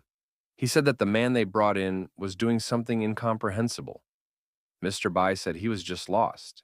The enraged warrior said that this type was in the bathhouse peeking at his wife washing herself. Mofan looked into Mr. Bai's eyes and said, "Does he even peep at dead people?" Bai said that these women's figures were good. The enraged warrior became even more enraged. He raised Mr. Bai above his head and said he was about to smash his head on the ground. The elder told this warrior to stop, for this fight had saved his life. The enraged warrior didn't listen to anyone and threw the insolent man to the ground. Mofan was able to intercept him and said that this man might still be useful to him. Bai thanked our hero for saving him. Mofan asked, were dead people always cowards? The people from the city robbed and killed them, and they did nothing. This man was only peeping, and for that, the warrior wants to destroy him. The warrior shouted out, challenging Mofan to a fight. He is not willing to tolerate insults. The elder said that this monster should not be so rude. After all, this man is his savior. Feng Hua was surprised. Does anyone here really have fortitude? Now was the opportunity to find out what the dead were capable of. The dead people began to flock to watch this spectacle. Their warrior, Daman, will fight a human. The warrior told his opponent not to forget their agreement. If he loses, he will kneel down and bow 3 times. Mofan said that if the monster lost, he would have to give up his wife. The dead man agreed and added that the man would not be able to defeat him. His beautiful wife would not be given to dirty people. The beautiful woman, hearing this, cried. Bai said that because of the lighting, he could not see the beauty's face. Feng Hua noticed that the woman was not wiping her tears, but drooling. Da-Man said that they will fight as equals, so the opponent should pull out his weapon. He said his weapon is his finger. Mr. Bai shouted for Da-Man to finish off his rival and protect his lover. Ru Yuan wondered, whose side was Bai on? Da-Man struck the first blow and told his opponent not to dare underestimate him. He would now turn his opponent into a flatbread. Mofan bounced to the side and asked if the guy had enough strength. The elder thought that it was not good. His warrior's like a buffalo in rage. Ru Yuan thought that this dead guy wasn't that strong, and Mofan shouldn't fear anything. The elder said that his warrior might not be that strong, but his body is amazingly strong. His full strength punch is equal to half the strength of the head of Hu Tai City. Mofan thought that both Da-Man and Hu Tai are good at close combat, so it means that they can practice. Mofan said that in that case, he would try to use 30% of his strength and concentrate his energy in the form of defense. Da-Man swung his weapon and said that he would destroy his opponent.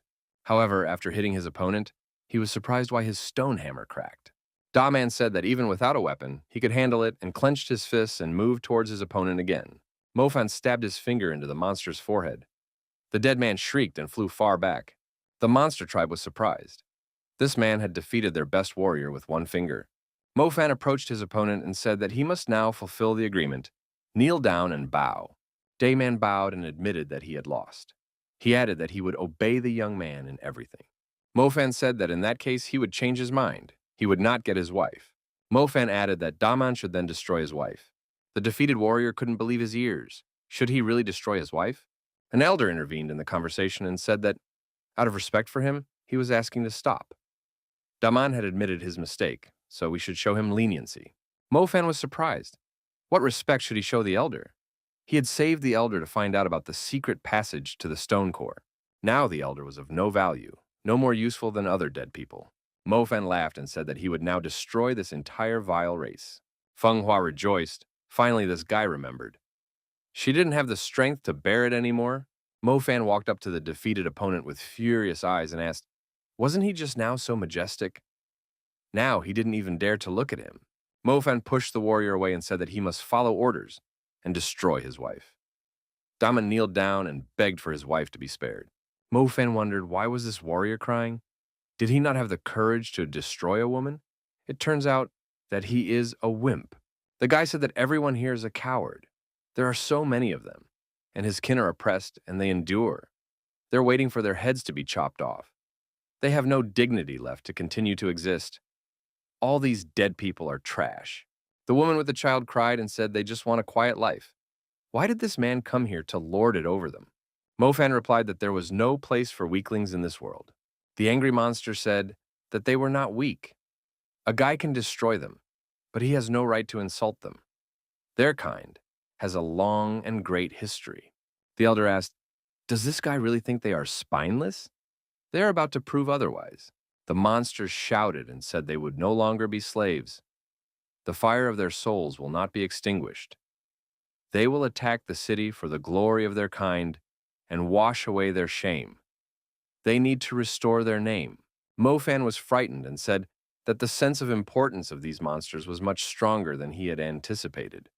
The monsters kept shouting that they were about to attack the city. Bai also started shouting. He said that it was necessary to attack the city and wash away the shame of the city of the dead. Feng Hua couldn't understand how everything happened. Ruya Yuan whispered that Mo Fan and the Elder were playing along. Mo Fan shook hands with Elder and said that Elder had played along masterfully. The Elder thanked the guy for being able to pretend like that. Be that as it may, they had succeeded in inspiring these people. Bai walked over to Feng Hua and told her not to get angry. He didn't realize that they were being pranked either. Ru Yuan stated that it would now be very easy to attack the city with the help of the dead. The Elder said that it wasn't that easy. Do they know why their clan came to what they have now? Mo Fan inquired. Was it because of the devil masks? The Elder nodded affirmatively. Their clan and the Mask clan are the two oldest clans in the Katayama forest. They have been feuding for hundreds of years. Because of such a long, continuous feud, they cannot coexist peacefully. The Gui Yuan sect drew the masks to their side, and the extermination of the Deadman clan began. By nature, devil masks are ferocious. They also have astonishing speed. The dead can't do anything against these masks. If only the humans guard the city, they have a chance. But the humans and the masks are working together. Mofan said that he was interested in the settlement where the masks are. Our hero told the elder of the dead clan that he will destroy those masks. The lair of the demonic masks is Judan Gorge. The man sitting on the throne addresses the leader of the masks. He says that this mask is a worthless, useless creature. Couldn't even handle the prison guards. Embarrassed him in front of the town chief. Did he do it on purpose? The leader of the masks said that he would pay double as an apology and asked the man to continue helping them. The man who received the double payment asked, did they really think that was enough? He would still have to rebuild his reputation with the town chief. The man said that he didn't know that these masks were vile creatures.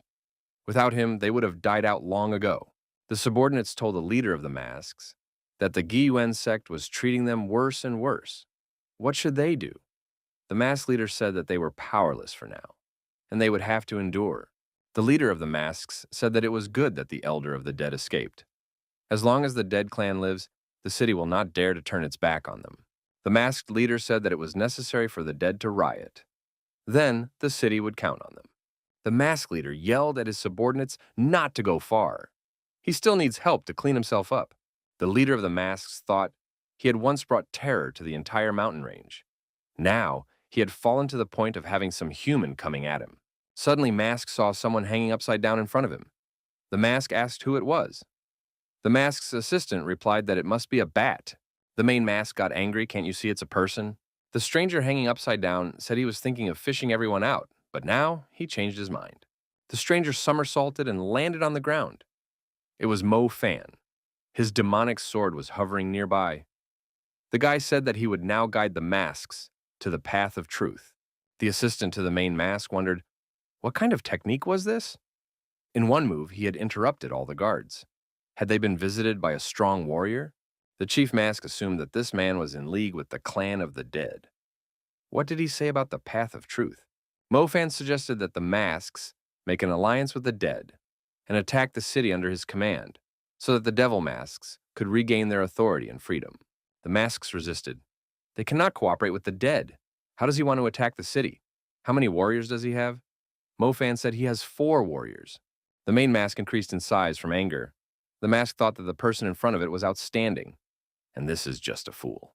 She said that she had been holding back the anger within herself, but now she intended to take it out on this person. Mofan's strength and words are equally strong, and it can be tested. The mask activated the otherworldly flame. It was a pillar of flame of enormous magnitude. At the noise, other masks peeked into the cave. They were wondering what happened. Some person had infiltrated them and angered the chieftain. The chieftain had already assumed his battle form. Otherworldly flames could even burn stone to the ground. Did this man burn in the blink of an eye? He's crazy to attack a town with 4 men. He couldn't even take one hit, and yet he wanted to lead them. The main mask, observing the result of his activity, told her counselor to move farther away. In combat form, the senses are doubly heightened. The mask leader can smell a human. This warrior managed to escape the flames. His speed is astonishing. Suddenly, Tishan's sword that appeared out of nowhere struck the mask's body. At this moment, the mask restrained the newly appeared opponent. Heavy shackles appeared on the guy's arms and legs. The mask said, even if the opponent somehow managed to dodge, the bites of its spirit eaters would not allow the opponent to even take a step. Now that the opponent was fixed, he could be sent to hell by otherworldly flames. Mofan said that this mask's technique was simply amazing. The mask with the body pierced through said to make the guy shut up. It will summon otherworldly flames. Mofan assumed that the mask had some energy left. The mask faltered and said that this sword had actually absorbed all of its energy. The sword spoke up and said that it was about to feast on this deliciousness. The mask got scared. Is this sword really alive? It turns out it's a spiritual sword. The sword absorbed the mask's body. After that, it shrank in size. The sword said that although the energy of the devil masks tasted like pig innards, it would be fine to satisfy one's hunger. Mofan asked the exhausted mask lying on the ground, did she think that he would beat her when she was without a physical shell? No wonder she didn't resist the Hutai city chief in any way. Mask said she'd rather have her opponents destroy her than insult her. She lost and has nothing to answer for.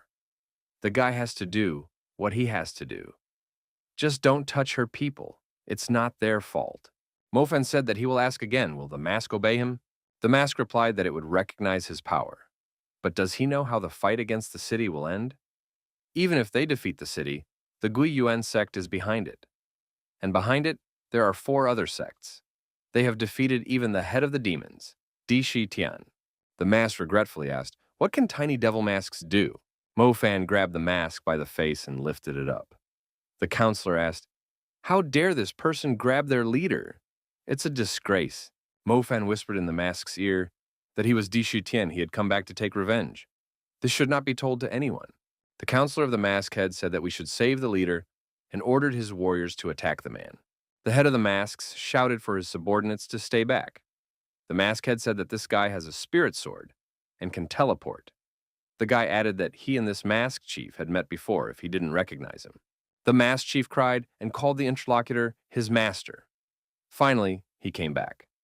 Sword Tishan said he felt like spitting that mask's energy back out for some reason. The old feuds will be cast aside to stand together against the enemy. The 2 elders would act together. The once opposing clan elders sat opposite each other at the negotiation table. Ru Yuan suggested that they discuss things over a glass of wine. A truce had not yet been reached. The opponents began throwing whatever they could get their hands on at each other and insulting their enemies. The girl didn't understand why she had agreed to this. Where did this Mofan go? Our hero walked into the thicket of the forest and, choosing a wild clearing, began to meditate. Planks and demonic practices, although similar, it is very difficult to mix them together. It was as if something inside was preventing it. Apparently, it would not be possible to mix them completely. The guy realized that it would only be possible to use only half of the energy each, and that would cause a huge contradiction. A strong smell of blood appeared in the air. Our hero rose to his feet and asked if he was afraid of being overlooked. Deadly spikes flew at the guy. Mofan, cleaving the air with his sword, began to repel these attacks. The young man thought that this was definitely not a human. Could it be a guard of the drought demon race? Mofan, dodging the attack, bounced back. Rising to his feet, the lad thought, who would use ground spikes? A cross of light appeared in front of the young man. Mofan thought, why did these techniques seem so familiar to him, although he had never seen them before? Mofan raised his head and saw a firebird. He thought that the flaming magpie strike was about to be performed. Our hero split the air with his sword and drove the firebird away. He shouted for this coward not to interfere with him. After all, this stranger was interfering with his training. There was an explosion. When the smoke cleared, Mofan saw a person with a familiar outline in front of him. The guy realized that it was Gui Ming. Master Gui was not alone. He was accompanied by Yun Qing. The young man said that the master was no longer the same as Mofan remembered him to be. Sect Master Shende had used his technique. Gu Wei is now his master's lethal weapon, a rabid beast. Mo Fan said that Yun Qing was a scoundrel, and in his eyes he would always remain so. This was his way of thanking the person who took care of him. Yun Qing asked Mo Fan, who was he to say such a thing? Today he would do what all the sects had failed to do. Master Gu Wei rushed towards our hero to attack. The old man shouted that he was about to destroy Di Shitian. Mo Fan, using the demonic sword, repelled the old man's attack. The sword asked, why did the guy become a weakling? Mo Fan told the sword to shut up. Old man Gu doesn't know what he is doing at all. Besides, he has become much stronger than before. What did they do to him? Yun Qing can control him, probably with the whip he is holding in his hands. Mo Fan started circling around him, swinging his sword to prevent Master Gu Wei from getting close to him. Yun Qing noticed that his opponent had disappeared. The next moment, our hero appeared behind him and said that today he would rid the Zifeng Monastery of the chaff. Yun Qing jumped aside and swung his whip. At the same second, Gu Wei appeared and gave a staggering blow to Mo Fan. Blood came out of the guy's mouth. Mo Fan thought that this old man was too fast. Looks like he needs to deal with Yun Qing first. Mo Fan thought about how to do that. He would use his own weapons. First, using ground spikes will make him jump up. Once he was in the air, he wouldn't be able to dodge the light cross. Mo Fan tried to carry out what he had planned. Yun Qing thought that his opponent used the exact same techniques. This old man, Gu Wei, had taught the demon techniques that he had mastered all his life. Yun Qing was surprised. Did his opponent really have a Tushan sword in his hands? In the same second, the sword developed tremendous speed and pierced through Yun Qing. Mo Fan jumped up following the sword to Yun Qing and kicked him in the jaw. He added that a lowlife like this opponent wouldn't be able to defeat him. Our hero threw Yun Qing far back. In doing so, he intercepted his whip. Old man Gu Wei was approaching the guy. Mo Fan stretched forward his hand with his whip. Master Gu Wei stopped and froze in front of him. The guy said that was better. Mo Fan said for the old man to obey him first, and afterward, he would give him back his sanity. However, the old man landed a powerful punch with the young man's fist on his chest. Mo Fan wondered, why did this happen? After all, no one had forced the old man to attack him. Suddenly, a loud laughter was heard. An elder appeared in front of Master Gu Wei and said that he hadn't seen Di Shitian in a long time. The Shenda sect wasn't remarkable, but its current master, Xuanhuang, had inherited a great treasure, after which his strength increased and he became the strongest in the celestial realm. The training methods of this sect are kept secret. Part of them consist of demonic techniques. The elder said that the 5 sects were unable to get rid of Di Shitian, but that was even better. The elder added that only he would get this guy now. At this, Master Gu grew to an incredible size. This came from the large amount of energy. The young man thought that his body might not be able to withstand it. Master Gu Wei opened his mouth and a powerful deadly flame emerged from it. It was the Jasper fire. Mo Fan dodged this flame and jumped up to the old man from the other side. He thought that the old man might die if he expended so much energy. Our hero put his arms around the old man's neck and covered his mouth, thus stopping the flow of flames. He squeezed his hands and told the master to rest. Master Gu Wei began to gasp for breath. Guy told him not to resist or he was about to faint. There would be time to think how to save him. The old man twisted around and wrapped his opponent around his waist. The elder said, he didn't think that Di Shitian was so naive. Mo Fan grabbed the old man by the neck again and continued choking him. The guy realized that the master might explode. The elder told the opponent to give up his demonic core. Suddenly, a powerful energy wave appeared. After the energy passed, Master Gu Wei lost consciousness and fell to the ground. Mo Fan looked at the old man. What happened? There was no way this energy wave could harm them. The elder was enraged. Who dared to dispel his connection with the puppet? The elder thought, is this really the work of Master Gui Yuan? How dare he rebel against him? Could it be that there is some master on Di Shitian's side? Mo Fan said as he found which side the wave was coming from. The guy got closer and realized that he was too late. The one who created it had already disappeared. So who could have helped him? Moreover, how was he able to deal with Master Xuanhuang's technique? Yun Qing came to his senses and tried to carry Master Gu Wei to safety. He lifted him up and said that he was a useless old man. Yun Qing lifted his head and saw a demonic sword hanging in the air in front of him. Mo Fan was also nearby and asked, does this guy really think he can just escape like this? That's pretty naive of him. Yun Qing said that if Mo Fan destroyed him, then the old man would also die. To clear his mind, Jiao Mu gave him a medicine that he is now addicted to. The old man needs to take it every hour, or else he will start getting weaker until he dies.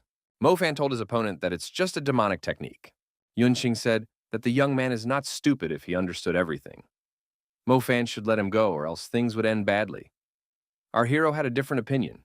His demonic sword had severed one arm and a leg from his opponent.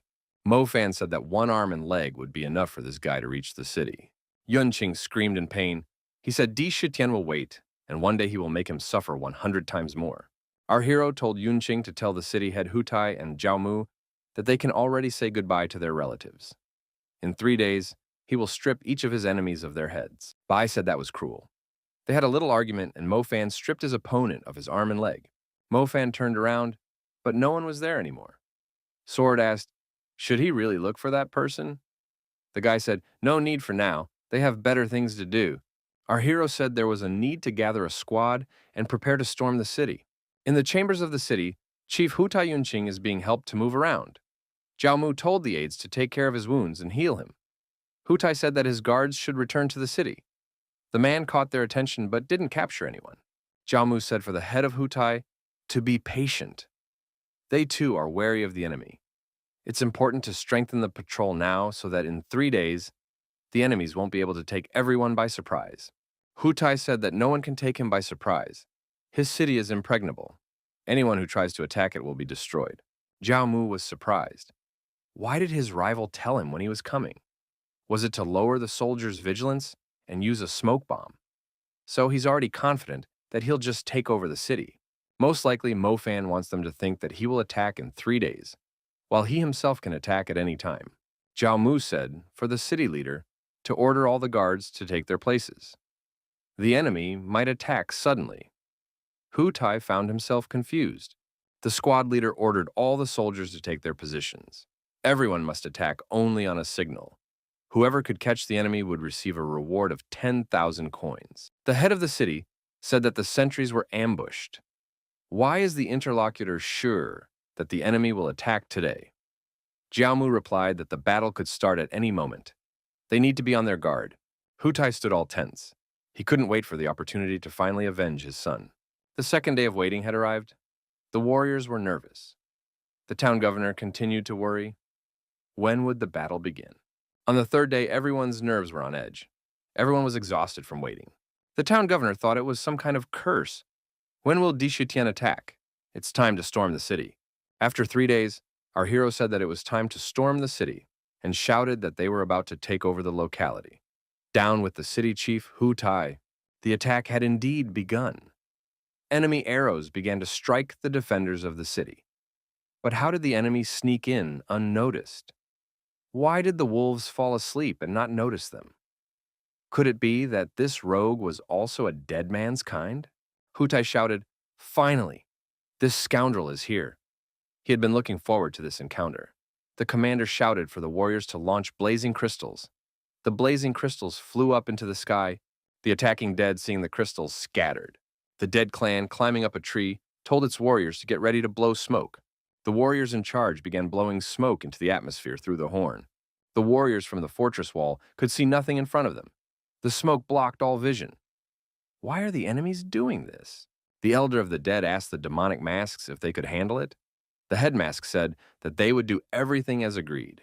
The head of the masks told his warriors not to lose to the opponent, and everyone rushed to attack. The warriors noticed that it was the masks who were the traitors.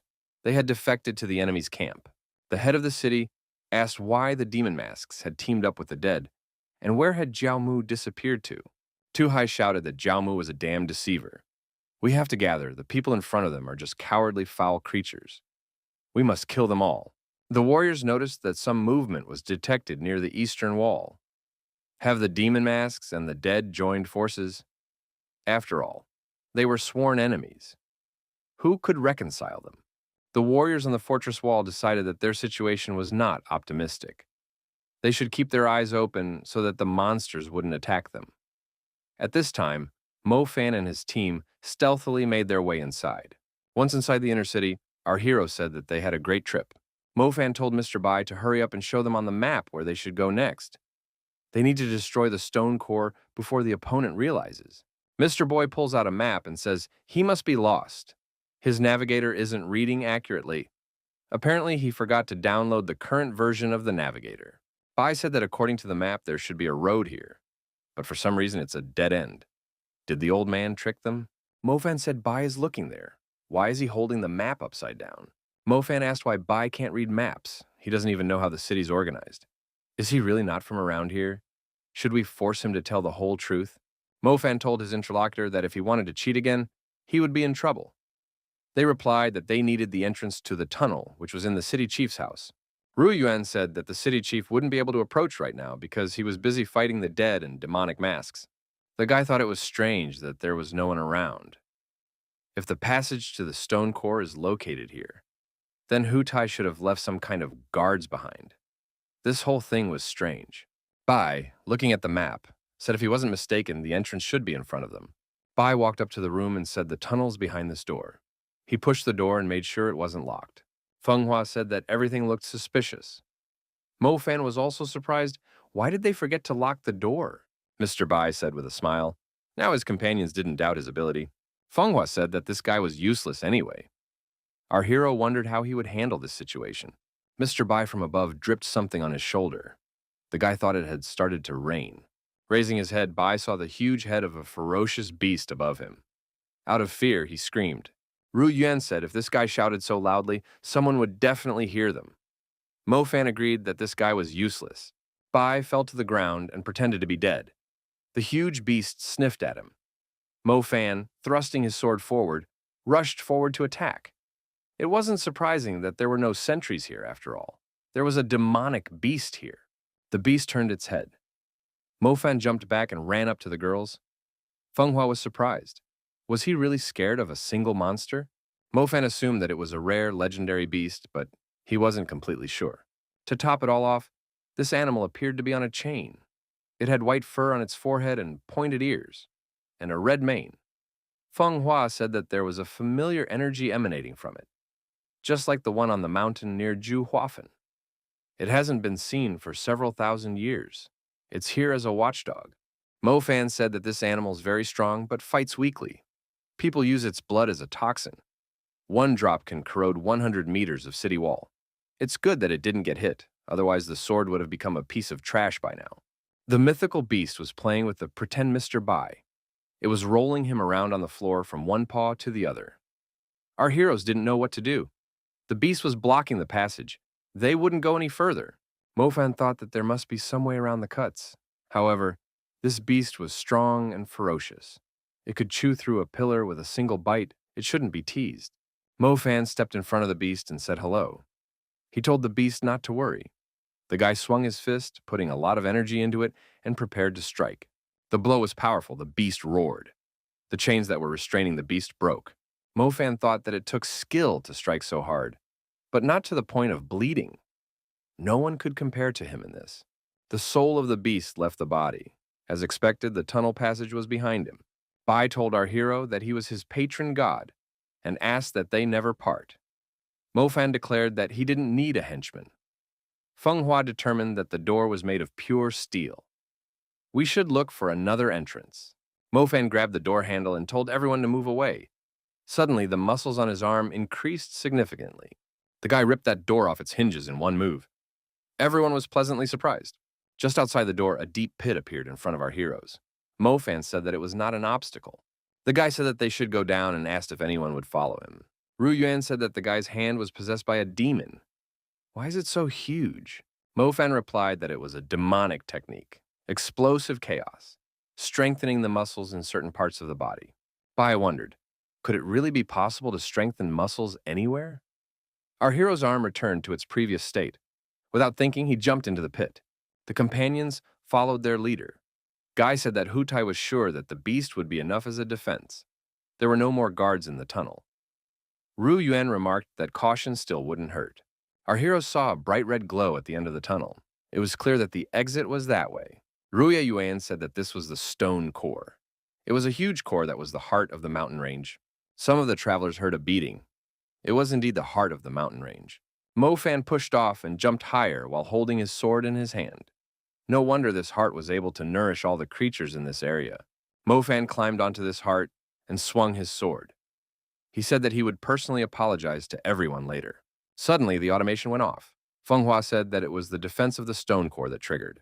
Mo Fan noticed that the circle the core was in resembled the seal of 1,000 rings. We should get off of it soon. Our travelers noticed that the circle started to shrink. What's wrong with this magic circle? Mo Fan realized that this circle was specially placed for him. The guy told Jiao Mo to stop hiding and come out. Jiao Mo came out of hiding and said with a smile, "Do they still remember his name? Do they like the technique they taught him?" Jiao Mo was very pleased with himself. He had succeeded after all. He was able to create the seal of 1,000 rings. Jiao Mo shouted that he had succeeded. The master praised his apprentice and said that it was not bad. He did it in 3 days. This young man is very gifted. Jiao Mo said that the seal of 1,000 rings cannot be broken. It has chaos energy inside, and once you get inside, you can't get out. Jiao Mo said that he didn't expect to use this technique, but after thinking about it, he realized that only with this technique could Mo Fan be defeated. Jiao Mo added that Mo Fan's companions didn't interest him at all. But if they got caught in the seal, they would be good for something. Jiao Mo saw Mr. Bai and wondered where he had met him before. Bai thought it was an ambush. He didn't think to run into this guy right here. Jiao Mo turned his attention to Mo Fan. He asked, wasn't it enough for his opponent to have already done enough damage? Had he also decided to destroy as well? Mo Fan said that he had treated Jiao Mo well. Why exactly did he choose to repay the kindness? Jiao Mo said that everyone knew that he was talented and that he was the best. But no one wanted to make him their successor, even though he had served faithfully. They wanted him to remain a mere servant forever. Mo Fan was surprised to think, did Jiao Mo really want to be one of them? Jiao Mo said that there was no need to pretend. He had hinted at it more than once. Mo Fan said that he really didn't have a clue. Ru Yuan thought that Mo Fan was purposely pissing that guy off. Jiao Mo said that everyone was just jealous of his talent. Mo Fan was afraid that Jiao Mo would beat him. Mo Fan asked his opponent to calm down. There could have been a simple misunderstanding. Why not clear things up now? Ru Yuan asked why Jiao Mo didn't directly ask to be put in another position. Jiao Mo said that he didn't ask because he knew the answer. Everyone probably thought he was evil, but it was just an excuse. Mo Fan said that it wasn't true. Demons are not hypocritical. They are just like the members of the 5 sects. Why would they think he was evil? He was weak and couldn't stand up to the 5 sects, so he couldn't be allowed to become the successor. Jiao Mo asked, was that really why the demon chief refused to train him in demonic techniques? After all, it was simply because of envy of his talents. Mo Fan asked, does the guy himself believe what he's saying? After all, he was praising him to encourage him.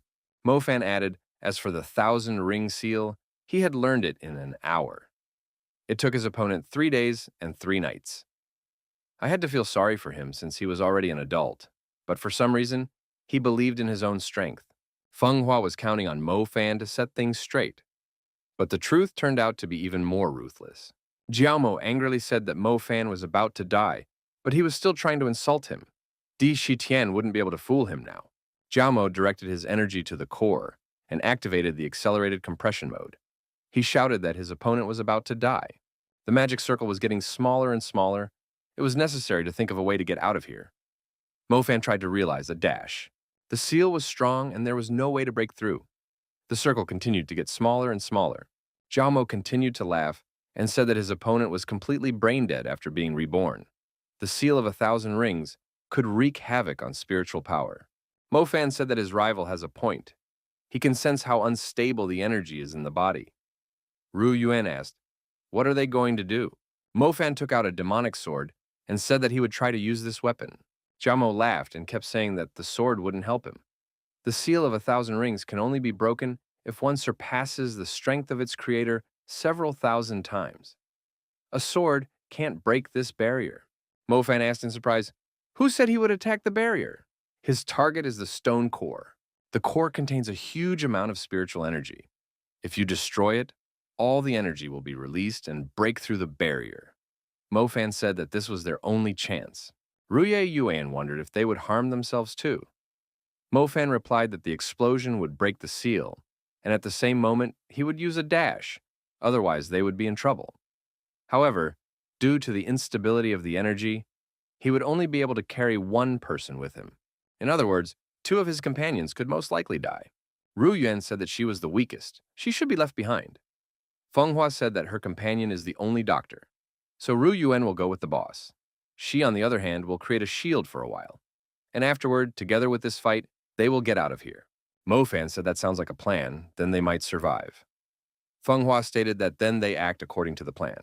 Mo Fan announced that he was starting and sent his sword to destroy the core. Bai burst into tears. Feng Hua stroked his head and said that she would protect him. Jiao Mo but didn't count on that and asked, "Is his opponent going to seriously do this?" Mo Fan suggested that Jiao Mo should run away immediately if he wanted to save his life. Jiao Mo, realizing that he had to retreat, said that he would definitely still meet Di Shitian. The core had been damaged. A huge amount of internal energy was released. Our hero dragged Rui Yuan with him. They were saved. The guy said that the tunnel was blocked. Mo Fan said that they had tricked the girl. Feng Hua knew that she wouldn't survive the explosion. They said so that Rui Yuan would agree to leave. The girl became very upset and even cried. However, two silhouettes appeared from the pillar of dust, and someone said that there was no need to mourn the living. Feng Hua told her interlocutor that he didn't just turn out like that. She didn't think Bai would be able to make a leap. Mo Fan wondered, could this guy really do it too? Bai scratched the back of his head in surprise and said that he himself didn't expect he could do it. He added that he was smart. He can add and subtract in his mind. Mo Fan pulled out his demonic sword and swung it in front of Bai. He cried out in fear and jumped aside. Mo Fan called him a liar because the jerk was his secret demonic technique that only demons could master. Where did he learn it? Bai admitted that it is a demonic ability. But why can't he borrow this trump card?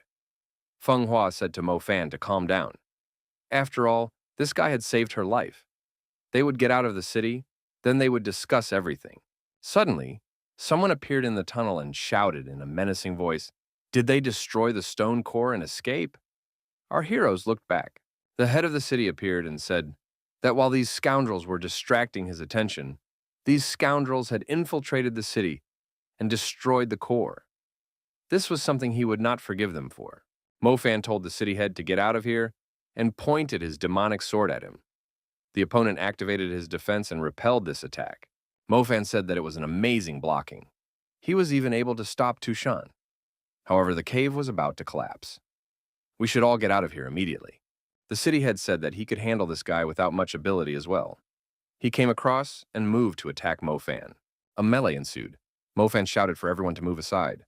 The city head wondered, did this guy really think he was as strong as he was? He would smash him like a flatbread right now.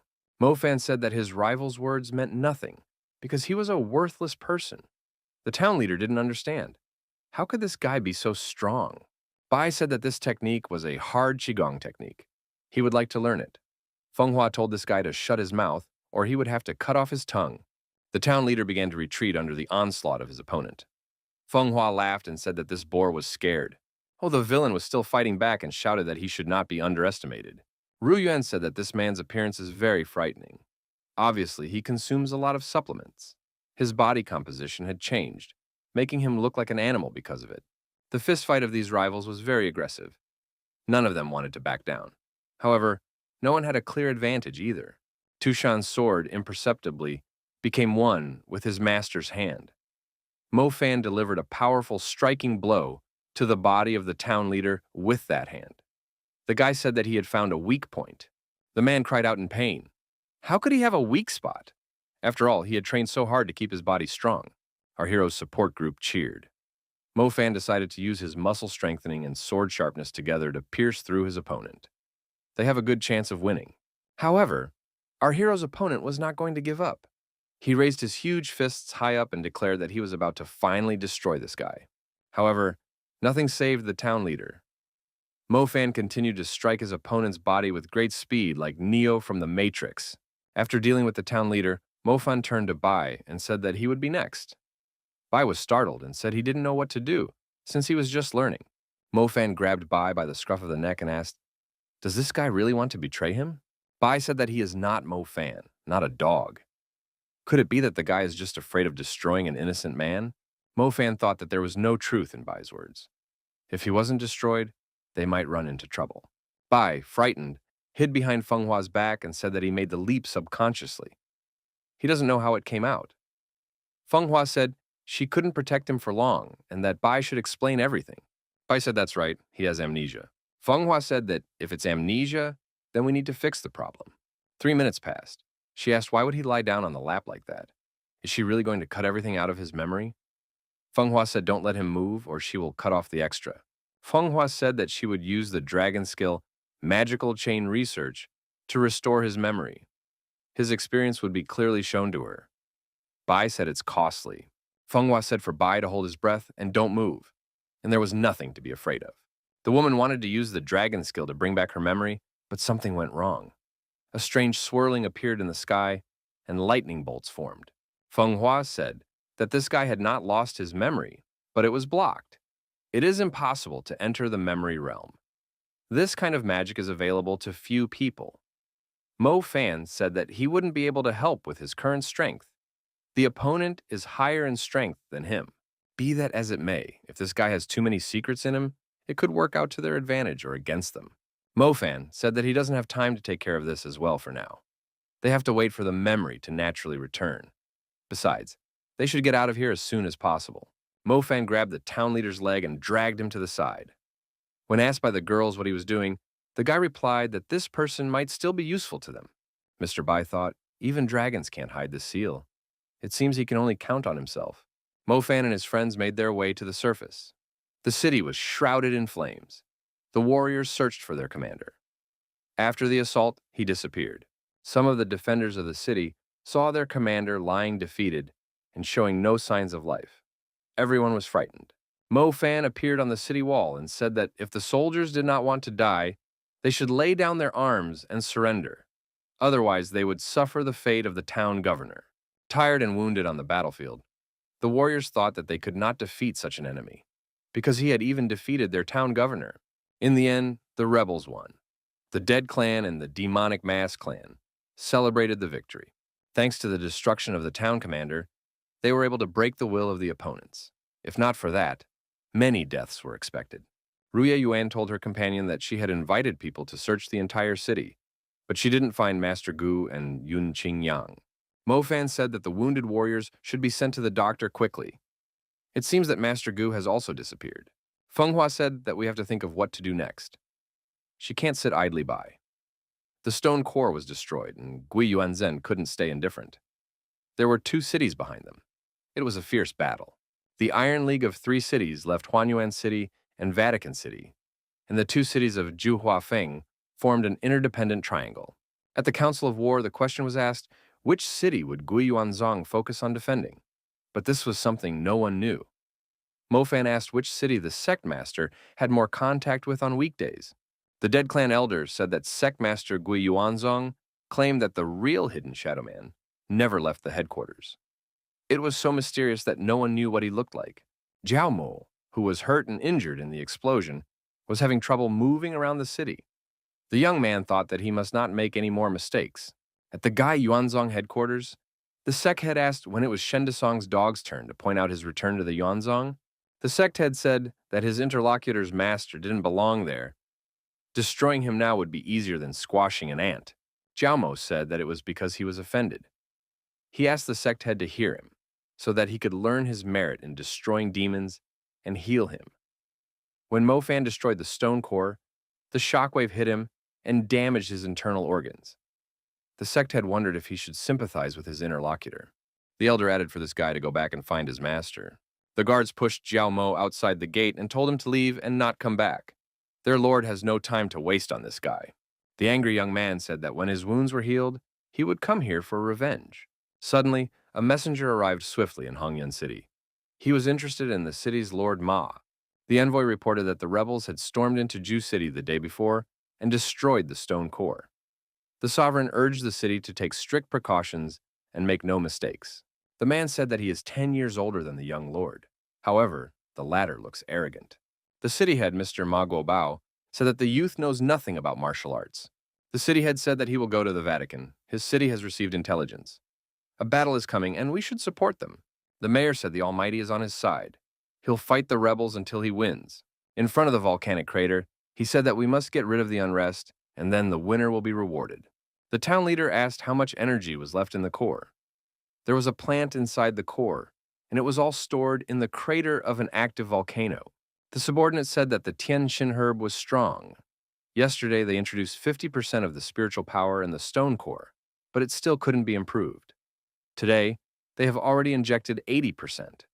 The head said that in that case, they should use everything. They should do that. The subordinate said that, in that case, the core might explode, and the consequences would be comparable to the Gui Yuanzong explosion. The subordinate said that by then, the elixir would be out, and the refinement core would break through the realm of heaven and men. The city chief asked why the assistant was afraid that he would return to Gui Yuanzong. Wasn't there a stone core there? The city head said, even if the elixir doesn't work, they will say that the core exploded due to negligence. This trick is perfect. The town leader looked up and saw bright dots approaching. He asked, what could it be? It was our heroes. Mo Fan asked if the core of the rock was under the magma. Feng Hua said, the perfect plan suddenly appeared, the sword, and destroyed everyone. Mo Fan said that if he charged the sword, he could destroy the core with one blow. The town leader guessed that danger was approaching from above. Did those people really want to destroy the core? The attack on the core was discovered. The town chief said that a defense should be organized. Ru Yuan stated that they had been discovered. Feng Hua said with a smile that the enemies wouldn't be able to stop them. The town chief began to push his subordinates to defend the core. He said that these people should act lightning fast. The town leader poured energy into his subordinate and increased his size several times. The warrior shouted that he was in pain. Mo Fan said that he had to be extremely careful not to be burned in the magma. Seeing the huge man approaching, Mo Fan said to spread out so that there would be no crowds. Mo Fan activated the defense against such large people flying past. Guy said that the enemy was using the body as an energy storage device to destroy them. Suddenly, Bai shouted that the girls had lost consciousness and rapidly began to sink straight into the crater of the volcano. Something urgent had to be done. Mo Fan, forgetting about the task and his enemies, swiftly moved to rescue the girls. The temperature of the environment was rapidly rising. Just a little longer, the girls would sink into the magma. There was only one way out. Our hero activated instantaneous movement and, once he was nearby, grabbed the girls by their waists. Before reaching the magma, Mo Fan abruptly changed the trajectory of his movement and brought his companions to the solid ground.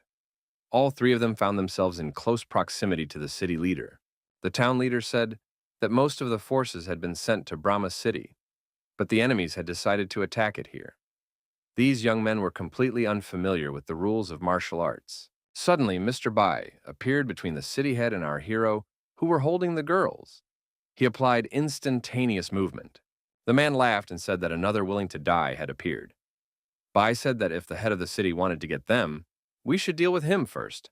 Mo Fan placed the girls at a safe distance and looked at Mr. Bai. He determined that his technique was based on Yin Jing. He is quite like a light hammer. Apparently there is no injury either, but his muscles and bones are damaged. The mayor said this guy's good with techniques. As long as he doesn't interfere in his affairs, he can be free. Mo Fan said that in that case, he apologizes. After all, he had appeared here to ruin the town chief's plans. The town chief laughed and wanted to energetically attack our hero. However, the boy disappeared. The young man appeared in another place and said that he would see how the town governor would perceive his further actions. After all, he has a stone core to break. The man told the guy not to even think about it. Mo Fan thought that this town leader is quite strong. How can we defeat him now? The town leader attacked our hero again. The young man managed to put his sword in front of him at the last moment and blocked his opponent's strike. It was hard for Mo Fan. The opponent's energy poured directly into his body. The city head smiled. How did this boy with such abilities dare to sneak attack his city? He should stop looking for a problem on his head. Mo Fan was able to bounce back. The opponent asked, is this kid still capable of jumping? Mo Fan said that he wanted to destroy the stone core first, and only then deal with the town leader. Apparently, it was worth changing plans. Our hero channeled his inner energy directly at the town leader. The man called Mo Fan a young fool. Does he really think that this heavy thing called a sword can hurt him even a little? He could block this sword with his bare hands. Mo Fan said that if the opponent overcomes strength with gentleness, then he will use the explosion to suppress that femininity. The town leader thought that it had taken him a great deal of time and effort to be able to make the elixir. The ultimate purpose of the stone core was to provide energy to the furnace, not to be destroyed for nothing. The attacking youth said that no one would stop him. If the old man stood in his way, then he would die. Bai, sitting with the girls to the side, thought that as long as the elixir was perfect, could the stone core be passed to them? Mo Fan fought against the city head with his sword. The fight was stronger than the previous ones. After a while, there was a dinner party at the ruler's manor. The city cordially welcomed Mo Fan and his group to get to know each other and lead their city. The city head laughed and said that the stream rushed to the Dragon King's temple, and the family had no idea that the core had already been destroyed. The city head and Mo Fan drank and snacked together. Ruya Yuen said that she didn't understand why these people started calling each other brothers. Mo Fan said that his elder brother was really lucky. He was able to find a beautiful treasure. And now that the elixir is in their hands, he wants to express his sincere congratulations. The city head said that it is quite difficult to prepare the elixir. Infusing all the energy of the stone core might not work. It's really difficult. The city leader added that he is seriously worried about his little brother. A drop in the wind energy level would definitely raise the ruler's suspicion. Could the brother rush to the Vatican to hold the Viceroy Lord back? Once they joined forces, they would become invincible. Mo Fan said, his elder brother is not worried. They will do everything for the sake of their people. As long as he is able to help his elder brother achieve success, he will gain tremendous advantages. The men looked into each other's eyes and each let a tear fall. This conversation turned out to be very sensual. Saying goodbye, the head of the city wished our hero a happy journey. Friends who understand each other will only become closer through distance. After seeing Mo Fan off, the mayor told his subordinate that there would be no more worries. One must utilize the core energy to its full potential and surpass the alchemy master. The servant said that exceeding the energy balance could destroy the core and attract the attention of the government. The head of the city, smiling, said that there was nothing to worry about now. A fool had appeared who would attract the attention of their monarch. As long as the elixir was available, he would send each of them on their final journey. Ru Yuan asked Mo Fan why he had gone to bed. The guy crouched under a tree said that he was in no hurry to go anywhere. Our hero said he would sleep for 1 hour, then look into the Hongyang and get ready for an unforgettable show. It was festive and cheerful in Vatican City. There was a tall fountain in the middle of the city. A servant reported to the city lord that the bulk of the dead and spirits had suddenly disappeared 30 miles away from the city. Maybe it made sense to take a look around. The city lord decided that something needed to be done and soared upwards right through the roof.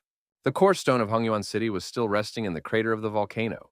The town chief laughed and drew this core stone to his hand. The subordinates congratulated the town governor for obtaining the elixir.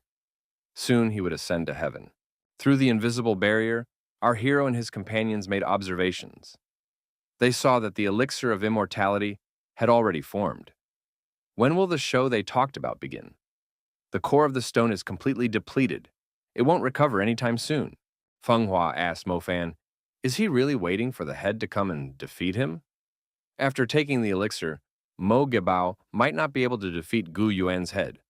Would it make sense to take the elixir right now? Mo Fan said that they wouldn't have time and suggested that everyone look up. It could be seen that there was another person on the approach. His star rapidly increased in size. A subordinate reported to the city head that the sect leader had arrived. Mo Gebao swallowed the elixir and said that a pathetic trash had arrived. If he came, then good for him, but it was too late. The head said that the traitor who decided to appropriate the stone core was Mo Gebao. After saying that, an epic battle took place. Ru Yuan said that it was a brilliant move. Feng Hua said that it was rumored that the head only wore closed clothes, so it was impossible to see him. Mo Jiobao said he wanted the head to live a little longer. He didn't expect that the head would want to die. For that matter, the god would send him to the next world. The head wondered which god he was talking about. Had his opponent gone crazy? Mo Jiobao called the head an upstart and added that he didn't dare talk to God like that. After that, he attacked the head with energy balls. The head actively repelled this attack. The balls fell down and exploded at the foot of the mountain. Feng Hua stated as she said, we should wait for this guy to absorb the elixir. It would be much harder to fight the opponent this time. Mo Fan noticed that his current level had actually increased. Sunlight appeared in the sky. Mo Jiobao said that the gods were blessing him. Mo Fan noticed that he had become a god, and even the heavens opened their eyes to him. This is a good omen. Feng Hua said it's the opposite of bad. Mo Fan noticed that the immortality elixir has a fatal flaw, and he is still far away from being a true god. At this point, it all depends on Head Guanzong. The head asked, did his opponent really want to look at the clouds after destroying the core? He is definitely delusional. Mo Jiobao said, "This is divine grace." He had just become a god. Now he was the most important person in the entire world. Chief Guanzong said he made a mistake when he put him as the city lord. Today he will correct that mistake. Mo Jiobao said that it was too presumptuous. Before ascending, he will first get rid of the head and cleanse his heart of years of hatred. Mo Jiobao added that the pathetic little bug dared to fight back against him. He applied the divine palm of a celestial. Mo Jiobao turned his attention to the fact that his opponent had disappeared. The man shouted that the majestic monarch was only capable of hiding. Was he really afraid to fight one-on-one? Head Guanzong appeared from behind and poured his attack energy into his opponent. He applied a warp effect. However, after that, Mo Gaobao abruptly turned around and activated a rotation against his opponent. Ru Yuan asked, "What did Mo Jiobao do to the head?" His body abruptly started to rotate. Mo Fan said that Mo Jiobao deliberately set up a kick to trap the head and twist him. If it wasn't for the head's savvy and his superior body control, the outcome of the battle would have already been a foregone conclusion. The head shook and fell to the ground. Mo Jiobao said that his opponent turned out to be a pathetic braggart and he had lost. The old man intended to strike one last decisive blow. However, something went wrong. Mo Jiobao sobbed and blood came out of his mouth. Our heroes wondered what the head had done to him. Mo Fan said that it wasn't the head. It was the elixir he had ingested that was poisonous. Tianxing herb is a treasure of the highest level. Legend has it that if you mix 80 different plants and take it, you can become immortal, but it is unknown if this is true. After this formula, the body starts to have an overabundance of qi energy, and then it leads to death. Ru Yuan said that her father studied magic plants, but he said that he had never seen a Tianxing plant. Feng Hua said, "No wonder this person won't become a god." Mo Fan said that he had never tasted the plant, but had observed from the outside. The head said that Mo Giobao turned out to be a fool. Did he become stronger after taking the fairy elixir? And he's suicidal. Bleeding, Mo Jiobao said it was impossible. After all, the gods had blessed him. Suddenly, someone in the sky spoke Mo Jiobao's name. Mo Fan said that the gods had indeed come for him. 3 silhouettes appeared in the sky. One of them said that Mo Jiobao was against the peaceful study of martial arts. He hoped to use the elixir to gain the power and strength of the gods. This is all unfortunate and disgusting. He begged for help. He was told from above that the heavens would not allow him to become immortal. Mo Jiobao carried Kara and was torn to shreds. Our heroes even squinted at the appearance of a bright flash. Mo Fan thought that such a horror could happen at any moment. Is this really the power of the gods? The giant crater was just around the corner. It still continued to emit an elevated temperature. Ru Yuan wondered if it was okay if they were so close. What if the head spotted them? Bai said he couldn't see him. Maybe the head jumped into the pit? Mo Fan said that in case of danger, they would run away. Mo Fan pushed off and ran into the crater. The companions wondered where he was going. The most amazing property of the Tianxing grass is that it has the ability to clump together. After waiting for so long and learning the strengths and weaknesses of the old head, it was time to take this herb away. Mo Fan jumped out of the crater with the herb in his hand and said that it was now time for them to go to Vatican City. Ruya Yuan asked, "Why does the guy need this herb? After all, he won't get stronger anyway." Mo Fan said Mo Jiabao couldn't do it, but that doesn't mean he can't either. Bai said that Mo Fan is his patron and that he doesn't want to break up. Mo Fan tried to get away from Bai's pursuit. Ru Yuan said for Feng Hua to hurry up because they were already leaving. Feng Hua thought that these rascals had imprisoned the deity in the mountains for many years. One day the deity would reach the immortal realm and destroy them. 30 miles southwest of the Vatican, there is a small estate in the forest at the foot of the mountains. The head of the monster clan said that the Guiyuan chapter's troops would soon reach Erlangen. The head mask said that they should retreat soon. Mo Fan and his tireless team returned. The head of the monster clan rejoiced. Only one day had passed, and they had already returned with their mission accomplished. The mask asked if they had destroyed the city stone core. Mo Fan nodded in the affirmative and said that they were now holding their way to the Vatican. Mask said that the head of the Guiyuan had received news of their attack on the city. Therefore, he immediately dispatched units to defend the city. There's a big fight going on between them, but they're holding up well. There's more important information. According to scouts, Guiyuan left the Vatican unexpectedly last night. He returned at noon, but he looked injured, so he returned to his headquarters. Ru Yuan speculated that it was most likely because of that battle.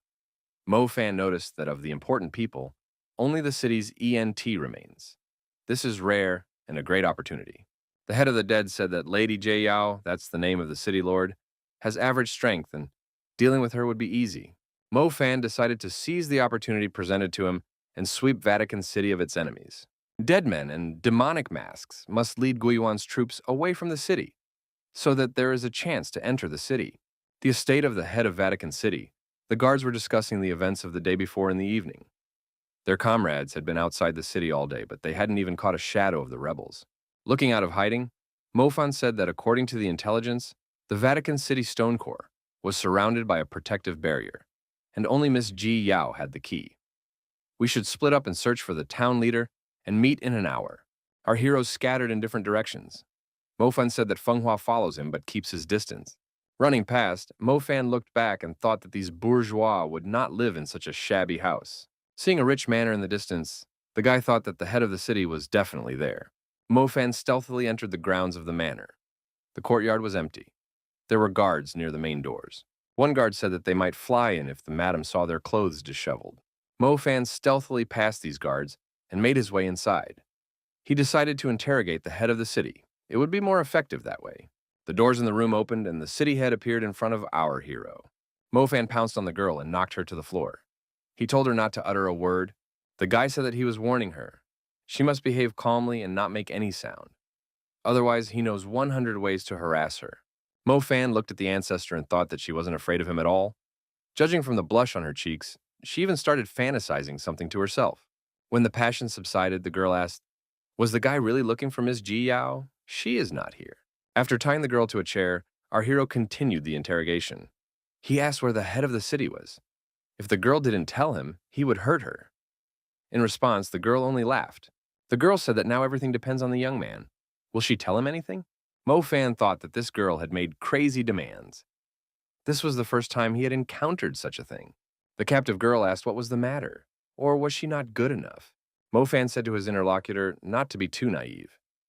He once had 3,000 women in his harem. Mofan thought that his ethics would never allow his goals to be put on the line for the sake of his own flesh. However, he was running out of time. Our hero thought, what will be, will be. After all, he is in a very favorable position. He would have to sacrifice himself to a woman's embrace. Mofan told the girl that if she retracted her words in a moment, she would experience something much worse than death. The woman replied that she was all in anticipation. Mofan jumped with overexcitement and said that nothing could stop him now. In the courtyard, the girls and Bai met and exchanged impressions. No one was able to locate the town leader. Suddenly, everyone heard a loud scream. It was Mofan's voice. Had something happened to him? All three of them rushed towards the direction where the scream came from. The young men rushed into the room and opened their mouths in surprise at what they saw. In the middle of the room stood a half-naked girl. Sitting on the floor with his backside facing the opposite direction from her, Mo Fan was pacing. Moreover, he was doing so in an accelerated manner. Ru Yuan wondered what happened. Had he been injured? Mo Fan stated that, "Down there is this," without lifting a finger up. Mo Fan said that there is a transvestite in front of them. The girl replied that there is no need to make a big deal out of a fly. Bai said that couldn't be true. How can such a beautiful girl be a man? Fenghua said she should make sure again. The guards rushed into the room saying that they should protect the head of the city. Bai asked, "Is it really Mrs. Geiyao in front of them?" The town head asked, "After all, don't they really want to destroy the core of the stone?" If that's the case, then it all depends on this guy's behavior. Mo Fan put his fist forward and said that he was about to tear this guy into a British flag. Ruya Yuan slapped the transvestite and said, "How dare he dare to seduce Mo Fan? He should look at himself first." Ru Yuan couldn't calm down and continued beating him. Mo Fan grabbed the girl's hand and said that they should continue searching for the stone core. Bai thought that women can be horrible. Fenghua said that a jealous woman is scarier than a wild beast. The guards near the door were just stunned. The town leader said if they don't want to do it the hard way, they'll do it the hard way. She added that she wanted them all dead. The town leader ordered the guards to have the warriors break these uninvited guests for her. Mo Fan was forced to use his sword to defend his honor and dignity. Jayo was outraged. How dare they treat her subordinates like this? Mo Fan looked at the skirt-clad opponent and asked, "Doesn't he take no for an answer?" Jiyo swung her foot and gave a powerful kick to our hero. The guy flew upwards and fell to the floor with a clatter. The town leader said that he was a real trash. Ru Yuan stood up for her boss and started vigorously attacking the man in the skirt. Mo Fan continued to lie on the floor. Feng Hua was holding back the onslaught of the guards at this time. Gei Yao jumped on top of Mr. Bai's head with a scream. The landing was unfortunate. The young man bulged his eyes but didn't have time to say anything. Feng Hua said, "This is just horrible." After a while, everyone in this hall looked hurt. Feng Hua, who looked the best, said that it was time to tell the location of the stone core. Gei Yao, saying that Madame would still come back and take revenge on them, ran out of the room. Feng Hua, while seeing this person off with a glance, thought, how did this transvestite manage to rise to the head of the city? One of the servants showed the travelers the core stone of Vatican City. This was the purpose of the journey. Mo Fan thanked the servant and said that he had done well. Bai said that the core should belong to him. After all, he had made an effort to chase away the head of the Vatican City. Feng Hua said that Bai should wash his core first. Mo Fan said that the destruction of the core should be delayed, otherwise they would disturb the old man head. He seems to have figured out a way for them to blow the place up. Head Guanzong sat on his throne. Pleasant music was playing in the hall, and the girls in front of him were breakdancing. The head asked, "Isn't there anything going on in the Vatican?" A servant reported that the core of the stone was safe. The rebels had fled, tails tucked, and Mrs. Ji Yao was already collecting tribute. Suddenly, something very fast pierced through the roof and started flying around the hall. Head Guanzong jumped up from his seat. He realized what it could be. It was Tushan's sword. It struck the head in the heart. The head fell on his throne, defeated. The dancers scattered in all directions with a scream. The servants left their master as well. The team of our heroes appeared in the room, and Feng Hua told no one to make any noise. Bai said that it came out quite easily. Mo Fan and Ru Yuan spectacularly appeared through the hole in the roof following the sword. One of the remaining guards begged not to be destroyed and was pardoned. Mo Fan retrieved the sword from the head's body and pointed it towards the servant. The fellow said that he had one question. Where is the core of the stone? Suddenly, glass domes descended from above. Mo Fan managed to jump to the side. One dome descended on the spot where the guy had just stood. Underneath the other dome was Ru Yuan. Bai and Feng Hua were trapped in the same trap. There was no way to get out of there. Gui Yao, who appeared nearby, tried to skin her face. The woman said that this guy turned out to be quite fast. He didn't get caught after all. Mo Fan asked in surprise, was it really her again? He added that he had never believed that it could be so simple. He is always ready for any kind of trick. Bai said that there was no point for the transvestite to attack them. After all, its head is already dead. Who is he going to fight for? Mo Fan said to Bai not to be stupid. That person is the real hidden shadow person, the head of Gu Yuan. Bai was terribly surprised. Is Gei Yao really the real head? Feng Hua asked. Then who is the guy they just destroyed? Mo Fan replied that it was just a pawn to temporarily let dust in his eyes. He played his part in the play to the end. Jie Yao was secretly the ruler of the Vatican. She could take it easy and keep everything under control. Jie Yao laughed and said that she had been in hiding for many years and didn't even know many city lords by sight. I didn't think this guy would guess right away. This is worthy for a former demon king. Mo Fan snatched his sword and said that he had pitied her and Ma Jiao Bao for too long. They spread various rumors to trap them. Go Yao planned to destroy them all in the Vatican. But she didn't expect things to go wrong. Bai advised our hero not to make the transvestite nervous. Not much could happen. Gei Yao shouted towards Bai and said that she remembered that rascal. Right now, his blood would gush out along with his insides. Bai tried to hide from the looming threat and looked very frightened. Mo Fan was not confused and unleashed his sword towards his main opponent. However, his blade was unable to penetrate the barrier that had formed. Bai made a dash out of fear and broke out of the glass dome. Mo Fan turned to Bai and said that he should have used the dash earlier instead of taking a risk at the last minute. Bai replied that it was very dangerous. Gui Yao said that she wasn't sure if those maidens would have time to do the tug as well. She pointed at our hero's companions. Mo Fan decided to play a talented actor and asked Bai, is he really saying that Miss Ji Yao is weak? The young men started to discuss about Mrs. Gui Yao. Gui Yao angrily shouted that she was not weak at all. Jie Yao shouted in anger that this rascal was about to make a deal. Bai was very much frightened. Gui Yao decided to pounce on this guy and said that she would destroy him first. Mo Fan approached the dome that Ru Yuan was under and said that there was a profit from this guy after all. Attracting the attention of enemies is clearly his calling. After Ru Yuan was free, our hero came to Feng Hua's rescue.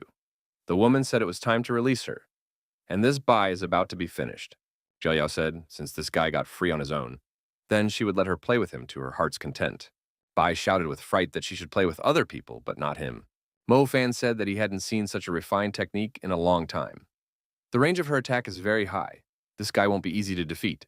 Ge Yao thanked and said that her opponent is not easy to defeat either. Mo Fan and Ge Yao looked into each other's eyes and decided to fight one-on-one. Mo Fan thought he had a chance, and with sword in hand, he rushed forward to attack. However, his opponent had activated the space warp, and the sword couldn't even touch her. Mo Fan, moving to the other side, couldn't understand what was happening. Ge Yao said that this guy couldn't survive. Mo Fan decided to release his inner chi. Those watching from the side saw a huge explosion. Because of the spreading smoke and bright flames, it was unclear who had survived. Jia Yao jumped aside and thought, is this blade really capable of self-destruction? Her body is unable to defend against the explosion, and while there's still time, it's time to use that technique. Jia Yao opened her eyes and saw a sword approaching in front of her. After that, a powerful explosion rang out. After the explosion, when the smoke cleared, Ge Yao was still unharmed. The girls and Bai inside the protective dome watched the events carefully. They were interested in who would win. Jia Yao was very angry. This guy had undermined everything again. She was shouting that she was going to finish him off now. Mo Fan thought that it wouldn't be easy to do that. Mo Fan thought that he had already used up half of the ki he had stored in that shan. He can't attack indefinitely. He only has 30% of his strength left. Our hero thought that he needed to dispatch his opponent with a single strike. Ge Yao noticed that the opponent was attacking again. She said that she would not let him do it again. Mo Fan said that he was sick of it. Does she really want to stop that shan? Our hero thrust his sword into the defense structure with all his might. Stabbing his sword into the defense, Mo Fan completely destroyed it. Shards flew in different directions. The guy looked inside and saw that Ge Yao was no longer there. Mo Fan looked up and saw that Ge Yao and her clones were everywhere. The town leader said that the young man was not the only one with such skills. Although she wasn't very fast, it was enough to finish him off. Bai thought, did this transvestite really study such techniques? Feng Hua said that this person uses the power of the mind to move around like this. Ge Yao, crouching in one place, asked her opponent if he was trying to catch her. If he succeeds, she will do whatever he wants. Mo Fan waved his sword and said that he wasn't interested in people like her. Ge Yao frowned. At the same moment, our hero was immobilized. The support group was surprised. Why did Mo Fan stop? Mo Fan really didn't move. The guy said that he understood everything. Ge Yao distracted him to discreetly set a trap. From all sides, the young man was entangled with thin, long threads. Ge Yao laughed and said that this guy was too late to realize everything. These threads are everywhere now. I wonder how he will get out of it. Ru Yuan shouted loudly for the guy to not move in any way. Guianzong's real chi was a silk array that had been lost many years ago. When she fought against Ma Guabao, he watched without interfering. Unexpectedly, she was so stubborn that she didn't use this power until the last. Jie Yao continued to laugh and told the guy to look at his leg. The townswoman added that she had learned this from Shen Mu. Ge Yao ironically remarked that this was the end of Emperor Di Shitian. She would break every bone in his body. The ends of the threads Ge Yao held in her hand, meaning she could control them. Ru Yuan closed her eyes in fear and cried out. Bai shouted, "Did she really break the boss's bones?" Jie Yao continued to laugh. She added that she never thought that the head of the demons, Emperor Di Shitian, would die like this. However, she didn't have to laugh for long. Our hero suddenly disappeared. A hole in the ground appeared where he was standing. Mo Fan had indeed managed to escape. Ge Yao angrily said that her opponent was underestimating her. How could he break the true key thread array and escape? At the site of the escape, there was a pool of blood near the hole in the ground. Ru Yuan said that the guy's left arm was injured. Bai suggested running away immediately. Jia was ready to lash out with anger. She put her hands up and shouted menacingly for everyone to get out of here. Mr. Bai and the girls were really scared. On all sides, huge pillars were growing out of the ground. Mo Fan suddenly appeared and told his friends to hold on to him tighter. His left arm was indeed partially severed. Jie Yao angrily shouted for no one to try to escape. The transvestite was furious and serious. Zhou Yao decided that she would get all these people under control as soon as possible. How did they try to escape from here? Ru Yuan saw the guy's injury and said that she would stop the bleeding now. Mo Fan stated that they shouldn't stay here, they should get out right now. Bai held a glowing orb in his hand and asked if it was like Zhu Huafen Cheng's stone core. Feng Hua replied that they were not so unlucky. After following this path, they would be able to find the last stone core. Bai said that the question was which path they were going to follow. Feng Hua asked him not to touch her. Looking deep into the tunnel, Mo Fan said that it seems to him that they should take this path. This path beckons him. After a few minutes among our heroes, the tunnel was no more. However, an opening appeared at the top of the tunnel. Gei Yao descended into the tunnel through this opening and was surprised to see that these people had actually taken this path. Gei Yao sent her demonic beast after the fleeing people. The three monsters rushed in pursuit. Our heroes ran away with all their legs.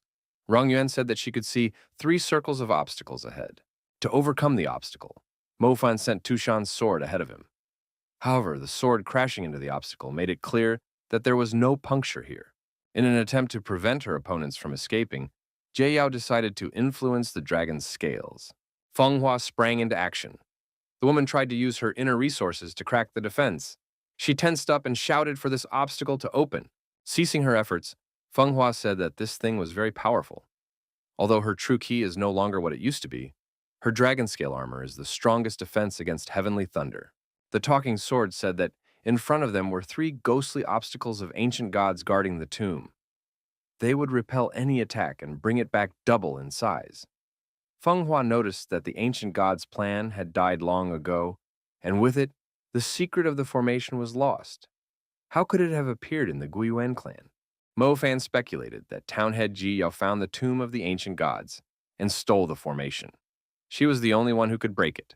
Looking deep into the tunnel where they came from, Mo Fan said that something was approaching them. Bai saw the glowing eyes and said that the creature was scaring him. When the creature ran closer, Bai shouted that it was a black dog. Mo Fan stated that it was a hellhound. Although these animals are fragile, they are extremely agile and true Kui will be sucked out if the dog can bite them. It is necessary to stop it. Sword Tushan said for the humans to leave this matter to him. He resolutely rushed out to attack the demonic dogs. Feng Hua told everyone to prepare for battle. Mo Fan declared that they would fight shoulder to shoulder. Ru Yuan adopted a fighting stance and said that she wouldn't make any mistakes. Mo Fan asked the girl, did she really learn self-defense in school? Ru Yuan replied that she would actually use simple defense techniques. Sword Tushan asked a strange question. He wondered why the demon lord always brought a bottle of fuel with him. This fuel often helps. Ge Yao, who appeared nearby, wondered, were these little rascals scared of her 3 ghostly obstacles? The sword in her hand said that if it hadn't run out of true ki, Ge Yao wouldn't have been able to catch it. The town leader said that they still had a lot of time to play around. Mo Fan said that they are not going to give up. That's all he can think about. Right now, a lot will depend on Rui Yuan. The girl used her school skills to create an earth wall and said that she can handle the dark hellhound, but she can to stop Ge Yao. Mo Fan said she doesn't want the girl to stop her. She wants Ge Yao to be destroyed.